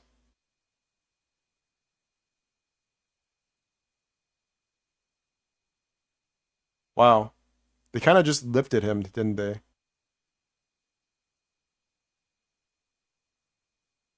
Mellow scenes don't count. They're creepy. But this thing is cute. That's like a baby Tepet Lasari. Is that our companion? Is that ours? Oh, these are the. But sadly, because of that, people in my country called Genshin baby game because of those cute things are too much in this game. Dude, I'm like 31 years old. I love cute things. I'm like a 31-year-old Chinese guy in Canada, and I just love. I don't like Wuthering Waves because I don't know. I've said that so much. I don't like Wuthering Waves, but I don't like Wuthering Waves as much as Genshin because it feels like it takes itself too seriously. Genshin Impact is still like, if you want to search for the serious things in the lore, you can, and they're there. But I don't mind just having like the aesthetics of the game be like a whimsical Pokemon-like adventure. That's right up my valley. I love that. True, now that you pointed that out. What about Aranara? Aranara are cute, but they're also annoying. So it's like half and half. I feel like because they're not voiced as much, and like the Bang Boos make more noises, and I feel like the Saurians are more unique looking. So I would have to give it to the Saurians and Bang Boos. Aranara look too similar to each other, and they're annoying as fuck. Their entire quest is kind of annoying. I'm sorry. Mines. This is the Nanatkayan area. The cutest thing in Wuwa is like the Paimon filler, the Paimon, you know, whatever the Paimon thing. I don't know what it's called, but that is the cutest thing in Wuwa. The problem is when you have cute things in Wuwa, they look so out of place compared to the rest of the game that people actively complain about it. Like when 1.1 first came out and the cute Paimon thing started talking, people were like going to Reddit and saying, "Oh my god, I don't like this. Why are you adding Paimon to the game? This sucks." Like, why did they even feel the need to add that to Wuthering Waves? It's so weird. Oh my god, that's like a little baby. Okay, this is the spring area. People of the Springs. I think this is where Mavuika's. I didn't even notice. This is a spring? Cool. It just looked like a very chill, like, lake village to me. But yes, Natland does have natural springs. I forgot. This was revealed in Inazuma. Springs. I think this is where Mavuika's. Oh yeah, that is the little miner. I wonder if this is gonna be our Saurian. And we're gonna be able to enter. Whoa. Wait, okay. Just to check, do I have Telegram on? Because I forgot, I have Telegram on sometimes for leaks, and when I'm recording video, sometimes the Telegram will just like pop up, be like, "Oh, here's the new character in 2.7." And I forget that I had it on. I was like, "What? I don't know. I can't use this footage now. Shit." What the hell is that thing? Oh my god, that thing is so good. Whoa! That looks like a. What the hell is that thing? That's beautiful. That's what that thing is. For a second, I thought it was a Dendro, like Lecter or something like that. What the heck? From its back image right here, I literally thought it was a Dendro, like Abyss Lecter. I always get confused. The Heralds are the ones that are super aggro and like come right at you, and the Lectors are the ones who are like the mages, right? I think that's how it is. Still not sure. And I guess it's like a Dendro, like a spiritual, tribal Dendro creature of some sort. Holy shit, chat. I say chat, but I'm not even streaming. This is recording off stream. Oh my god, we have a little baby Tepet Lasari. So first off, I think the best showcase out of all of this, believe it or not, isn't even the Saurian. That kind of looks like Dragon Spine, but super straight. and not really traversable. I really do wonder about these kinds of new mountains, because so far in Genshin Impact, all of the mountains feel kind of traversable, right? They all feel like they were meant to be climbed, and that kind of changed in Fontaine. Fontaine was the first area to have these sorts of like straight mountains that have very straight sides to them that don't feel like they were meant to be explored. So how are we supposed to get up there? Like, I don't know. It'll probably be directed somehow. The locations, it's the locale. This is such a sick look at the landscape of what we've already seen so far based Gotta on have some way to sell merch. I would actually spend money on a Bangbu. I would love Bangbu merchandise, honestly. And unironically, as a 31-year-old guy, I would love Bangbu pillows or Bangbu, I don't know, Bangbu mottos. Bangbus are actually the best part of Zenless Zone Zero now that I think about it. They give them so much, like, they're so entertaining in a good way. I wish they would give more, like, just make Bangbus. There are people, NPCs walking all over the city. Why are there not Bangbu NPCs walking around? It's kind of weird. That's a miss. I think that is a legitimate miss for Zenless Zone Zero right now. We just gotta have more interactive Bangbus. On the Natlan teasers that we've gotten thus far, but I think this is the first area we're actually going to go to. I love the graffiti. We've talked about that. I posted a full 2-hour video of everything you need to know about Natlan. Oh shit, he reacted so hard to this. So is true the maturity in not being embarrassed about cute kitty stuff and not being edgy. No, I'm not saying that, but I'm saying that as a 31-year-old guy, the cute stuff never bothered me because I never felt like being mature had to do with, you know, liking edgy stuff. It's not that being more mature means liking more cute stuff. It's that I just don't give a shit if I like cute stuff. I watched that 2-hour video. Murder of Birds actually makes time go by so fast. He's like a peak React streamer. Prior to its release, if you guys haven't seen it, that video's been doing really well. Kind of chronicles and documents all the information we know so far, including like the graffiti and the contradictory appeal and approach to the nation, its architecture, I guess its atmosphere, if you will. But yeah, so this is the Children of Echoes, the Nanatskayan tribe, and they are miners, and the Saurian that correlates to them. Dude, how does he know this? Not even I know that. Dude, this guy probably he probably reads the Hoyo Lab articles, now that I think about it. Holy shit, what is that? That thing's, oh my god, that's like a manta ray or something combined with a shark. Oh my god, that thing looks so epic. What the? Wait, I want that. Wow, and look at its hands. It's like a mutant something. But this thing looks so cool. I think this is probably the best design out of all the different Saurians so far. I love this. It's like a shark combined with some kind of manta ray combined with like a Pokemon. This would legitimately be one of the coolest looking Pokemon if they ever reveal this in like an actual Pokemon game.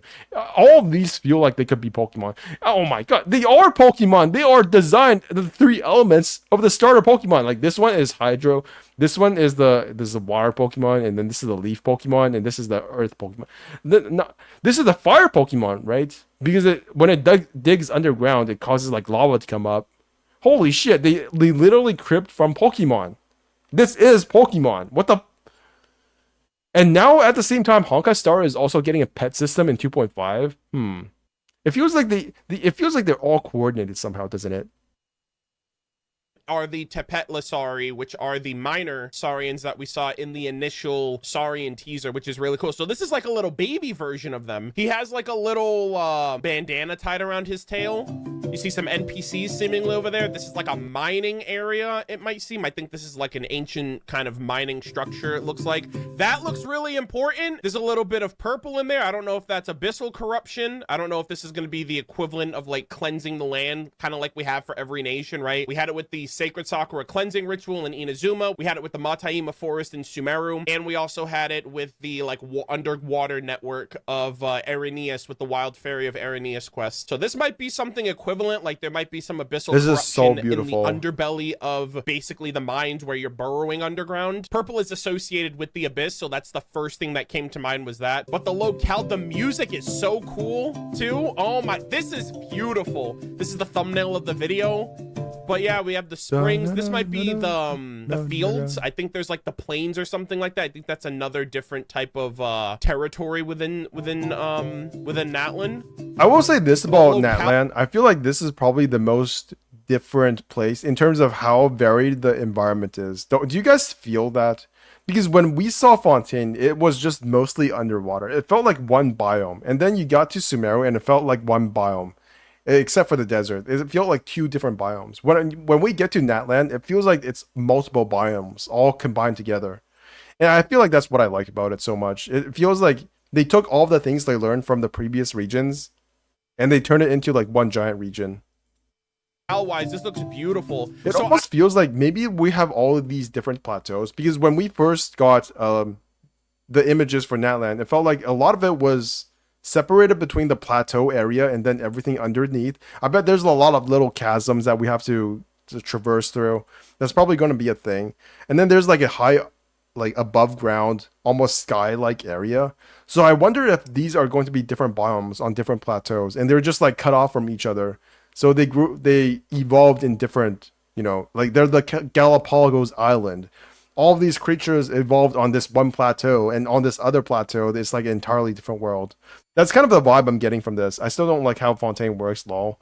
I wouldn't say Fontaine. I don't know if I dislike Fontaine, but the underwater thing is pretty cool. But it definitely felt like one biome. It definitely felt like the most cohesive and like mono aesthetic out of all the different regions so far. There are different looks to it, but I don't know. I wonder. Sumeru still had that like different desert and like, Now that I think about it, most of the different regions, Inazuma, I think this is another thing I really liked about Inazuma, which is that it had multiple different biomes. Like we got Watatsumi, which looked completely different from Inazuma Island, and then we had the Tsurumi Island, and then we had the Thundering Island. It felt like there were a lot of different areas that were completely separate from each other and different in terms of aesthetics. Liyue also kind of had that with its expansions. We had the newest expansion for Liyue didn't look that different from base Liyue, but the chasm itself was completely different. And my first impression of Fontaine didn't really get that, and I think that made Fontaine a bit less exciting.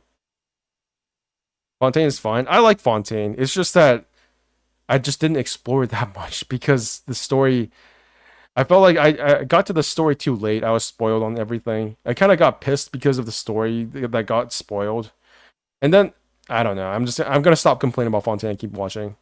If the Saurians... Oh yeah, and Enkanomiya too.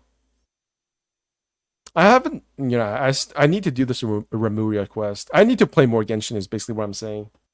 Fontaine is uniform. I feel like they invested too much of Fontaine's identity into the underwater stuff, and that took a bit away from Fontaine as like an above ground map, is what I would say. It definitely felt like a lot more was invested into the underwater stuff than should have been. System is going to be like what interacts us with the Statue of the Seven, and that's what's going to get us incorporated with the nation, right? Because I think that's like the closest thing to, because that it seems like this is going to be a major aspect of traversal. And then we have a new mob here too, which is very interesting, a dendro based creature. They look insane. And damn, bro is literally pulling up himself, and then he sees, oh my god, what am I up against? Let me get out of here. I'm gonna go get my traveler. You'll be sorry. Oh, that is so freaking cute, man. Holy shit. This is so exciting. Actually, I want to see what the comments are saying in this. The fact that this trailer's name is Little Buddy makes me so happy. Bro folded in a second. I thought the exact same thing. That's hilarious. I don't know if we're going to get like a baby version of the Saurians for every different area. Like the Are these baby versions? Oh, it is a baby version of the Saurian. There's like, when we first saw Natlan, we had like a bigger version of this. It's not much bigger, but it is bigger, and it felt like it was more mature version of this. So it would be really cool if we got more versions of the same, like basically they're different evolutions of the same Pokemon, right? Like Kangaskhan has like a little version of himself. That would be so cool if we could just get like an entire Pokemon system in Genshin Impact. That would be amazing. I would love that. I would love for there to be like an actual competitor to to Game Freak for Pokemon, because Game Freak has been messing up Pokemon for such a long time now. Their games are so shit. All the good Pokemon games never came from Game Freak. Every single one, whether it was like Pokemon Coliseum or Pokemon Snap, whatever game that you would like consider a good Pokemon game, they probably didn't make it. So I wish Hoyoverse would just buy the Pokemon IP, although I guess that would be too expensive. I just wish anybody else that was competent would make the mainline Pokemon games. Damn. Anyways, this turned out into a Pokemon complaint thread. Power World is a survival game. It's not anywhere the same as Pokemon. You just realized that now? No, I realized a long time ago, but I want Hoyoverse to make a Pokemon equivalent game. That would be the next stage of gacha, in my opinion. That would actually make me excited for another new open world gacha game if it was to collect Pokemon. But in general, I'm just over that. I think Zenless Zone Zero is definitely going to be my last major gacha game. I don't think I have much more in me to focus on another gacha game. The spring area, the mines, etc. Or if this one Saurian is going to be able to like amalgamate into all of the other ones, right? Because I think one of the things that's very interesting, especially with the Traveler, is like the Traveler is able to kind of combine all 7 elements into one being, right? They are very different in the sense of everyone else only gets one element, but the Traveler is able to have multiple. So I wonder if the Traveler is going to have some kind of unique special contract with the Saurian of like his companion Saurian, where his Saurian is going to be able to, I don't know if it's going to be some kind of interesting like bio contract where the Traveler has multiple elements and therefore the Saurian that they're contracted with is able to identify or is able to adopt multiple forms of dragonhood, right? With all of the other kind, if they're all the same, but they're different in terms of their types. This one being Geo. So I just wonder how that's gonna fare. Or maybe it's gonna be based on like whatever Statue of the Seven you incorporate. Like if you're in the, I don't know, because then they would have to have a Statue of the Seven for every area. I don't know how they're necessarily gonna incorporate it, but actually, you know what? I'm wondering how this is going to incorporate with like the Pyro Traveler then, because the first thought out of my head was, oh, well, what if you go to a Statue of the Seven and you resonate with a different Saurian and then your Saurian adopts that element? But that's already what they do for the Traveler. So I don't know if they're going to potentially, like they can just tack that on to the Statue of the Seven, right? So then if you're in Natlan, you go to the Pyro Traveler, or you can, and there might be like another variant for the little Saurian if the Saurian is able to transform into a different one as well. Because like I really do think the Traveler is definitely gonna adopt these other Saurian companions because they showed all of the different forms of I hope it's us adopting the Saurians and not us transforming directly into the Saurians. I think it would be a lot less interesting if we just become Saurians. I know that's probably a hot take because they showed us off like actually controlling as the Saurians, but I don't know.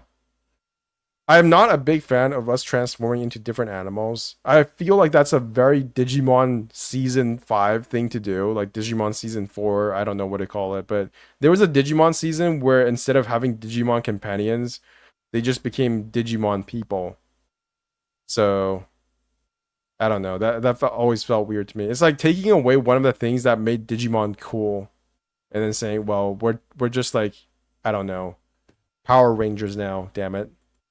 Traversal in the initial Saurian trailer. So from that perspective, I'm like, okay, well, the Traveler is going to have multiple ways of traversing, and I don't know if they're going to combine or if we take the perspective of the Saurian, kind of like how we do with Sarouche when Sarouche flies around and whatnot. But I don't know. This is very interesting. Beautiful locales, like I said. I think that's my favorite aspect of all of this, is just like this actually reminds me a little bit of, I forgot what it's called, but it's like the cherry blossom tree in the Vorokash's Oasis area when you're going with the I think it was like the Barsom tree, I think that's what it was called. But all of these locales are amazing. Aether and Paimon chilling. I love how Aether is still Hydro. Oh wait, Aether is still Hydro here. You would assume that he'd be Pyro if he's already in Natlan. So I'm actually wondering, is like, does Aether, wait, maybe Aether, what if Aether, actually that would be kind of interesting. What if Aether I have not seen much of the leaks. I know there's a lot out there because I've checked the channel, the subreddit channel, but I don't know. I just don't feel that into the leaks for Natlan. I don't feel like there is any need for me to look at leaks for Genshin Impact anymore. The only things I look at are like the big titles like, oh, Muad'Lani nerfed to fucking hell. Mualani, no longer a character in Genshin Impact. So weak, she actually does not belong in Genshin Impact. She is literally worse than Dia. No, I actually didn't see that, but that's probably one of the titles that would attract me the most. Have to get a See, Bench Gamer Natlan looks like Sumeru. No, it doesn't. She isn't that bad. No, but she went from a Nouvellette power creep to, oh, she's literally the worst Hydro character in the world or some shit. Biggest nerfed in Genshin history. At least according to ZZZ. Or some other person, I don't know. They all blend into each other at some point. I'm sorry. Nah. It doesn't look like Sumeru. It does not look like Sumeru. That part is completely like the terrain is completely different from Sumeru. Sumeru's is much more like I feel like Sumeru is spaghetti terrain. The terrain reminds me of like a big bowl of spaghetti. And this one looks like a bunch more Roblox type terrain. It's like the terrain is a bunch of pudding cups. That makes no sense at all. I'm comparing these things to completely different things, but it kind of reminds me of like blocky pudding or tofu. Like this is a tofu nation, whereas Sumeru is the spaghetti nation. I hate the mountains of Sumeru. I thought they were alright. Murder Birds just pointed out that the area looks like a Sumeru area. a piece of the primal fire before he can become Pyro Traveler. I don't know. It's a very interesting aspect because, like, in my head, I thought, like, why wouldn't Aether be Pyro here if he's already in Natlan, but he's still Hydro, implying that he hasn't gotten it yet. Obviously, they can just have it just for, like, the commercial factor of, like, Natlan isn't fully revealed yet, but I don't know. That's a very interesting aspect to consider. I also love that this Saurian, again, this bandana kind of reminds me a little bit of Amber. Also, it might be different from the others, implying that this one is special, this one's specifically for us. Oh, that's a good point. It does have some kind of dressing on top. It's got some kind of clothing or accessory that looks kind of humanish. So this might be a special Saurian that somebody really loves. It might be the Pikachu of this game, of Natlan. It in a crowd of other Saurians, but wow, I absolutely love this. I cannot wait to see more. Natlan's only a few weeks away at this point. We still have the 5.0 special program in a couple of weeks. When is the special program? You guys know? I need to put it on my schedule. 5.0 is here, so it should be over here somewhere. Probably in 2 weeks is what I suspect. August 16th, right? So it's probably gonna be in the morning of Friday, so 5.0 live stream. Yeah, it's in 3 weeks. A bit more than 3 weeks. Live stream will be in 2 weeks. Okay, so I got that down. I was supposed to be doing Sumeru content today. That's how far off of my schedule I am. The schedule that I have is more like a suggestion more than anything else. You guys think about a all very of this vague information. suggestion. Also, the timing of the live stream is different. Really? That's interesting. Do you mean different as in like local time zone, or do you mean different as in there will literally be a live stream for China here? Or do you mean just the 5.0 posted it in Twitter? What? What the shit? Is it later?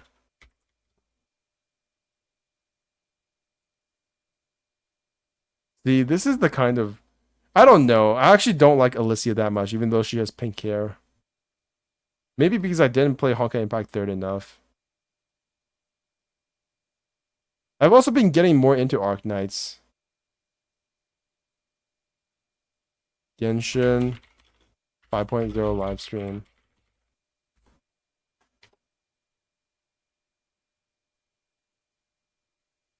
Release 4.7? What? August 16th. Release on August 28th. So it's still August 16th. So it's still the same. I like her pinkness. I think the music and the visual locales were my favorite aspect of this. The fact that we seemingly get our own little buddy is really cool too. I don't know if we're going to have a name for it, or Paimon's going to have an interesting nickname for them. But all of this seems very, very intriguing, very, very exciting. And I hope you guys look forward to it as well. Let me know what you guys thought about the trailer. Let me know what you guys thought about my thoughts, theories, any comments that I mentioned in the comment section down below. And yeah, Natlan's right around the corner and I'm very excited. So hope to see you guys all in the next one. Take care. Right now, I would say in terms of how excited I am, Out of a score of 10, I'd probably say a 7. I don't know if that's underselling that land or overselling that land, but I really do feel like the lack of characters that I care about is a big deal. And how excited I am for a region. I never felt this way about Sumeru, by the way. I felt like Sumeru definitely had the most amount of characters I actually liked. Like Sumeru to me had almost the perfect cast. They just kind of underused Dory. They didn't really do that much with Candace. And that's pretty much it. I liked the Sumeru cast the most. I have to see whether or not the gameplay as well as the story will change my mind. Because you guys all know about how I felt about Zenless characters before Zenless actually launched, right? I talked about it like at least twice in my videos. I did not like Zenless character design before Zenless released. I thought they were kind of undercooked. But then the animations just completely changed it for me, and the storytelling as well. So we will have to see. Mine is 8. I'm looking forward to play to Mualani. Don't care if she got a nerf. I definitely care. I feel like I call myself the enlightened centrist, but I'm definitely more of like a 60% story guy and a 40% gameplay guy. And the 40% gameplay is pretty important. I still care about whether or not something like actually works. Like Dia, I kind of regret getting Dia. Like there's only so much that liking a character will carry you in terms of how much you like a character. There will be times when I will get a character that I didn't initially like, and then after they do big damage, I'm like, okay, I can see why this character might be cool. So my mind is very easily changed. I like Fontaine designs more, to be honest. I think Fontaine's designs are more cohesive than Natlan's. Natlan feels like a hodgepodge of different things. Like all the tall female characters look like Arlecchino variants to me. Whereas there are the short characters that look like they might be from like Hawaii or something. And then there's like this guy who looks like, I don't know, he summons a digital dragon, which is cool, but I wonder how that fits into Natlan. Gotcha content creator glazing, the best. Yeah. The date is the same time and different than the usual of live stream of special program. Dan, you're still going. Oh, Yasumi! I don't know. I didn't know if you were here in the beginning. I never saw you. Or maybe I just forgot about you. But yeah, I'm still going. How long has it been? I'm going for 8 hours all the way until the live stream. Zenless live stream. Let's go.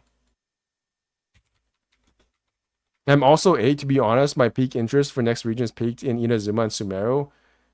And Fontaine got 8 out of 10, and Natlan also 8 out of 10. Yeah. I would say for Fontaine, for me, it was like an 8 out of 10. For Sumeru, it was like a 10 out of 10. And for Inazuma, it was like a 9 out of 10. Zenless Oh, no. Are they going to only be on Twitch? Is that going to be... Oh, it's here. Premieres in 2 hours. No, 1 hour and 30 minutes. We only got 1 hour and 30 minutes left. Nice. Jesus Christ. I like how they made Jane Doe look like such a bad guy. I hope that they actually make playable bad guys at some point. I know she's not going to be because I've already seen the leaks. But it just makes me like, it feels like she's Kafka plus Pro Max. And it's kind of funny that she's a mouse. Well, she's actually a rat, but she's pretending to be a mouse, pretending to be a cat. What is chat saying? Anyone pulling for Jane Doe here? I will say that for me, for Zenless Zone Zero, to be honest, I don't get the same amount of hype for the characters that are coming out as I do for Honkai Star Rail Genshin Impact. And I think it has something to do with their character design. In terms of aesthetics, she looks like a sheep. She kind of does with the ears. In terms of character designs, because the Zenless characters feel like they are not undercooked, but their design is not as ostentatious. They definitely don't feel as like out there as Genshin and Honkai Star Rail designs. And I feel like that does make the characters less exciting to see on like a moment's notice. On like for a first impression, the Zenless characters really don't make that big of an impression. It's only when I see them in game with their animations and storytelling and voice acting that it kind of all clicks for me, and I feel like, oh shit, this is a cool character. I want to get them. It is one of my big wish Dotori become playable. Have you seen the rumors about about Genshin Impact no longer having male characters? Have you seen that leak? It's not really a leak. It's more like an opinion by a jaded leaker. I would say it's kind of questionable, but it does make me kind of scared that Genshin Impact will no longer have male characters as a centerpiece of like just characters. And it also feels like that's also a problem in Genshin in Honkai Star Rail now. Have you guys noticed that male characters in Honkai Star Rail are always second half of the banner? Like there hasn't been when was the last time Honkai Star Rail had a main banner? A first half male character banner. We got a lot of fun male characters. How good is ZZZ story? It much better than Wuwa, right? I would say Zenless Zone Zero has the most unique story out of the main gacha games so far. I guess that's a very diplomatic way of saying that I like the story better. Because the reality is that Zenless Zone Zero is my favorite gacha game right now. I think it does have the most enjoyable story for me so far. But a lot of that is just because it feels different from all the previous gacha games. And when I say previous gacha games, what I mean is like Wuthering Waves, Tower of Fantasy, Genshin Impact, Honkai Star Rail. Those are the main games that I feel like all do the same like character story beats. Essentially, they're all like save the world. There's a main character that is kind of like a self-insert, but not really. And in the first nation, we go to the first nation, and then we go to another nation. And yeah, that's basically the format of these new games, which is that we have a new nation every single year. We're the chosen one. We have some kind of secret history behind us. Even the like Traveler, Rover, Trailblazer,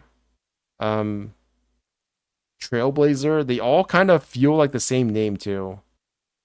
Don't you guys think that? Like Trailblazer, Rover, Traveler? I wonder where they got that name from. Male character in Genshin is a Hydro Sovereign and probably Pyro Sovereign too. How good? Okay, I would read that. To be honest, it's almost 6 out of 10. They didn't give us more relevant quality of life, to be honest, but because they give us non-stop relevant quality of life, it makes me excited with the next of Genshin. Is my big wish now? No, I don't. I didn't saw anything about that. I'm avoiding ZZZ to stop Hoyo from creating too much games. I don't have enough time to play them all. I don't think you're meant to play them all. I think you're supposed to pick one. They're probably more happy if you just pick one than if you played all of them, because it means you have more money to spend on their games, on just one of their games, instead of like chilling out for all of their games piecemeal. I also think it's better to have more dedicated fan bases from a Hoyoverse perspective than just one fan base playing all of their games. I think that is what they are trying to do. What is the story even about? That's a good question. And I can't really answer that because there's like so many things that are going on in the story. Maybe we should just watch the Ashikai lore video to give you guys an idea of what the story is. It's so hard to pick between Genshin and ZZZ for me right now. I just play both because I have no life. That's really all it comes down to. Ashikai, ZZZ lore. What the heck is this? Zenless Zone Zero lore. The scariest.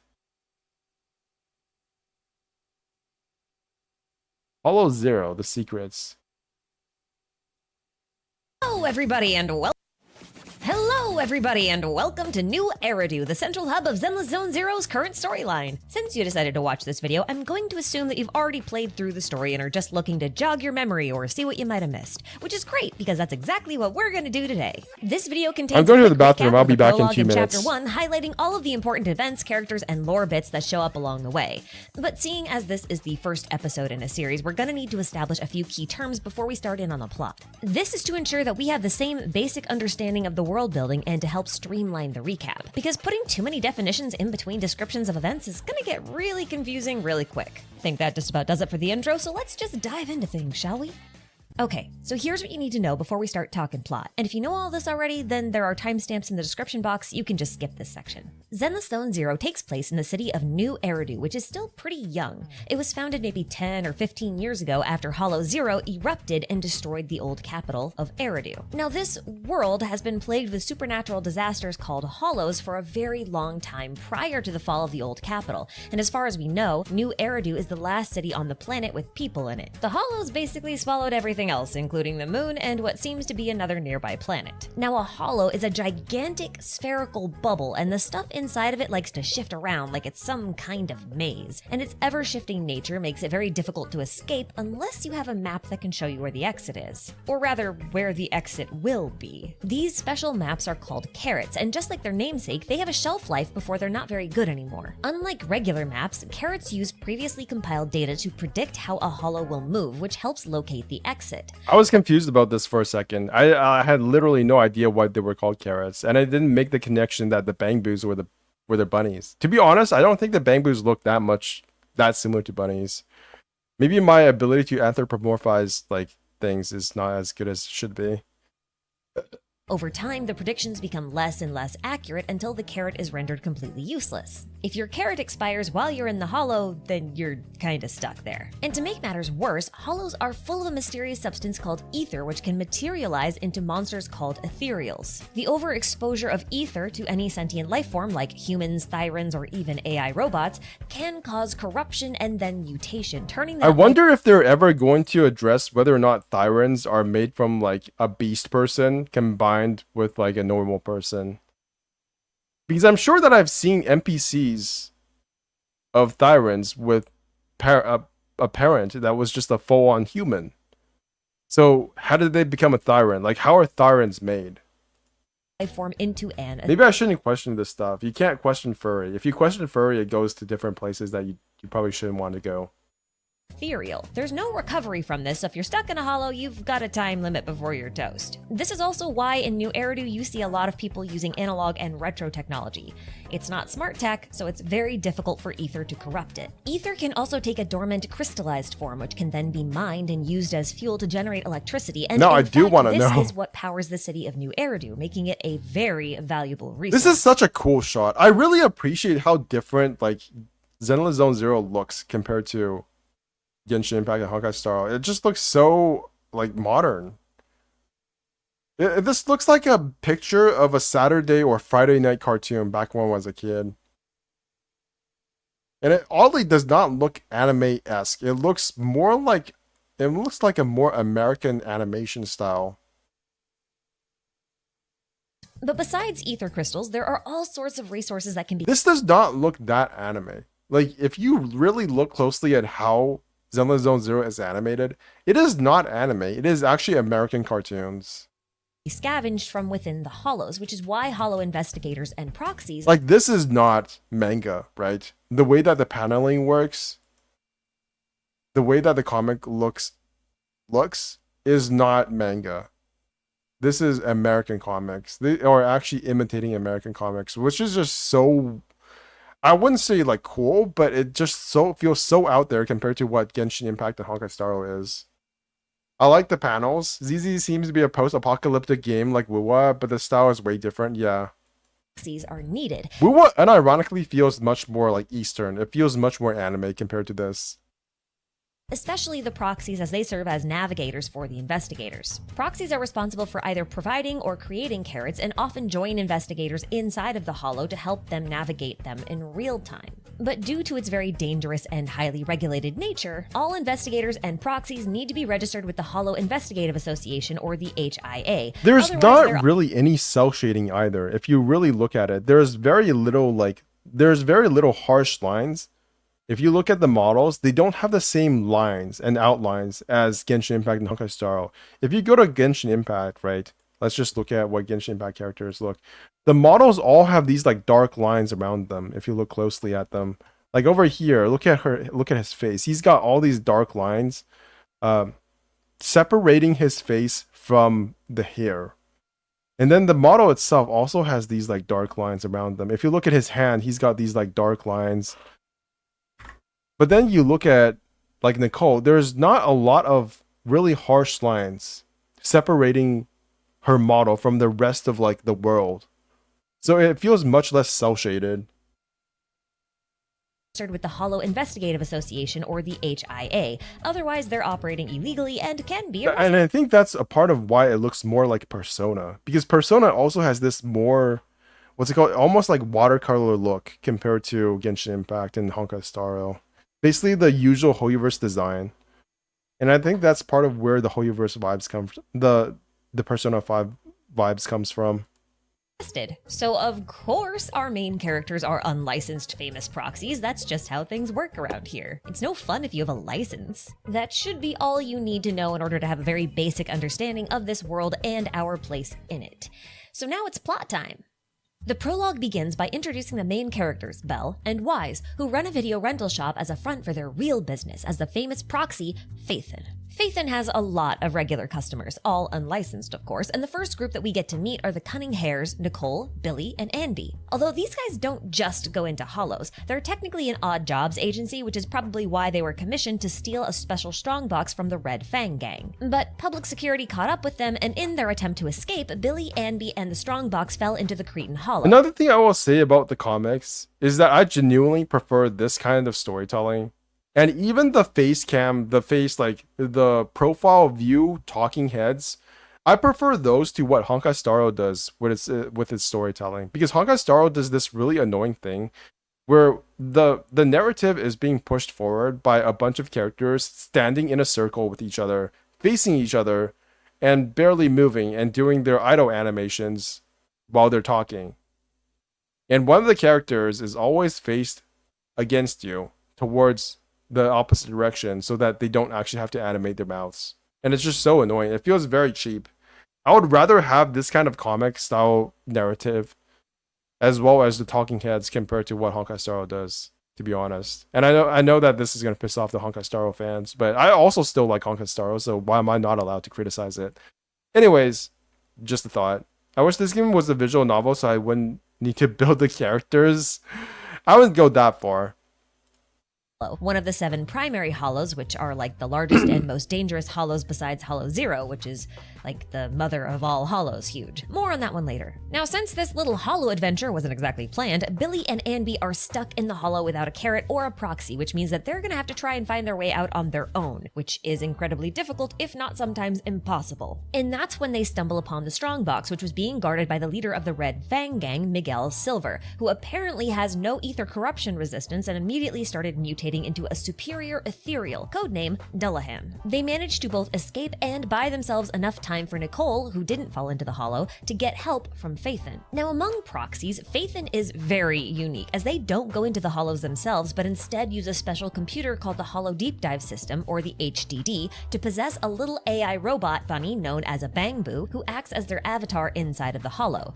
This one in particular is called Eos. Now, you might recall that AIs can get corrupted by the ether, but despite being AI powered, Bangbus are particularly resistant to ether corruption, because they were designed to help with hollow evacuation missions. That makes them perfect for operating inside and around hollows. Phaethon expertly extracts Billy and Anby from the hollow, but they still need to retrieve the strongbox, which is still being guarded by that Dullahan ethereal. So the Cunning Hares head back into the Cretan hollow, but this time they have Phaethon to guide them properly. But as you would expect, things go very wrong very quickly. The HDD gets hacked by an unknown third party who deletes their hollow database, and in the process, Phaethon gets disconnected from Eos. This leaves the Cunning Hares trapped within the hollow without a proxy or a carrot. Luckily, they find an official hollow investigation team that they could request help from, but this would also mean getting arrested because they're not exactly operating legally, and public security is really cracking down on illegal hollow investigations because of the upcoming election. Now, they could hand over Eos and Phaethon's identity to them in exchange for having their criminal record wiped, but they decide to wait for Phaethon to come back online instead. Good choice. But Phaethon's got to deal with this hacker that took over the HDD first, and apparently that hacker— Do we ever find out who this person is?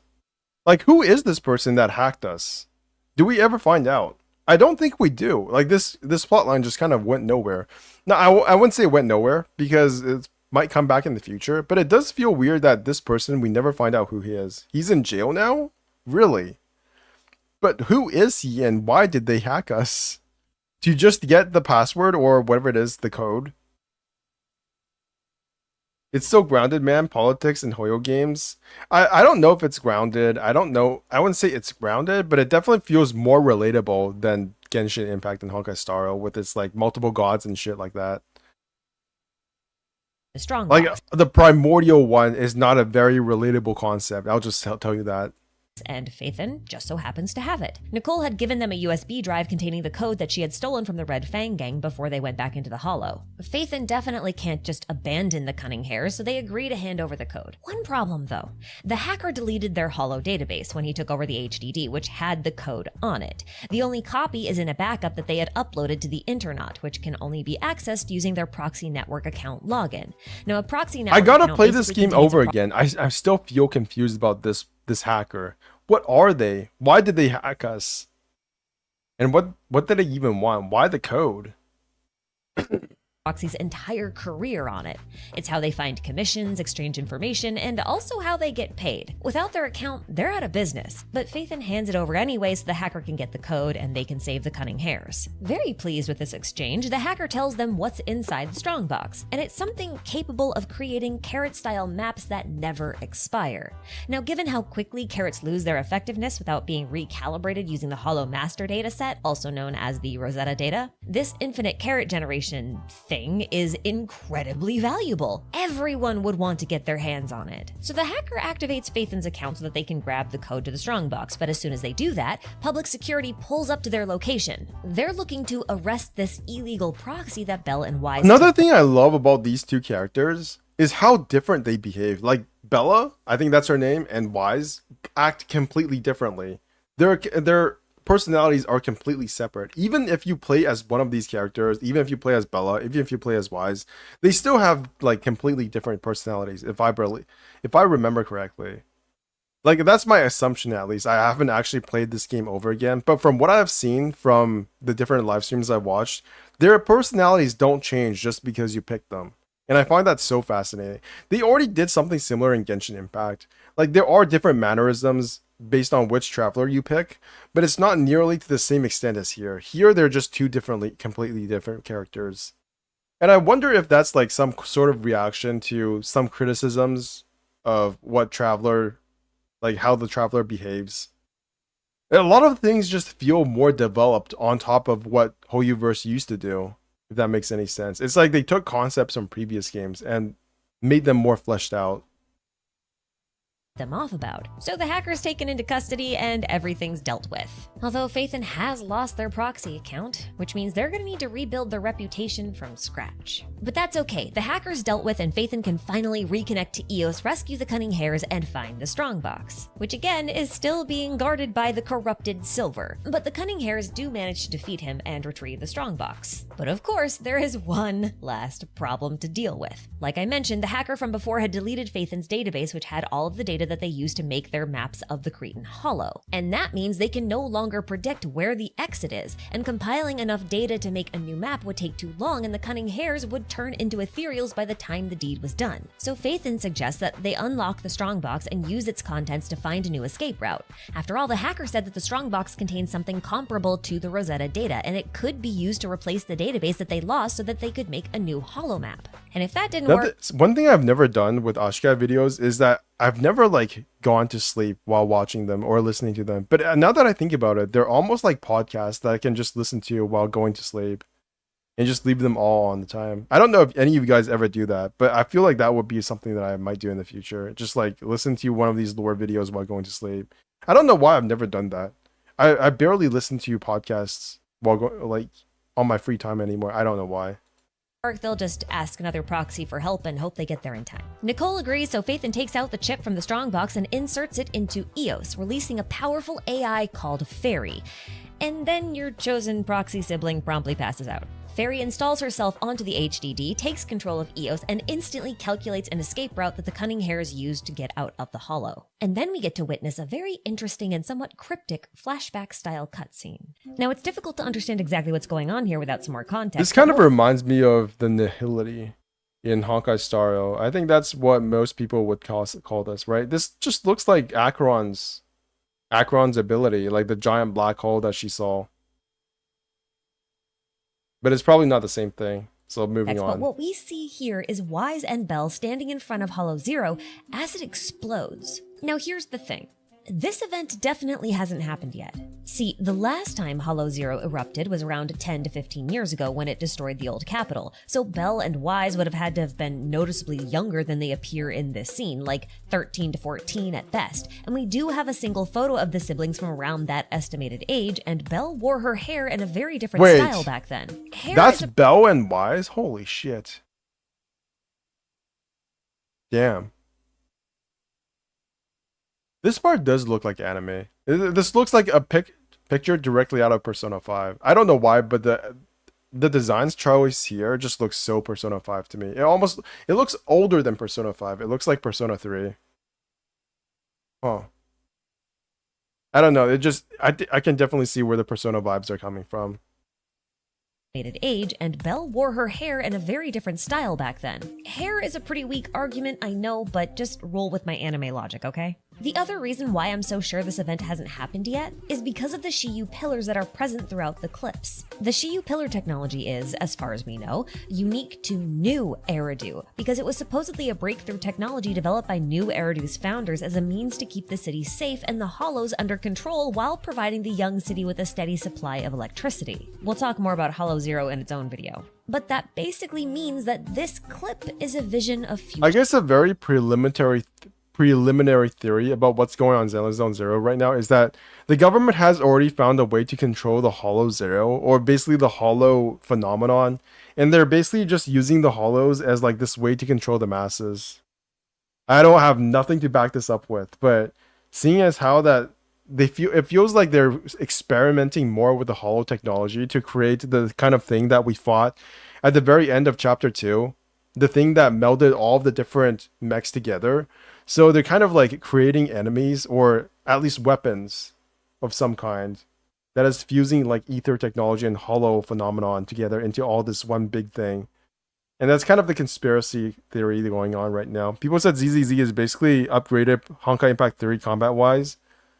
I wouldn't say so. I would definitely say I enjoy it more, but it's not really because Honkai Impact 3 is a bad game. It's because Honkai Impact 3 is a game that came out like 8 years ago. And it just feels very, very outdated in terms of its UI, in terms of its storytelling, in terms of even its character design. I would say it's a bit, maybe not part 2, but part 1, you can definitely tell that some of the Valkyries are not as well designed as the newer ones. And that's very hard to correct, because like, what are you going to do? Go back and change all of the different models that, you know, already existed? Probably not. Events. And from this, we can deduce that this Hollow eruption, as I'm gonna call it, is what Wise and Belle are trying to investigate, and perhaps even why they became proxies in the first place. It is the best way to get your hands on a lot of Hollow data, after all.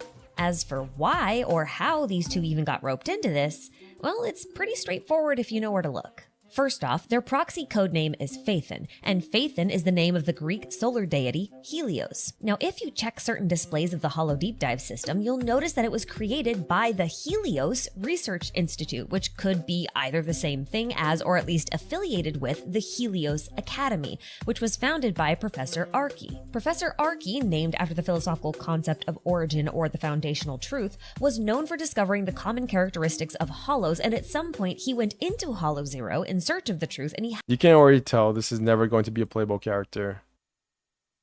Very sad. After the We're going to meet sentient Hollows very soon, I expect. I feel like the Hollows are basically just you're right.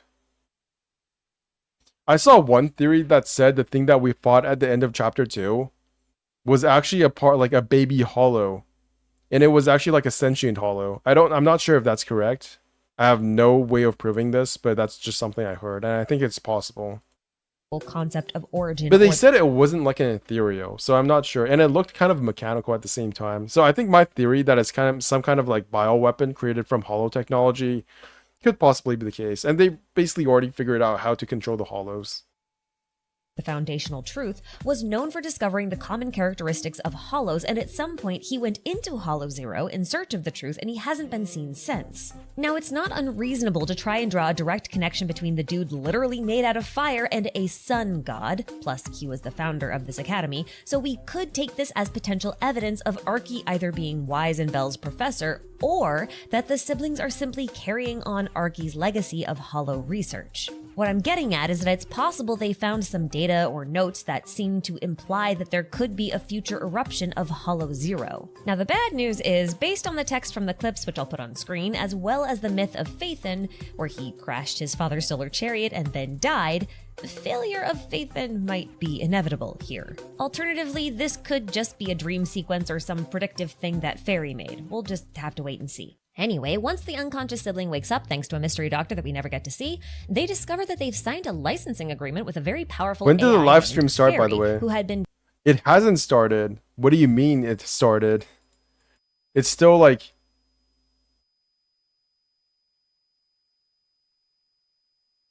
1.6 thousand waiting. It's starting in 56 minutes is when it's starting. 1 hour later. Yep. Let me just do some more Genshin.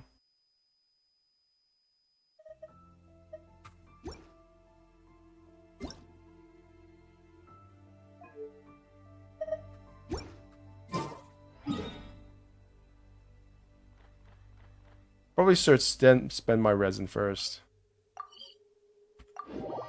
We can listen to Ashikai while I'm doing Genshin. That way you can get the best of both worlds. I need to go batch first. Okay, you go batch yourself. Make sure you batch yourself very well. 正所谓偷得浮生半日闲。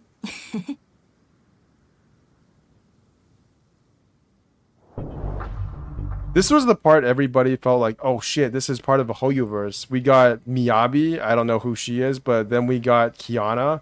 This looks so much like an Arknight's character, and I'm all for it. I love this. I feel like this is probably one of the most unique Genshin, not Genshin, the Hoyoverse designs in any of the Hoyoverse games so far. This guy is kind of whatever, but then you go to the Alicia XP, and I'm like, I don't even play Honkai Impact 3rd, but I like Alicia's design a lot. And then there's also this guy who's probably not going to be playable. And then you have Raiden Mei. It is what it is. It's another Hoyoverse game.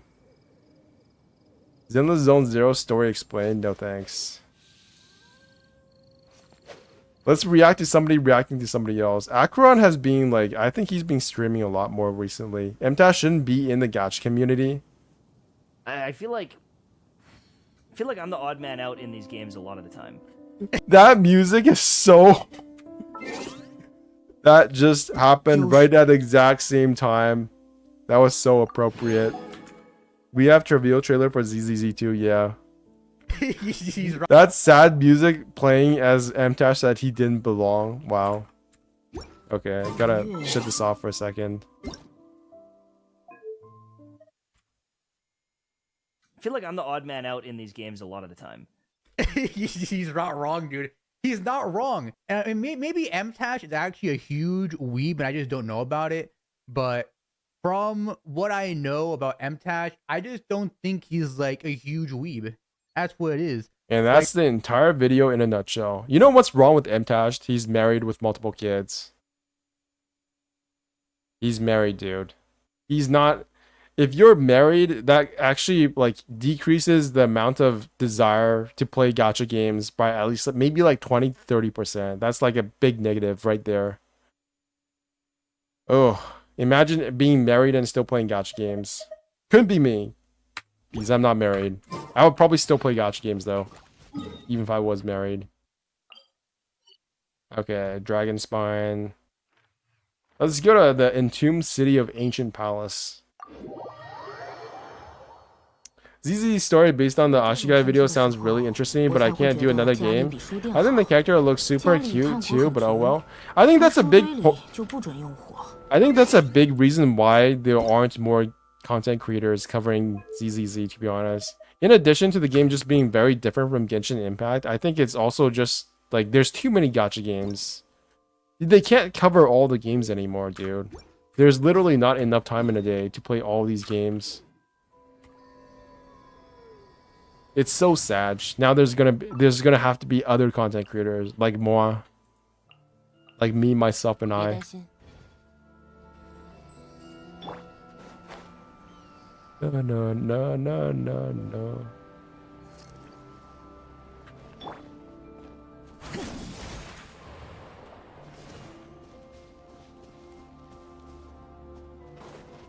You know what's wild about... Do you guys know what's wild about Dragonspine? It's that we figured out...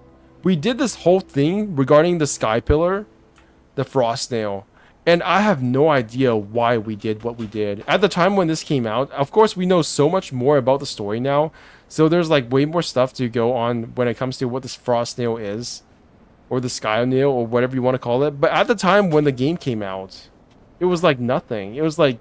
We literally had no idea why we were putting a fucking snail into the sky. It was like, why are we doing this? This is so random. What even is this thing? I'm sure some big brain theory content creator would have known a good idea. I would have had a good idea of what we were doing and why we were doing it. But at the time, the main story literally did not explain why we were putting a nail into the sky. It was just some random thing we did. New region, cool.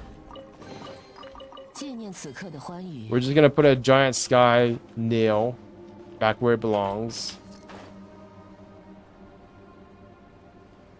We still don't know what the nails are. We kind of do know. Like, I think we have a good idea of what the nails are for now. Like, they definitely have to do with cleansing something on T-Bot. There was mirrors in the room. There were. I think we sort of do because there are books about it. We just didn't read the books. I read the books. I still had no idea what they were doing. I read all the lore back in the day.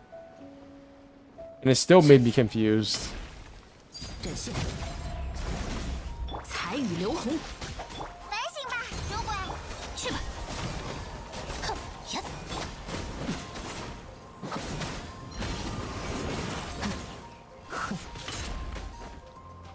No.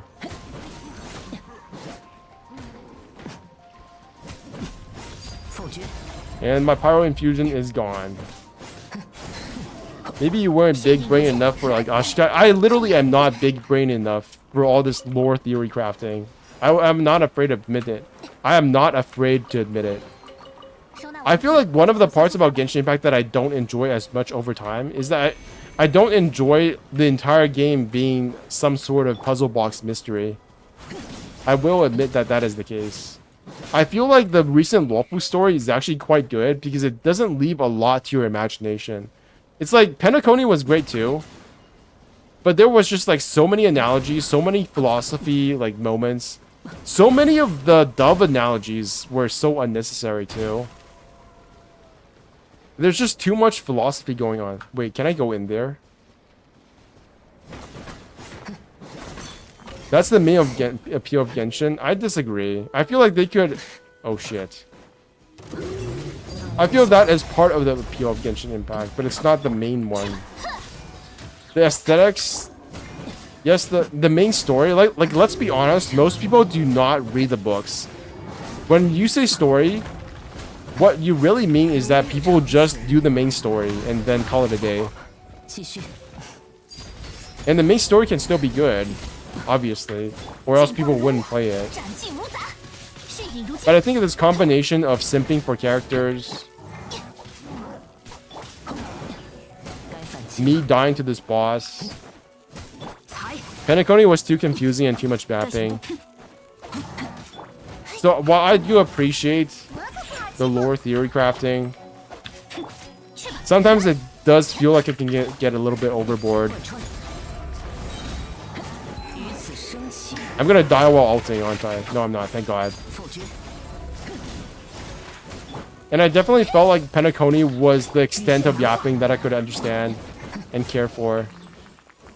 If they ever go beyond Penacony, oh my God. I cannot with Honkai Staru anymore. Okay, I can go in here now, right? Was that all I needed to get? The tooth? I think it was. I think the tooth was the main thing. It's not even that Penacony was frustratingly, like... It's that it was presented in a way that made it feel more confusing than it should have been. Like, to this day, I still don't really understand what was going on with the multiple dreams. Like, are we still in a dream or not? And the way that the Firefly death ended was also kind of weird. They should start 3.0 to go further beyond the edge of confusion. Honkai Star Rail 3.0 beyond confusion. More confusing than I don't know.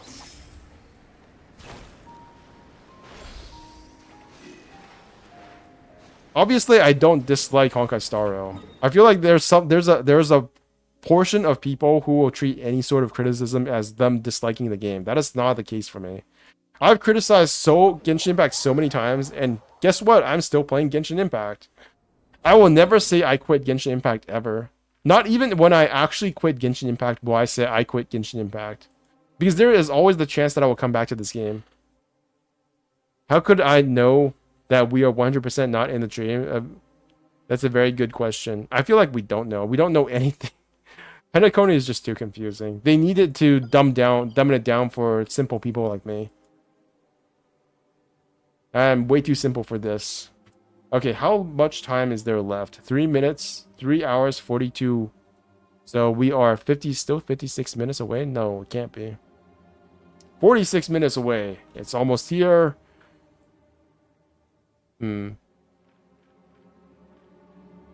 49% for Dragon Spine. Wow. That has to be underground. This also is probably underground. Can I go inside the place now that the Nilou is gone? I think that should make it possible for me to go inside the place where I wasn't supposed to go inside. The girl looks like Yelan. I think she's way hotter than Yelan. I'm not a big fan of Yelan, to be honest. I'm the biggest Yelan hater.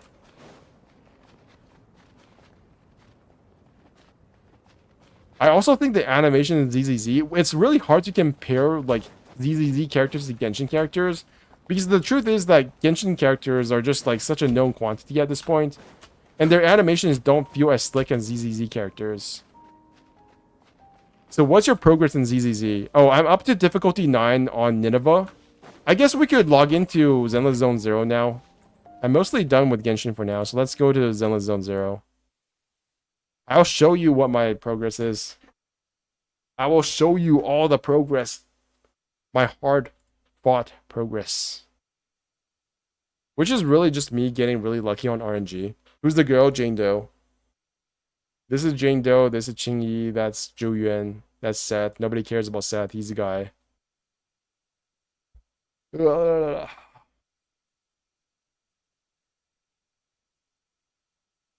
I will attempt to do difficulty 11, Nineveh. And I'll show you what the difficulty looks like. It's mostly just TVs. The difficulty isn't getting good RNG. That's where the difficulty is. I'm not even being ironic. The most difficult thing about this game is RNG. The gear is so unremarkable. I feel sorry for him. I actually feel much better about him after I saw his animations. He's a wolf Thyron, so basically just a wolf furry. And then you got Qingyi, who's like an android who's basically Super Saiyan when she does her animations. And there's Jane Doe, who's like a mouse that flips all over the place. Received today, 8th of August. Oh, I think they changed up they changed the ticket. They have a different... This is so cool. They have a different aesthetic for the ticket every single time you get it, every single month. That's cool. Okay, let's go get my resin. Where is that? Coffee shop.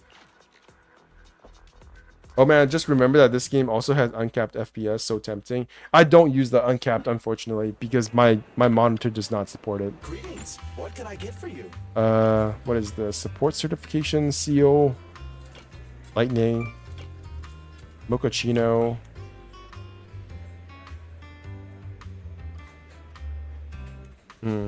I'll just go with the usual because it doesn't cost anything. Does this cost anything? It does. 1500. Jesus Christ.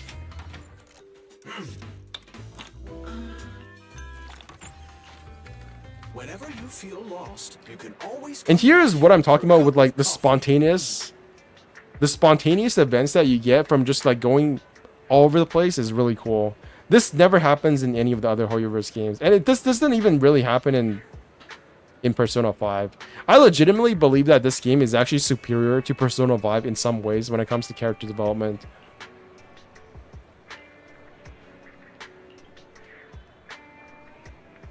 What's the recommended internaut level to farm disc again? I think it's like 40 or 45. I don't know how you can not do discs. Like, when you get to the end game, you can't do the end game without discs. So that's when you start farming for discs. That's basically all there is to it.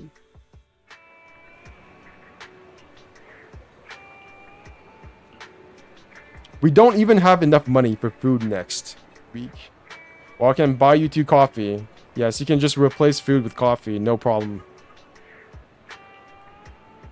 Give Nicole 10,000 Denny's.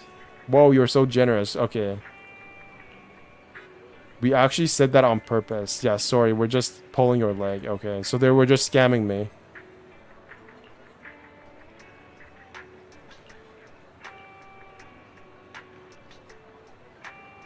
I'm just casually strolling along the quests and commissions right now. Nice. That's probably the best way to play this game casually.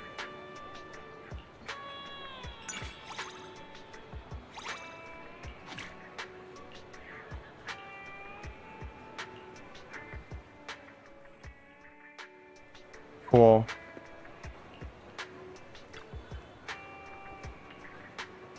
Okay, now my dailies.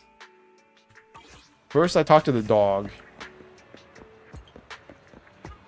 You should make these dialogues voiced. They should, but they don't have...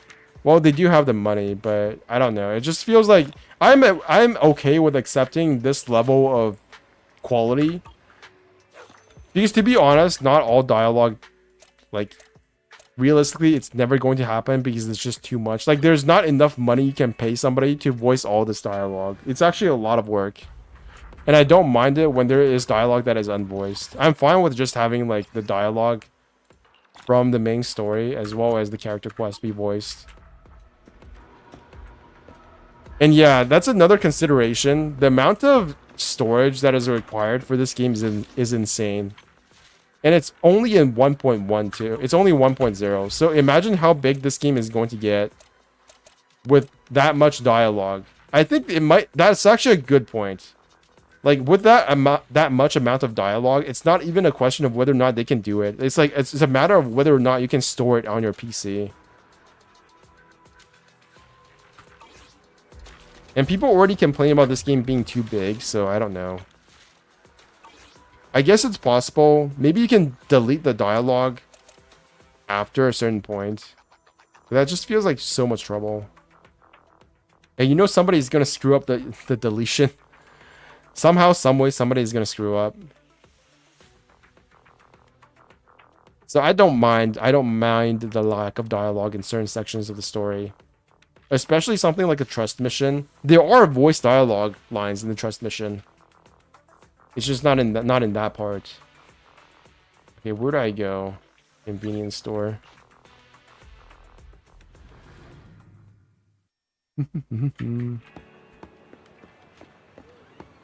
This game is surprisingly big. Like, I don't think it's very well optimized. I don't think that's a... Like, it is probably not as well optimized as Genshin. But to be honest, there are so many assets in this game. There are a lot more unique assets in this game than are in Genshin Impact in the same amount of space. Because all of the unique NPCs are obviously more unique looking than Genshin Impact and Honkai Star Rail. There's a lot more events that go on in the same space. The animations are much more detailed. Each character has a lot more animation going on. They have walking, sprinting, dodging. They have multiple combos. Their normal attack basics don't do the same things depending on what order you do them. There's just like a lot more stuff going on with the characters compared to in Honkai Star and Genshin. I don't think it's comparable. 2.0 going to add 20 gigabytes at least. For me, that's fine because I play this game on PC. Jesus Christ, this is... I've already started doing this on 11. The maximum amount of difficulty I finished it on is difficulty 9. This is the setup I use right now. I use an avocado bamboo for healing. And then I use the ice team because, well, that's the only thing I have that is able to take on this level of difficulty. And see how fast the dailies are? I've literally only gone to the coffee shop and then to the newsstand. And this is the amount of dailies I have. I already done 3/4 of my dailies are just done. And then once I spend a bit more resin, then my daily is completely done. I know that people have argued that Zenless Zone 0 takes less time to do the dailies compared to Wuthering Waves. And the thing is, it's not just how much time it takes to do the dailies. It's the fact that you can do anything you want with the dailies. You can just spend your energy, which is the main thing you do in these games. Right? Without having to worry about, oh, does the daily want me to do this thing with my energy? Do they want me to do a task field? Do they want me to kill a weekly boss? There's so many different things that the dailies want you to do, not just in Wuthering Waves, but in other traditional gacha games, that it feels like you're spending more time making the decision on what you want to do with your like daily resin compared to Zenless. Zenless is really just like do whatever you want with your dailies. What do I need to level up? I think I need to level up the skills. Yeah. Time for some tail care. So even when they take about the same amount of time, which they don't, I think somebody already proved that Zenless Zone Zero's dailies really do take less time. Okay. But even if they didn't, I don't know. It feels quicker here.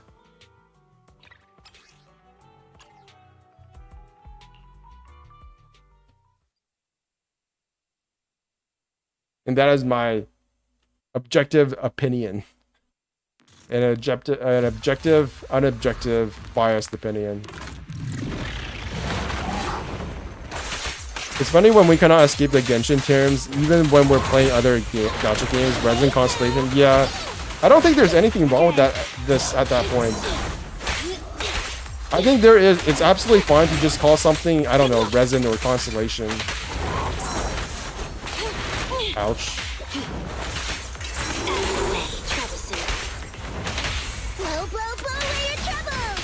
Like, it's not even a bad thing. Like, do you want to call Ellen M1 U1? Like, that just sounds stupid. Why not just call it C6R5? I missed that dodge or parry.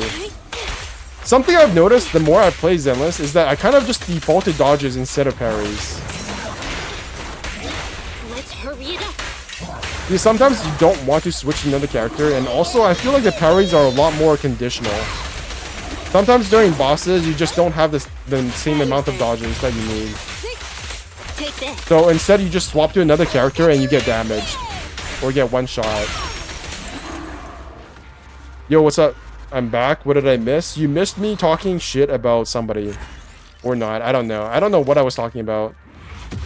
I forgot. Most of the term I use in Wuwa are Genshins. It just proved how ingrained Genshin is. I don't think that it's anything to like write home about. It's the fact that most people's first gacha game is Genshin Impact. So of course they use Genshin terminology. It's not really that complicated. And it helps that all the future gacha games all of the gacha games that came out after Genshin Impact copied Genshin's formula with 160 Primo Gems. Like, it's the same stamina system for the most part, so why not just call it the same thing? The multiple dupes are also the same thing. All of the characters have, like, 6 copies of each other. 6 copies equals maxed out. A maxed character. So the mechanics are mostly the same. Why not just call them the same thing? I also missed that one. What's your GPU? I use a 2070 Super.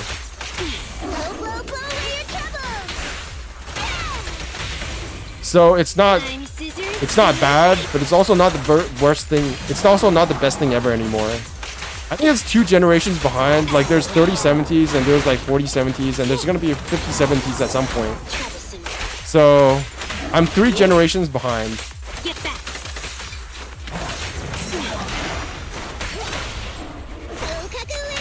And I don't feel bad about it at all. I feel like people who want new GPUs and maybe new CPUs could be beneficial, but like, what are you using your computer on? What games require you to have a better GPU than a 2070 Super? I haven't seen it. All of the games run on a 2070 Super, and if they don't run on a 2070 Super, I feel like they're just not very well optimized. The only upcoming game I'm kind of excited about is NTR. You mean NTE, but NTR sounds just as fine. I also call it NTR. Neverness to Everness is not a good sounding name, I'll be honest. I'm not excited about that game. Neverness to Everness sounds like the most awkward name of all time. Whoever named that needs to not be a naming person. And that's it. That's the dailies.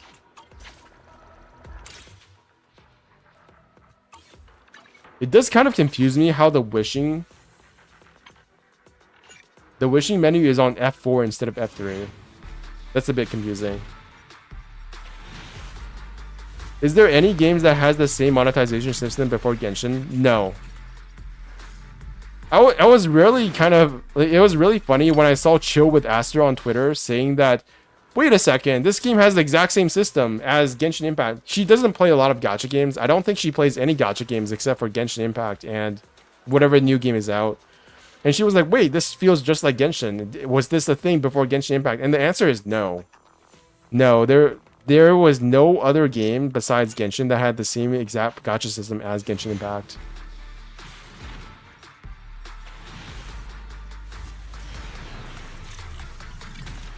The game still looks pretty smooth on your PC. My old 1060 laptop is laggy in crowded areas in Genshin. Now I'm using 4070. I'm using this because I want to play RTX games. The thing is, like, what RTX games? Like, I don't really believe RTX adds that much to any game that doesn't have realistic graphics. It's like a non-factor to me. I just don't find RTX ray tracing to be that... It's not that exciting for me. I'm basically over my era of graphics is king. I think there was a time back in my like immediate post high school to late high school era where I felt like, yeah, Crysis, best game. You guys probably don't even know about Crysis, but Crysis was basically the game to go to for like the best graphics during my high school era. I think it was a bit before high school too, but Crysis, Crysis the game. When the first of this game came out, this was the best graphics that gaming could possibly have. Now it looks outdated. Look at the textures for this game. Oh, thank God I'm not logged in. But this game was the best looking game of all time back in the day. And I ran it on a 2060. I think it was not a 2060. I ran it on an 8060. The naming convention is all fucked up, but it was like 8600, 8060. I don't know what it was called. And now it just looks like an average FPS game. And that was basically where I peaked in terms of my enthusiasm for good graphics in video games. Now I'm much more about the art style. I think the art style trumps everything. If the game does not have an art style I like, I don't want to play it. Okay. Let's do one run of this to show you the difficulty of Nest at extreme intensity. Current COD takes 100 gigabytes now. Yeah, it's so crazy that people still play that game. Like, do you not feel weird that you're playing basically the same game year after year? People say that gacha games just recycle the same exact formula over and over again, but I can't imagine like playing the same, I don't know, FIFA or World Tour or whatever it's called, the newest sports game, which is basically just another gacha game as well, but probably less effort put into it than one of these games. COD as well, it feels like I don't know which COD we're on at this point. I'm enjoying God of War and Ghost of Tsushima with high FPS. Oh, I love God of War, but I actually don't like God of War's combat as much as I used to. I think God of War 1 kind of really soured me. I feel like God of War 2 on the highest difficulty, it kind of feels like it wasn't made for that difficulty. There's a lot of weird jankiness that goes on if you have like an enemy behind you just hitting at you. I feel like that this game was not made for the highest difficulty. Anyways, God of War feels better to watch than to play, in my opinion. Yeah, that's a fair statement. I definitely feel like that is the case for me. I like watching Maximilian Dude play God of War more than I like playing the game myself. Okay. Dodge. You always want to get dodge. Dodge is the cheat. Dodge is how you win.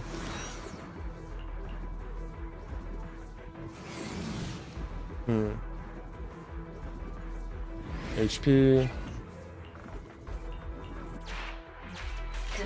I enjoy playing it more than watching it. Felt more immersive to me.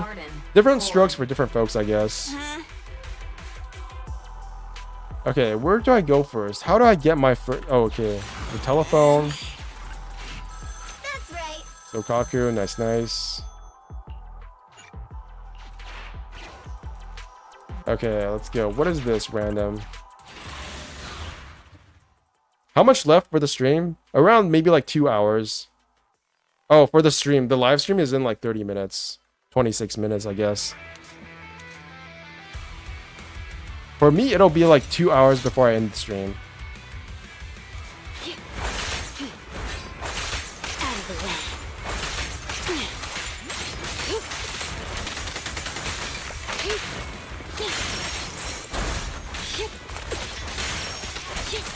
I think I just got hit. Damn. I didn't even notice I got hit, but I probably did because I'm losing HP. No. That's still 80% HP. I'm still fine. Take this. I'll do my Genshin dailies and come back. Good for you. Always remember to do Genshin dailies. I kind of regret not doing my dailies during my time off from Genshin Impact. There was a time when I thought that I would just play on my free-to-play account, but that kind of went away. And I feel like, you know, I still want to do some upkeep on my old account. I still feel invested enough in that game, in that account, that I'm still willing to do my dailies. I feel like part of it is just like having fun now. It feels weird to say, but my goals for Genshin Impact have oh, what the heck is this? This is completely new. Exchange all your Rezonia for the same amount. Back. Up to 30. Random exchange, no thanks. Is Miyabi a good character? I'm very willing to hope for it. I don't know. I don't look at leaks like that. I don't care about meta leaks that much. Now that I've accepted that Genshin Impact is just a casual game, I definitely feel much more willing to engage in it on both accounts. As ironic as that sounds. Increased by 15%. 2 stacks of insight. You're the boss. Ice damage. Ice build up. The power creeps Ellen, that's for sure. Yeah. That's for sure. That is definitely for sure. I actually don't know if that, I say that, but I don't know if Miyabi will be power creep. He might be an anomaly character and fill a completely different role. If she's an anomaly character rather than an attack character, I think that she could be decently different enough from Ellen to not power creep her. That's just ult. How annoying. Get flushed. But there's also people saying that anomaly characters are just DPS characters by another name, so it's like, is it really that different? I don't know. Maybe there will be bosses that will be immune to anomaly. And then you'll have to use Ellen instead of Miyabi. The music is also really good. Like, it just feels so immersive. It doesn't need to be the hardest thing, honestly. You have fun with this game. Better dodge. Get back. Out of the way. Get lost. I want to pull for her after seeing the cutscene where she goes Super Saiyan. I feel like most people are basing their interest in Miyabi off of that scene, but I'm actually more interested in Miyabi because of her conversation with Zhu Yuan. If you haven't gone to that part in the story, basically Zhu Yuan and Miyabi are like classmates or something, and they were part of the same class. So I don't know, maybe there's some, I don't know, relationship stuff there for me to get invested in. I already have Zhu Yuan, so maybe they're made for each other. I don't know. Take this. These are all very preliminary speculation. Get back.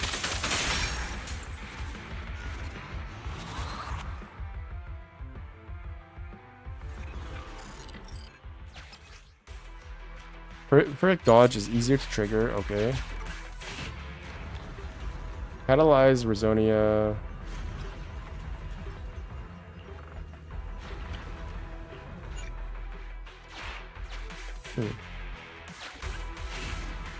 Oh, Miyabi, the black hair fox girl? Yeah. Feel for crabs. Follow him and proceed. I prefer to work alone. Feel for crabs. Enemies have ambushed you. Fuck. I like her appearance the most from the CBT. I watched some of her CBT combat footage, and to be honest, I wasn't that impressed. I feel like we've already seen characters that can basically do like the Virgil thing. There's too many characters that just do big katana attacks, and they slash everywhere in a circle. It's not really that interesting for me anymore. I'm more interested in other characters. I like the polearm character, the big Booba Mama, in the same faction as Miyabi with the giant scythe. Not scythe, but it's like a Yari. I don't know what's it called. It's basically like a spear. She looks more interesting to me than Miyabi.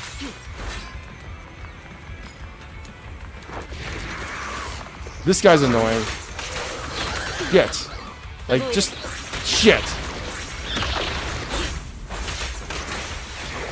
Ouch. I swear I dodged that. Yeah, this is where the game kind of gets annoying. And I'm not sure, like, it's hard in a good way. This game does get harder. It is true. Like, you can literally see on the screen, I am taking damage. But I don't know if it's good in a hard in a good way. Because I feel like some of the hard things are some of the annoying things I didn't like about Wuthering Waves. Ouch.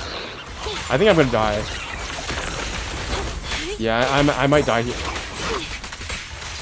Take this. Yanagi. Yeah, I like the Yanagi. I'm dead. I got you. Okay. I'm gonna restart. No, I'm not gonna exit combat. So, does the game get hard enough for me to die? Yes. Will that still be the case when I have all my characters leveled up to max? Probably not. But by then, they will also power creep the old content. Just like how they do it in Honkai Star Rail. So I'm not exactly worried.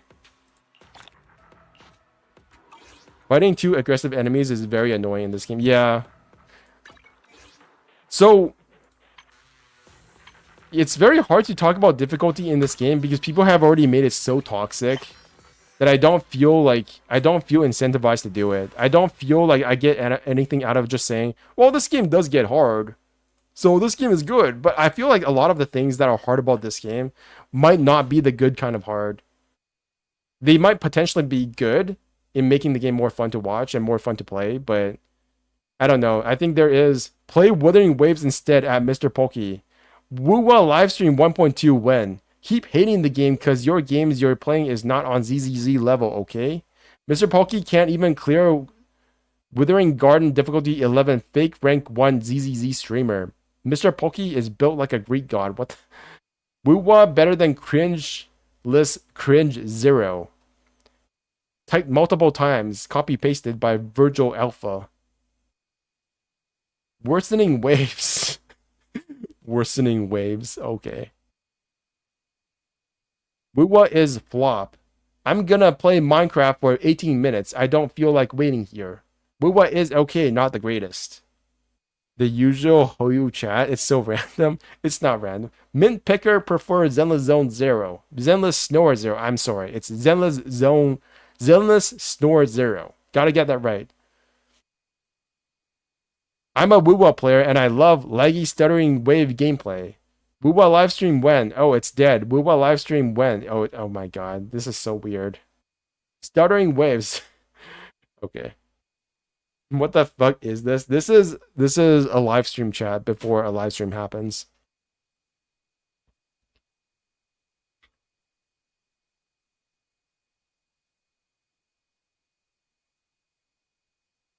Okay, Zenless Zone 0 is pretty much where you expected it to be. And then, of course, probably Mr. Polky is going to go over to Zenless Zone 0 in like 2 seconds. And then it's probably going to go upwards to like maybe 15,000 viewers. Is where I expect it to land. Doro is here. Okay, it's probably going to be a bit more than 15,000. I expect around 15 to 20,000 is where I expect the viewership to land for Zenless Zone 0 for a live stream.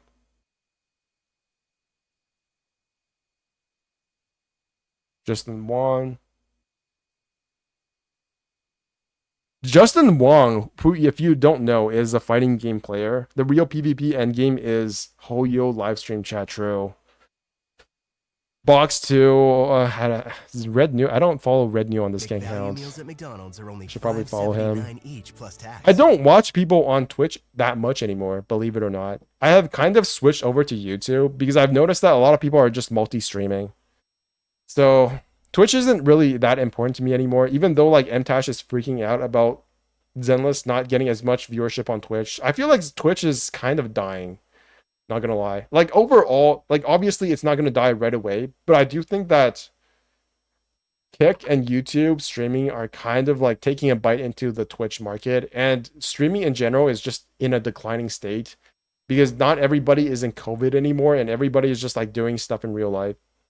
Maybe that's my copium take, but it does honestly feel like that sometimes.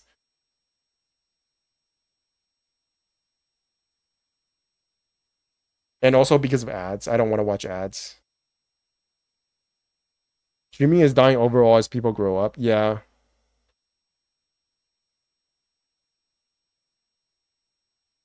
I do appreciate the difficulty content in the end game of Zenless. And I think the idea that this is only going to be the only difficult content in Zenless is wrong-headed, which is why I'm ultimately not concerned about the difficulty of this game. Like Nineveh at difficulty 11, I have not cleared. I still find it difficult. And of course, as you get more characters, as you get more options and more leveled up characters, it's going to get easier. And then they'll just release more content. It's really that simple. So I don't know why everybody is like, oh, you only have one boss at the end of Zenless Zone 0. I'm much more concerned about like whether or not you find this difficulty to be a good kind of difficulty. If that makes any sense. Because I feel like some of the difficulty in this game, it depends on whether or not you're getting, you know, your dodge Rizonias, you're getting your shield Rizonias, whether or not, you know, the boss is really, whether or not you have the right corruptions or the wrong corruptions. It feels a bit too RNG. So I hope that they introduce something more similar to a hologram in the future that is just like a one-time boss that you do one time and then you beat the last difficulty and then you're done. Instead of you running like multiple different, I don't know, Rizonias or doing multiple streams or multiple runs to get the right Rizonias. That feels like it could get tiring very fast. And I hope that they don't just rely on Holo Zero for endgame content for the rest of Zenless Zone Zero's, you know, duration and existence. You would expect more people to come into like streams as they grow up though, right? There will always be more young people is what you would expect to say. But that might not be the case. Without COVID, I don't know. There was a time when streaming was just popping off. And that time is over. I think they'll just give up events where bosses are harder than new movesets. I think that might be a possibility because Genshin Impact did that. Genshin Impact certainly... That boss event with Genshin Impact, the recent one, was actually quite hard. I died multiple times to that. Maybe I'll just watch somebody else stream the game now. Stream the live stream.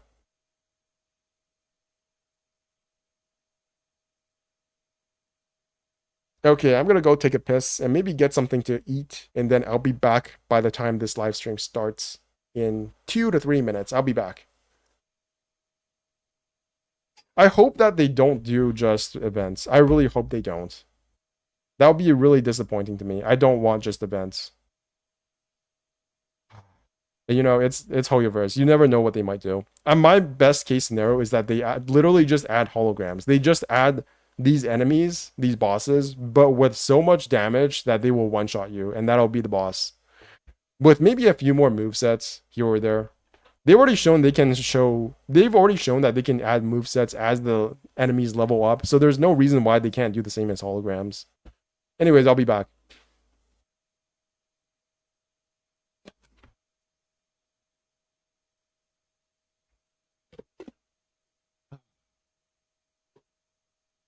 Neo Genshin mint pickers. True.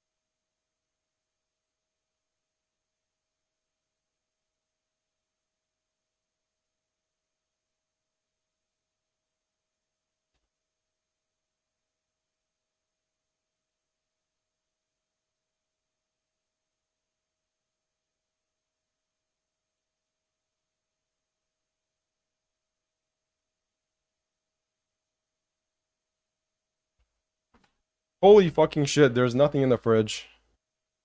There's no popsicles, no ice cream, nothing to eat.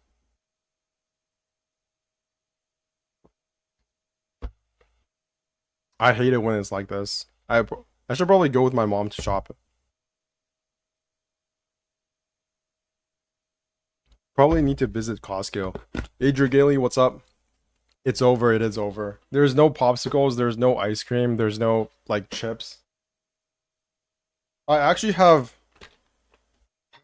This might sound weird, but I have, like, chili... I have chili flavored almonds. I don't know why this exists, but it exists. It's chili flavored almonds. How far is your closest grocery? It's like 5 minutes. Driving is like 5 minutes, I guess. Maybe like 2-3 minutes. Walking is maybe like 20 minutes. But it's 4 a.m. Yeah, it's actually not bad. It's just that when I grab it, the chili gets on my fingers and feels bad. And because of inflation, all the chips are so fucking expensive these days, it's insane. I used to buy kettle chips, like those hard, you know those hard crackle chips that like crunch in your mouth? Those kind of chips. I used to buy those all the time. But now each bag is like $8. It's so expensive.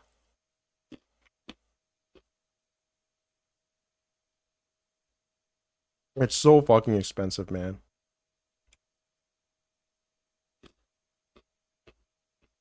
So now instead of buying actual chips, I buy like this kind of these scuffed snacks. Or at least my mom buys them. I don't buy them anymore. I don't buy snacks anymore because they're too expensive.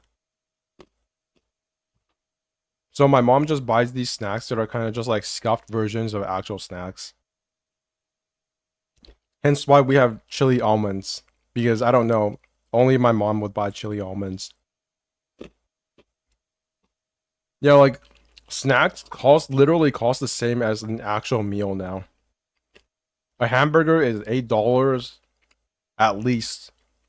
And a bar of chocolate is also $8, if not more. It's like $12 actually. Like, Jesus Christ, who the hell can afford a fucking bar of chocolate?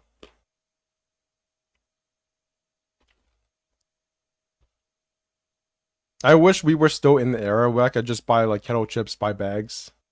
I still remember when a bag of kettle chips was like $3, and now it's like $8. What the fuck? Good motivation to start learning to cook. The thing is, my cooking is just like basically just clam chowder plus maybe like an egg, or I don't know, some spinach. And that's basically how I survive by myself. If my mom's like, back in the day when my mom used to go back to Taiwan, I would just like survive based on clam chowder. Like we would stock up on clam chowder before she left, and I would just like make clam chowder all day.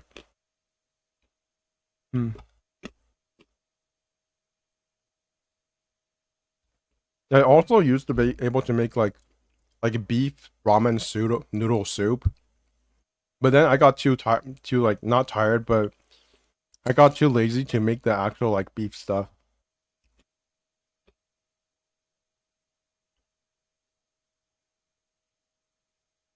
But really, I just want to have snacks.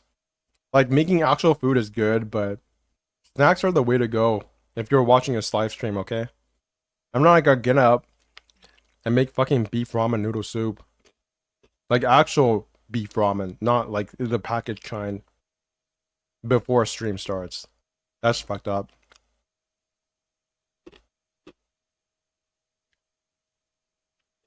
Instead of actual like beef in the soup, instead we just have wontons now.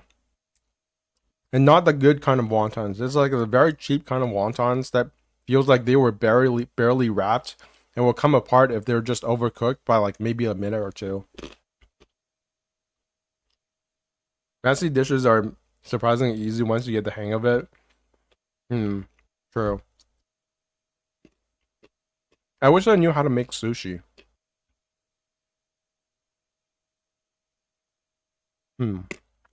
Maybe I'll learn it someday.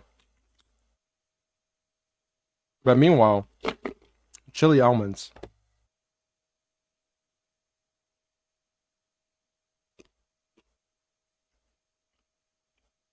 Six minutes. 6,000 waiting. I wonder if there's a Japanese stream. Let me go check. Was the right option given how much not just damage reduction from the Rubik What and is the the Japanese but also stream? slow will be coming out from the Jakiro onto all of my illusions that I can't buy BK before Not anyway. this. Seems like a comfort fallback, if anything. I wonder if there are more people on the Yuragi. Japanese stream. He said really good games with his TB. 12,000. He is just good at TB as well. Sometimes I feel TB is one of those heroes. I feel like it's like TB, Morphling. Japan's live stream literally doubles the English live stream. Who would have guessed? People in Japan like this game more than English people.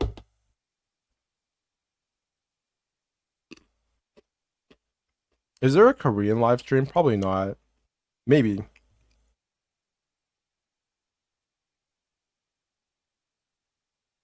Oh, that's Genshin. What am I doing? Yeah. 2,000 people waiting on the Korean live stream. JP might be the biggest market for ZZZ in the future. I think overall, Japan always overrepresents in gacha. And it is definitely the most popular market for Zenless Zone Zero outside of China. Like last time I heard, Japan made up to 25% of the revenue for Zenless Zone Zero. And the third largest region, the United States, made up 8%. Like I read that somewhere. Okay, so 50 million Zenless.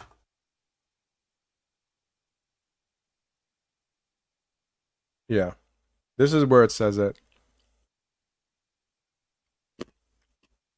Players in China are responsible for the bulk of that revenue, with China accounting for 47% of player spending to date, and Japan making up to 27%. The United States ranks third for revenue, while South Korea and Taiwan ranked fourth and fifth, respectively. So yeah. Like 2/3 of the Zenless Zone players are literally just more than 2/3. It's like 3/4 of Zenless Zone's player base is just China and Japan. 50% of Zenless Zone Zero's player base is in China, 25% is in Japan, and the rest of the world shares the last 25%. So this is where the game is at. All right, it's about to start.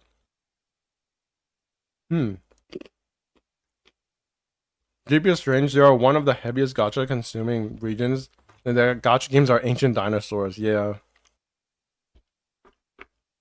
I mean, if they can just play games that are already out there, why not? Why make new ones, right?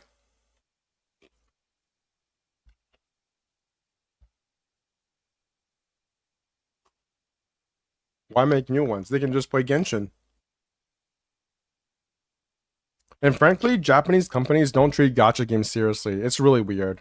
You're right, it is weird. For a country that has such an addiction to gacha, why are there not more big budget gacha games from Japan? It's like the companies are like run by dinosaurs. Like, didn't Bandai or Konami or whatever company abandon video games to make like pachinko machines? It's so stupid. The way Metal Gear Solid was handled by Konami, complete dog shit.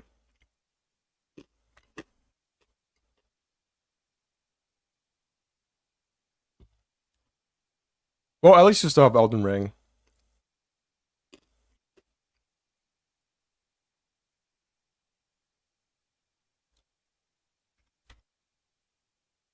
Might be a popularity thing. Yo, what's up, Giselle? Okay, 33,000 viewers. That's not bad. On Twitch, it's 7.4 thousand viewers on the official live stream. Japan, 4.1 thousand, whereas it's switched around on YouTube. On YouTube, there's 9,000 on the English live stream now.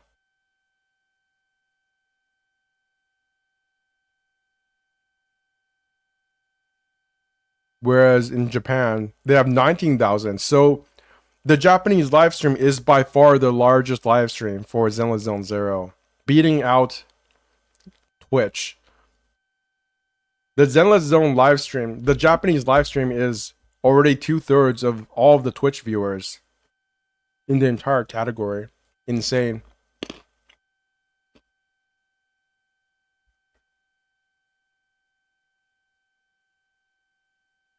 Like, if everyone was still playing Clash of Clans, what do you mean?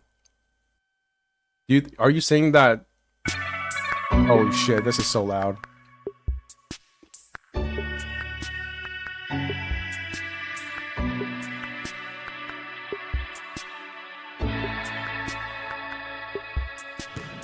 Fucking ads. This is why I don't watch Twitch anymore. It's just ads all over the place. I still play Clash of Clans. I used to really envy people who could play Clash of Clans because my phone wasn't good enough to play it. And now I just play Arknights.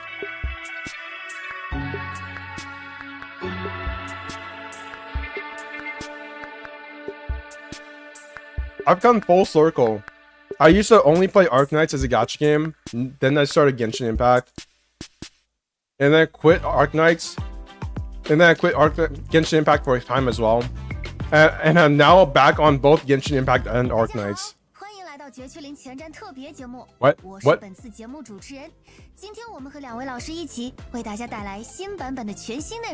Why is this in German? 我是策划小 X。小 Y 老师已经不是第一次与大家见面了呢。那么今天老师会给我们带来哪些新情报呢？听说新版本会围绕着维护新爱丽都和平与正义的治安局展开。没错，治安群防宣传月才过去没多久，治安局就迎来了一些新的挑战。山狮，一个犯罪团伙，屡次逃脱治安局的追捕，成了治安局各成员头疼的对象。哎，我记得治安局不是有朱渊这样的全。This is such a good cosplay, by the way. Like, she's almost 1-for-1 the same image as well. 在 1.1 版本的故事中，治安局朱渊小队内的各个成员也都将发挥自己的聪明才智，与山狮斗智斗勇。就让我们看一段视频，感受一下。The target of our operation is the Mountain Lions, a militant group that believes in brutality and is known for its involvement in violent crimes. One of the new faces we should keep a close eye on is Jane. Don't tell me you see him as a father figure. Oh, really? We'll see about that.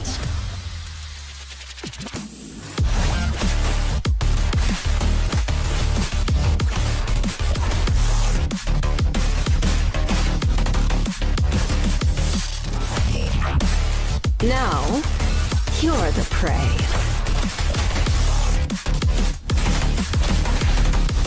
I'll show you how much weight a mountain lion's name carries! That's a cool boss. Oh my god, what's... Now would be an ideal chance for a surprise strike. See what I mean when a character in ZZZ just looks better in motion? Like, these characters look so much better when they're animated.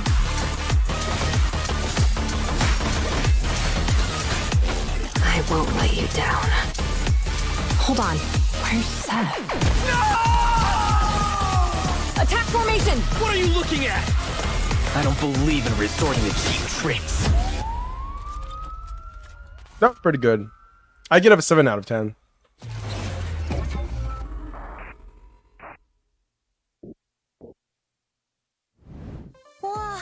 That was a cool looking boss. 好喜欢，明明是一个活泼可爱的少女，但是却又透露着稳重的气质。青衣在游戏的故事里也是一个非常值得信赖的前辈，不管遇到什么样的问题，青衣都可以从容应对，让人充满安全感。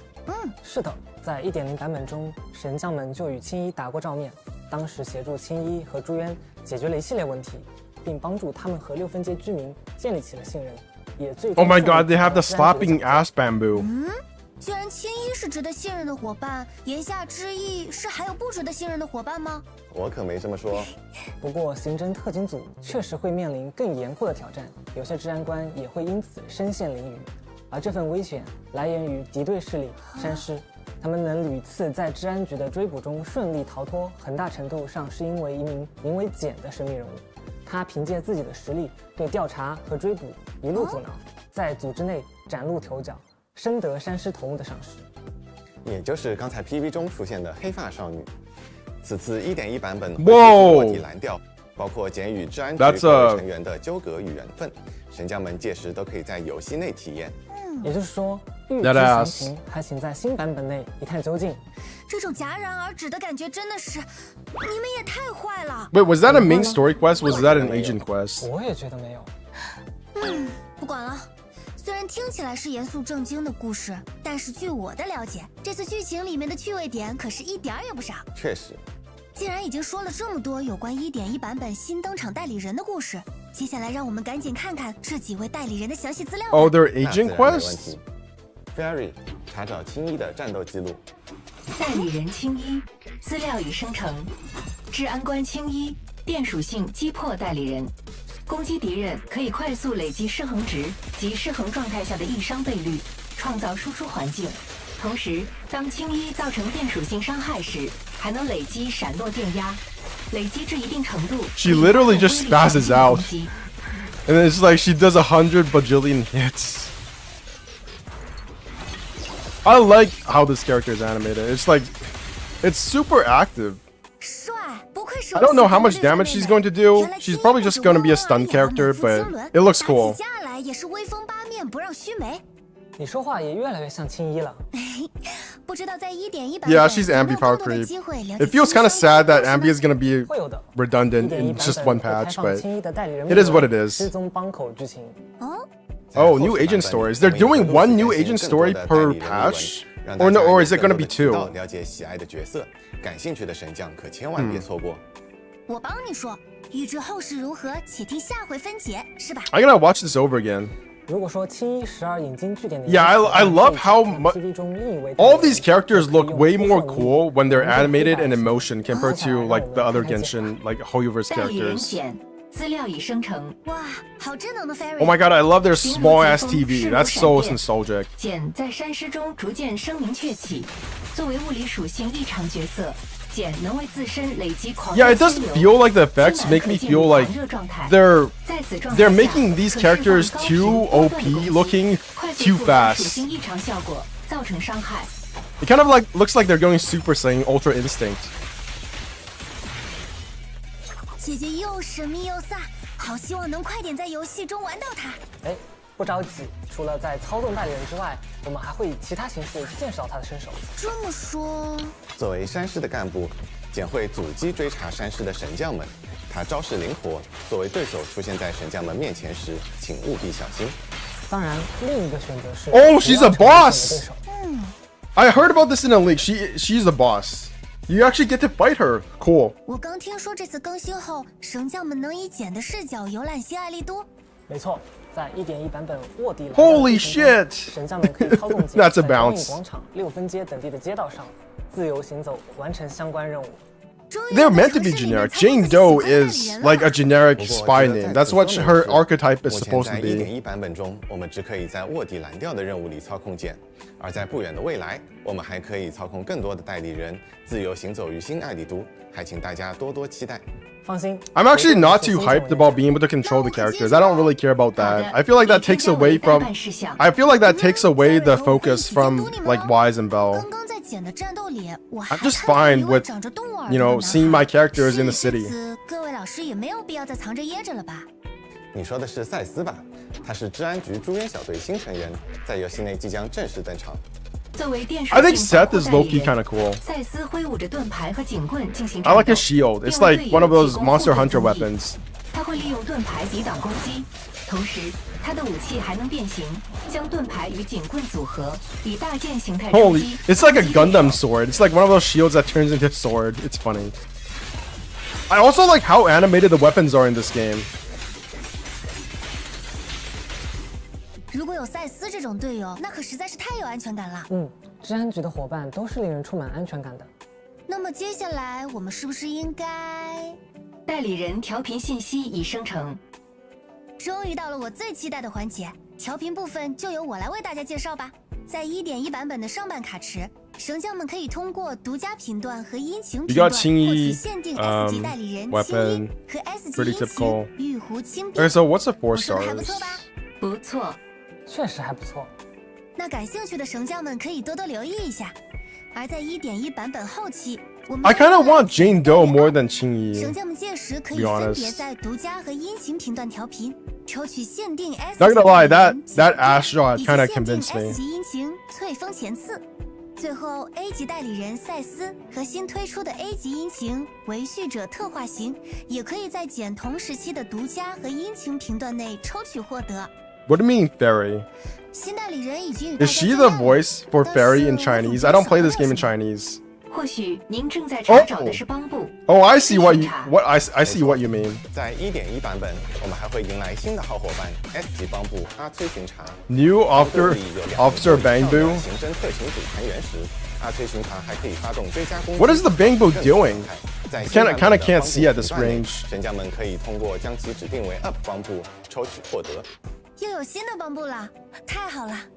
那么接下来又到了大家喜闻乐见的环节了。Fairy， 生成一下本次的兑换码，内容为300菲林，资深调查员记录2份，阴晴能源模块3个，以及3万丁尼。兑换码已生成 ，Undercover RMB， 请确认。各位神将，别忘了在有效期内兑换哦。 Okay. Undercover RMB.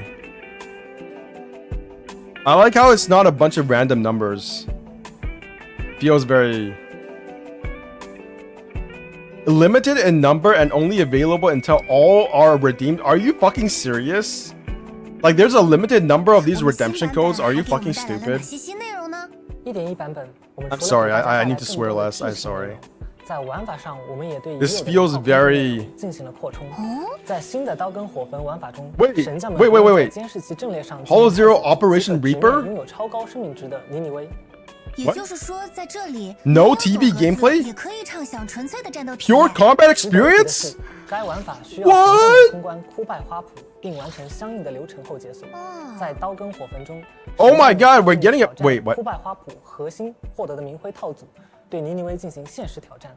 Oh, it's a time trial. 程度时，神将们还可以获得菲林以及叙事线索道具作为奖励。不会还限制挑战次数吧？不，当然不限。看来对于想要挑战自己的 Wait, 神 this 将 is cool. 多了一个渠道。没错，在刀跟火焚中，神将们可以享受极致的战斗。This is really 在 good. 常驻玩法之外，我们 I don't know what it 还带 is, 来 but 了 looks 1.1 good. 版本的主题活动——沙罗黄金周。听说沙罗黄金周是新爱丽都内最受瞩目的夏日庆典。It's kind of sad that they're already phasing. Oh, they're not phasing out the TV gameplay. This is TV gameplay advanced. 也正因此， Nice. 给予了盗洞客和神 My 将们 TV, my beloved 去 TV is still here to 新 stay. 四一宝藏的可乘之机。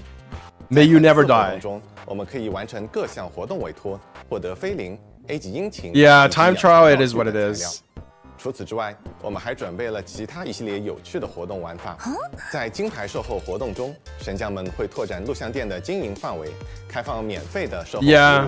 协助 They 顾客 leveled 们 up. 修缮 They're not 挑 as 战他们的 stingy 播放器 anymore. You don't have to wait for like 3 different codes to get 300需要神 polygrams. 将们把控好准 It's 心 just one 大家 time 同时也可以 code. 多 It 多 is what it 练 is. 习磨练好技术 Genshin and 每步 HSR 之 could 前 never. 在神将的日常之外 Genshin and 我们在 HSR 新版本 end of 中 service 还可以 next 启用 month 普通治 confirmed. 安官的一天，为市民提供服务。生活不总是打打杀杀，而新爱丽都的和谐与繁荣也离不开一件件看似平凡和 What 普 the 通的委 frick? 托。确实如此。 I like how they're making such creative use of the 也 characters in 正 the 是方 game. 方面面都为群众 This 着 is 想 cool. 遇到困难，请联系新爱丽都治安局。 He's not 这句 cool, 口号 he's a 才会 loser. 更深入人心。另外，在第一幕第一镜中，我们将邂逅远道而来的导演康尼。在他的邀请之下，神将们可以用手中的镜头捕捉新爱丽都的人文风貌。神将们还可以运用相机新增的滤镜功能，拍出各具特色的照片。这个功能我可太需要了，已经迫不及待想要上手做角色玩家了。先别急，在 1.1 版本中，我们还将上线自拍 Oh, a 功能 selfie 神将们 function. 可以选择自己喜欢的姿势，与 Okay. 场景、人物合影留念。 Wait, that's actually kind of cool. The poses are 赶 cool. 紧让我多拍几张试试。 Luna Next, welcome. 在 1.1 版本，我们还有一些其他的活动以及内容，也欢迎大家在版本更新后在游戏内体验。 Siu Defense Special Operation? 作为神将，我还有一个很关心的问题。我懂。 This is going by a little bit too fast for me to process. I'll be honest. 哇，这是我可以拥有的吗？不是每一位神将都可以拥有。 What? 10 pulls? 20 pulls? 除了30 10个加密 pulls? 母带以外，我们还准备了10张帮布券。 Oh, bang boos. Okay, that's cool. 除了获得加密母带，还能获得帮布券。预祝大家都能抽到自己喜欢的代理人，还有帮布。 Wait, her voice is kind of like melding with the fairy voice. What the heck? You guys hear that? Her voice kind of became like techno at one 这 point. 么快就要和大家说再见了吗？还有一种意犹未尽的感觉。美好的时光总是短暂的。我们也非常珍惜与各位神将在一起的时间。 Wait, that was short, but good. 我们也收到了很多反馈，绝区零制作组非常重视大家的意见，我们会努力确保每位玩家都能享受到符合其期望的挑战。在 1.1 版本，我们重点增加了战斗相关的体验，各位神将届时可以在卧底蓝调内感受一下。卧底蓝调的故事将在8月14日上映。 Undercover 希望 R&B 这个精心准备的故事能为大家带来不同寻常的体验。青衣、赛斯与山狮的纠葛、简的真面目都将在其中揭晓，让我们一同期待吧。 8月14日，我们在新爱丽都的新版本中不见不散。 August 14th. 都将在其中揭晓。 Wait, that was really good. Because it was so short. Wait, I like that. That was 15 minutes. Oh my god. They know how to make short videos. Amazing. August 14th. That's 1.1. I already have that marked down. That's good. Okay, let's go over that again. I like that. I really like this type of live stream. Not gonna lie. I think this was really good. Yeah, I think they want to do it to the point directly. Yeah, there's no no nonsense. It's just like, here's what we're gonna have. Maybe I'll get a notepad out. Where's my notepad? Okay, I can't write shit down. Okay, let's just go over some. Let's go. I want to see the trailer again. Maybe they have it uploaded already. Let's go back here. Do they have the trailer for this? Damn, they still don't. Okay, so oh, it's already uploaded as a video. It's literally 1.1 live stream special program. 成了治安局各成员。 Everything ZZZ does is different. I know, right? It just feels so like Honkai Star. Sure, it's a turn-based game, but all of its like its complete format is the exact same as Genshin Impact's. Like, let's be honest. Everything outside of it being like turn-based and in an instanced area, it's just Genshin. So 1.1 is pretty small in terms of content. I don't think it's small. Let's go over what we're getting. 员头疼的对象。哎，我记得治安局不是 Close eye on? I want to watch this again. 个犯罪团伙屡次逃脱治安局的追捕，成了治安局各成员头疼的对象。哎，我记得治安局不是有朱渊这样的全能选手吗？ Yeah, there's only one code because you're getting everything in it. You're getting all 300 Primo Gems in one code. Not 3 different codes, it's just one code, because why would you have 3 different codes? The only reason they have 3 different codes, you know why? Is to so that you continue watching the stream. But they decided that they don't want you to do that anymore. So they only have one code.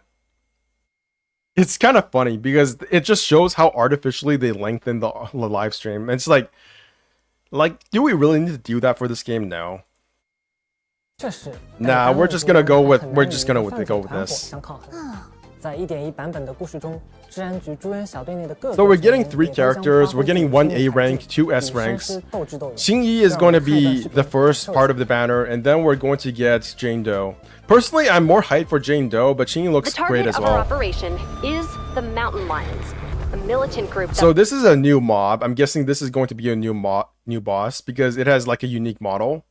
And I also think we see their face later on as well. believes in brutality and is known for its involvement in violent crimes.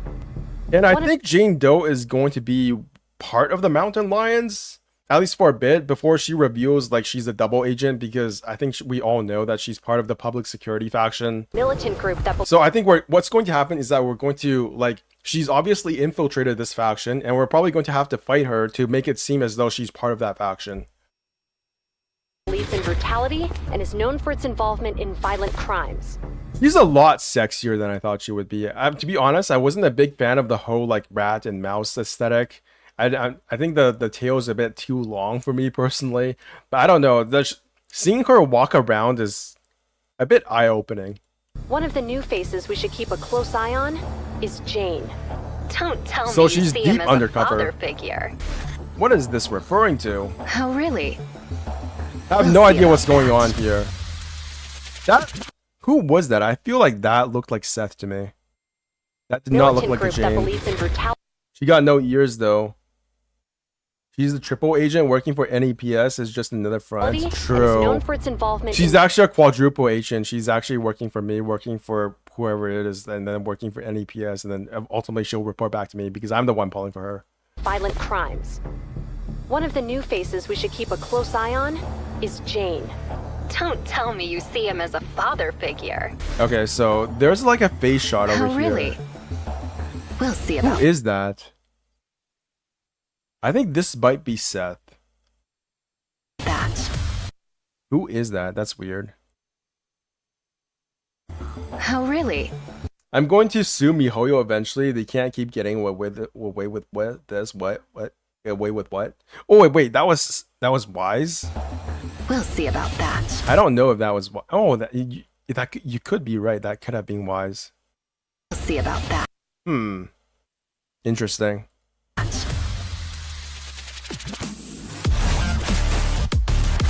I think she goes really well with the music. Getting away with giving characters a tail but no ears. She does have ears. Look, she does have ears. Look, do you not see her rat ears? No. Those look more like mouse ears. I don't know what the difference is between a mouse ear and a cat and a rat ear, but they're there. You're the prey. Yeah, that's definitely a new boss. We see the boss being fought here. That's her ultimate animation. Now, you're the prey. Yeah, that's the new boss. Over here, it's got like a giant metal bat, and then a giant metal arm, and then a giant metal skull shield helmet thingy. Those still look like sheep ears to me. Those are not sheep ears, dude. I don't know what sheep ears look like, but those are not sheep ears. I'll show you how much weight. Yeah, he's got a unique face model. Well, it kind of looks NPC, but it's unique enough. This looks so badass. This kind of reminds me of Spider-Man and some of the like the more generic enemies in it, but like the generic boss enemies. Hope he's hard. And here's Qingyi doing like a, I don't know what she's doing with the. That's Eos, right? That's Eos. So this is probably involving the twins, I'm guessing. And they're in the hollow right now because we can see the giant spikes over here. Now kiss. They're mentally kissing. They're actually kissing inside of the mind of Eos. It's actually Wise or Belle inside of the mind of Eos, and they're mentally connecting with Qingyi. Now would be an ideal chance for a surprise. I'm off now. Good night. All right, Zendao. Have a good night. I'll probably be off in a couple of minutes as well. I just want to keep watching this and do a rundown of what we're getting. Qingyi. So this will be the last thing I cover for this stream.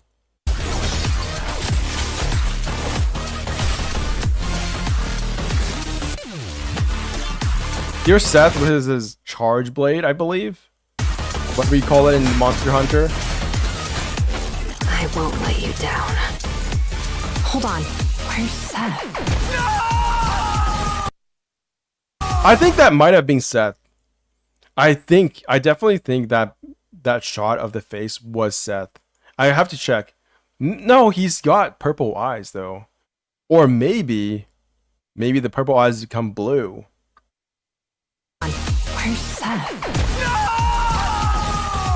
Attack formation! What are you looking at? I don't believe in resorting to cheap tricks. I think that was also Seth.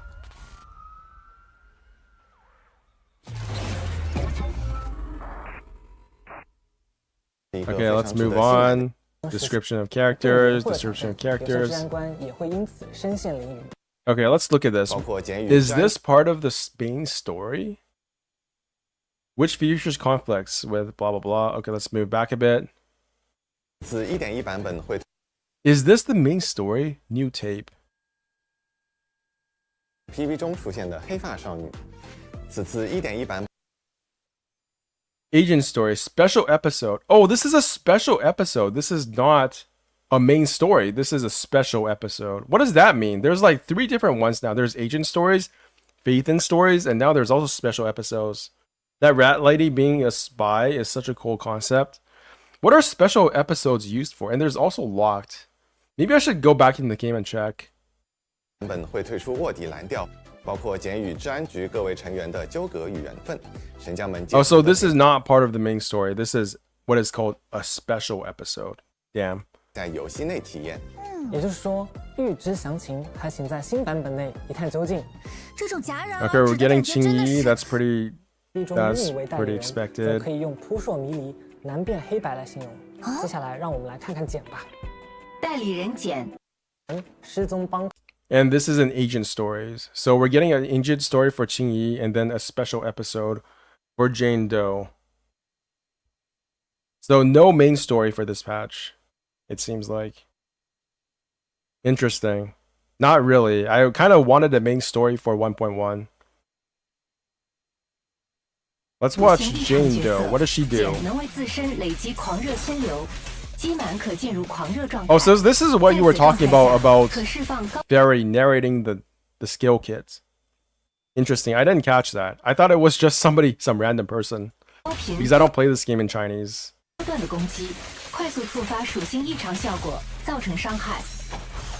I can also see what you mean by the characters moving a bit too fast. Because it does feel like they're moving at a much faster rate.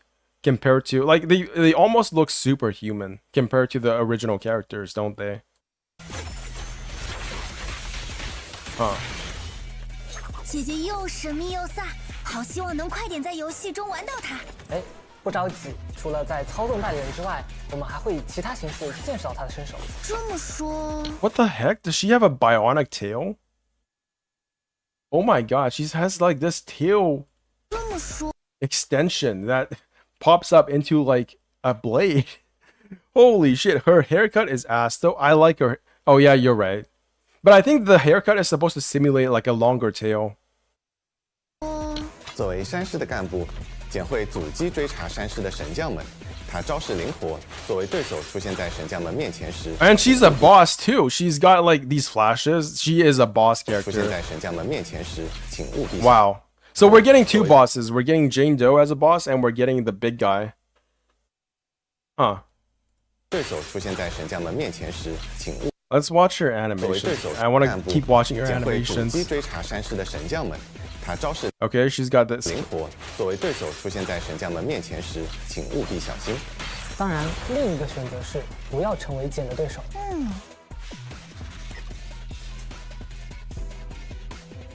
我刚听说这次更新 And then we go to Seth. We don't care about Seth here.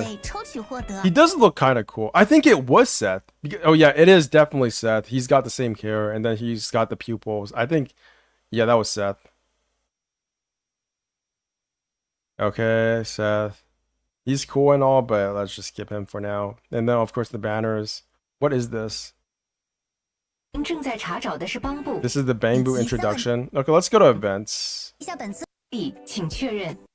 This is the code. Now, this is the interesting part. Hollow Zero Operation Reaper. I saw Jane with glasses for a second. Cool. Inferno Operation Reaper. Inferno Reap mode. Inferno Reap operation available. A warning from the Defense Force and HSO. Nineveh's ether activity is set to surpass the limit again. To contain the radiation of the withering, it's time to... Our gardener set something, blah, blah, blah. So basically, we're fighting the 神将们不用 boss. 在监视器阵列上 Proxies don't need to explore using monitor rays. 进行探索，即可 So no 直接 TV 拥有超高 mode, 生命值的 and you 敌 can 为 face Nineveh 也就 directly. 是说，在这里 There's 没 no 有走 TV 格子 gameplay. 也可以畅享纯粹的战斗体验。值得一提的是，该玩法需要神将们通关。 They need to clear the Withering Garden first. 180 seconds, time trial challenge. Deal as much damage as possible to Nineveh before the countdown ends. When the countdown reaches 120 seconds, Nineveh enters Overload activation, which increases the damage that both sides deal and take in combat. This is cool, because it's like an enraged mode, but both for her as well as me, as well as the player. When the countdown reaches 60 and 30 seconds, Overload activation will be further enhanced. So basically, it's going to kill you in one shot. Defeat the constricting vines and hornets in the stage to extend the blah blah blah. Probably the time limit. This is a really cool mechanic. I like this. Because it's not strictly the same thing as Hologram, but it's also kind of the same thing, but with a time limit. It's basically Apocalyptic Shadow from Hollow Zero. That's what it is. Not Hollow Zero, from Honkai Star Rail. Because it's counting how much damage you're doing to the enemies and using that as the point system for how you're scored. Okay, and follow the corresponding steps before unlocking this mode. Energy, blah blah blah, equipped. 的流程后解锁，在刀耕火焚中，神将们需要用挑战枯败花圃核心获得的明辉套组。 Oh, so you get Resoniums by challenging Withering Core. So yeah, it is exactly like. No, it's not. It's like Honkai Star Rail does have Apocalyptic Shadow, but this is the system that they used for Divergent Universe. If you still play Honkai Star Rail, Divergent Universe lets you farm things by giving you your artifacts or your blessings that you farmed during Divergent Universe, and you use those blessings to also farm for the artifact sets. So this is kind of like that, but instead of using them to farm artifact sets, you use them to battle the boss. I'm not sure if I like this, because it also introduces more RNG into the game. And you'll probably want to get the best artifact set you want. Not the best artifact set, but the best blessings. So that it makes the fight easier. I was hoping for a more self-contained experience, but this gives more leeway for players to just be able to cheese it, honestly.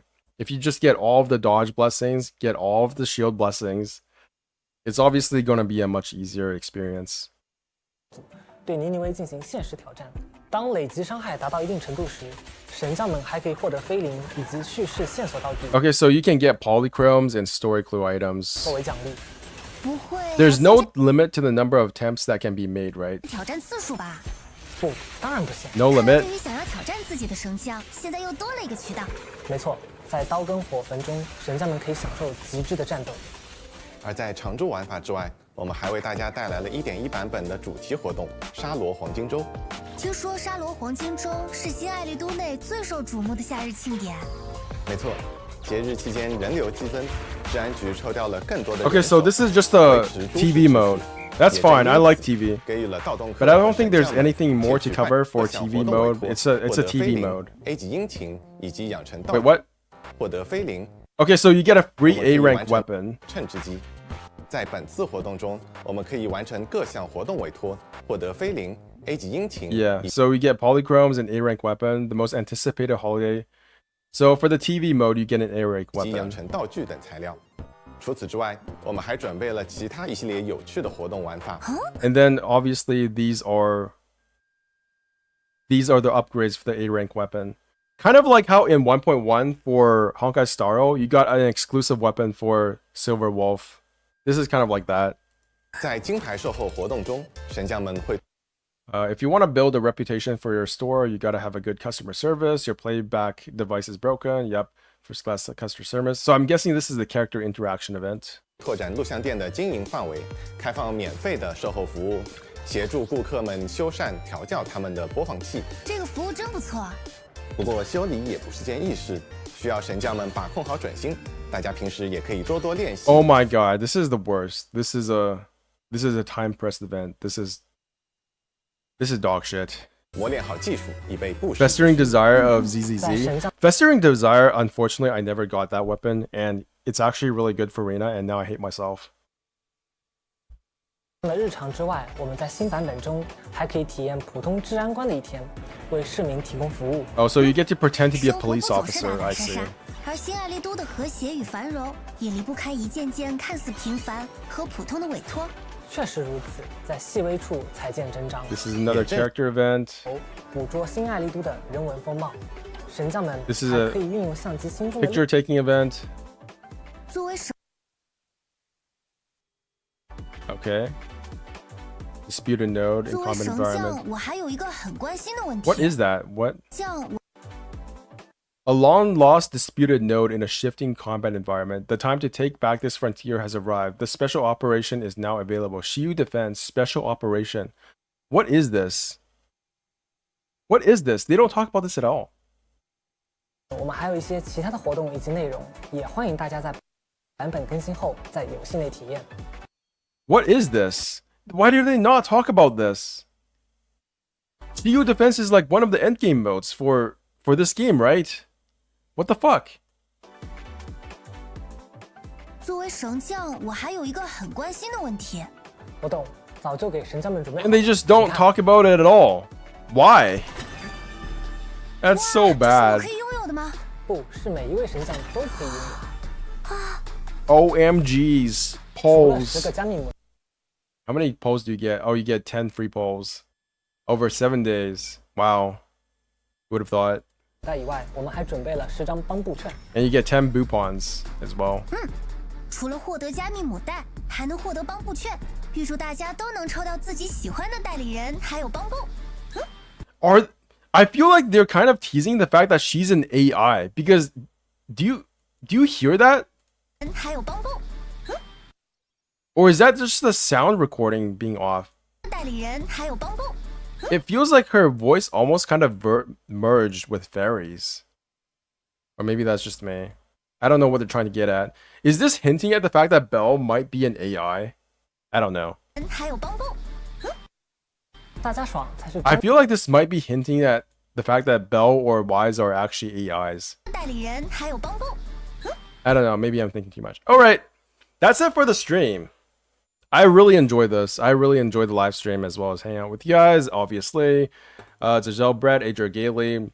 Adria Gailey was here for like an hour, I think. Kind of sucks that you guys kind of just joined and I'm leaving already. But you can just rewatch the live stream if you want. Anyways, this is Bench Gamer. I am really happy with this live stream. I will go to sleep now. Hopefully it's like 5 a.m. How long did I stream, by the way? I streamed for 7 hours and 10 minutes. Jesus Christ. I never rewatched live stream. Damn it. I was thinking about monetizing my live streams after doing the live stream and being like, oh guys, it's just free money for me. Anyways, this is Bench Gamer signing out, and I will see you guys sometimes. Bye-bye.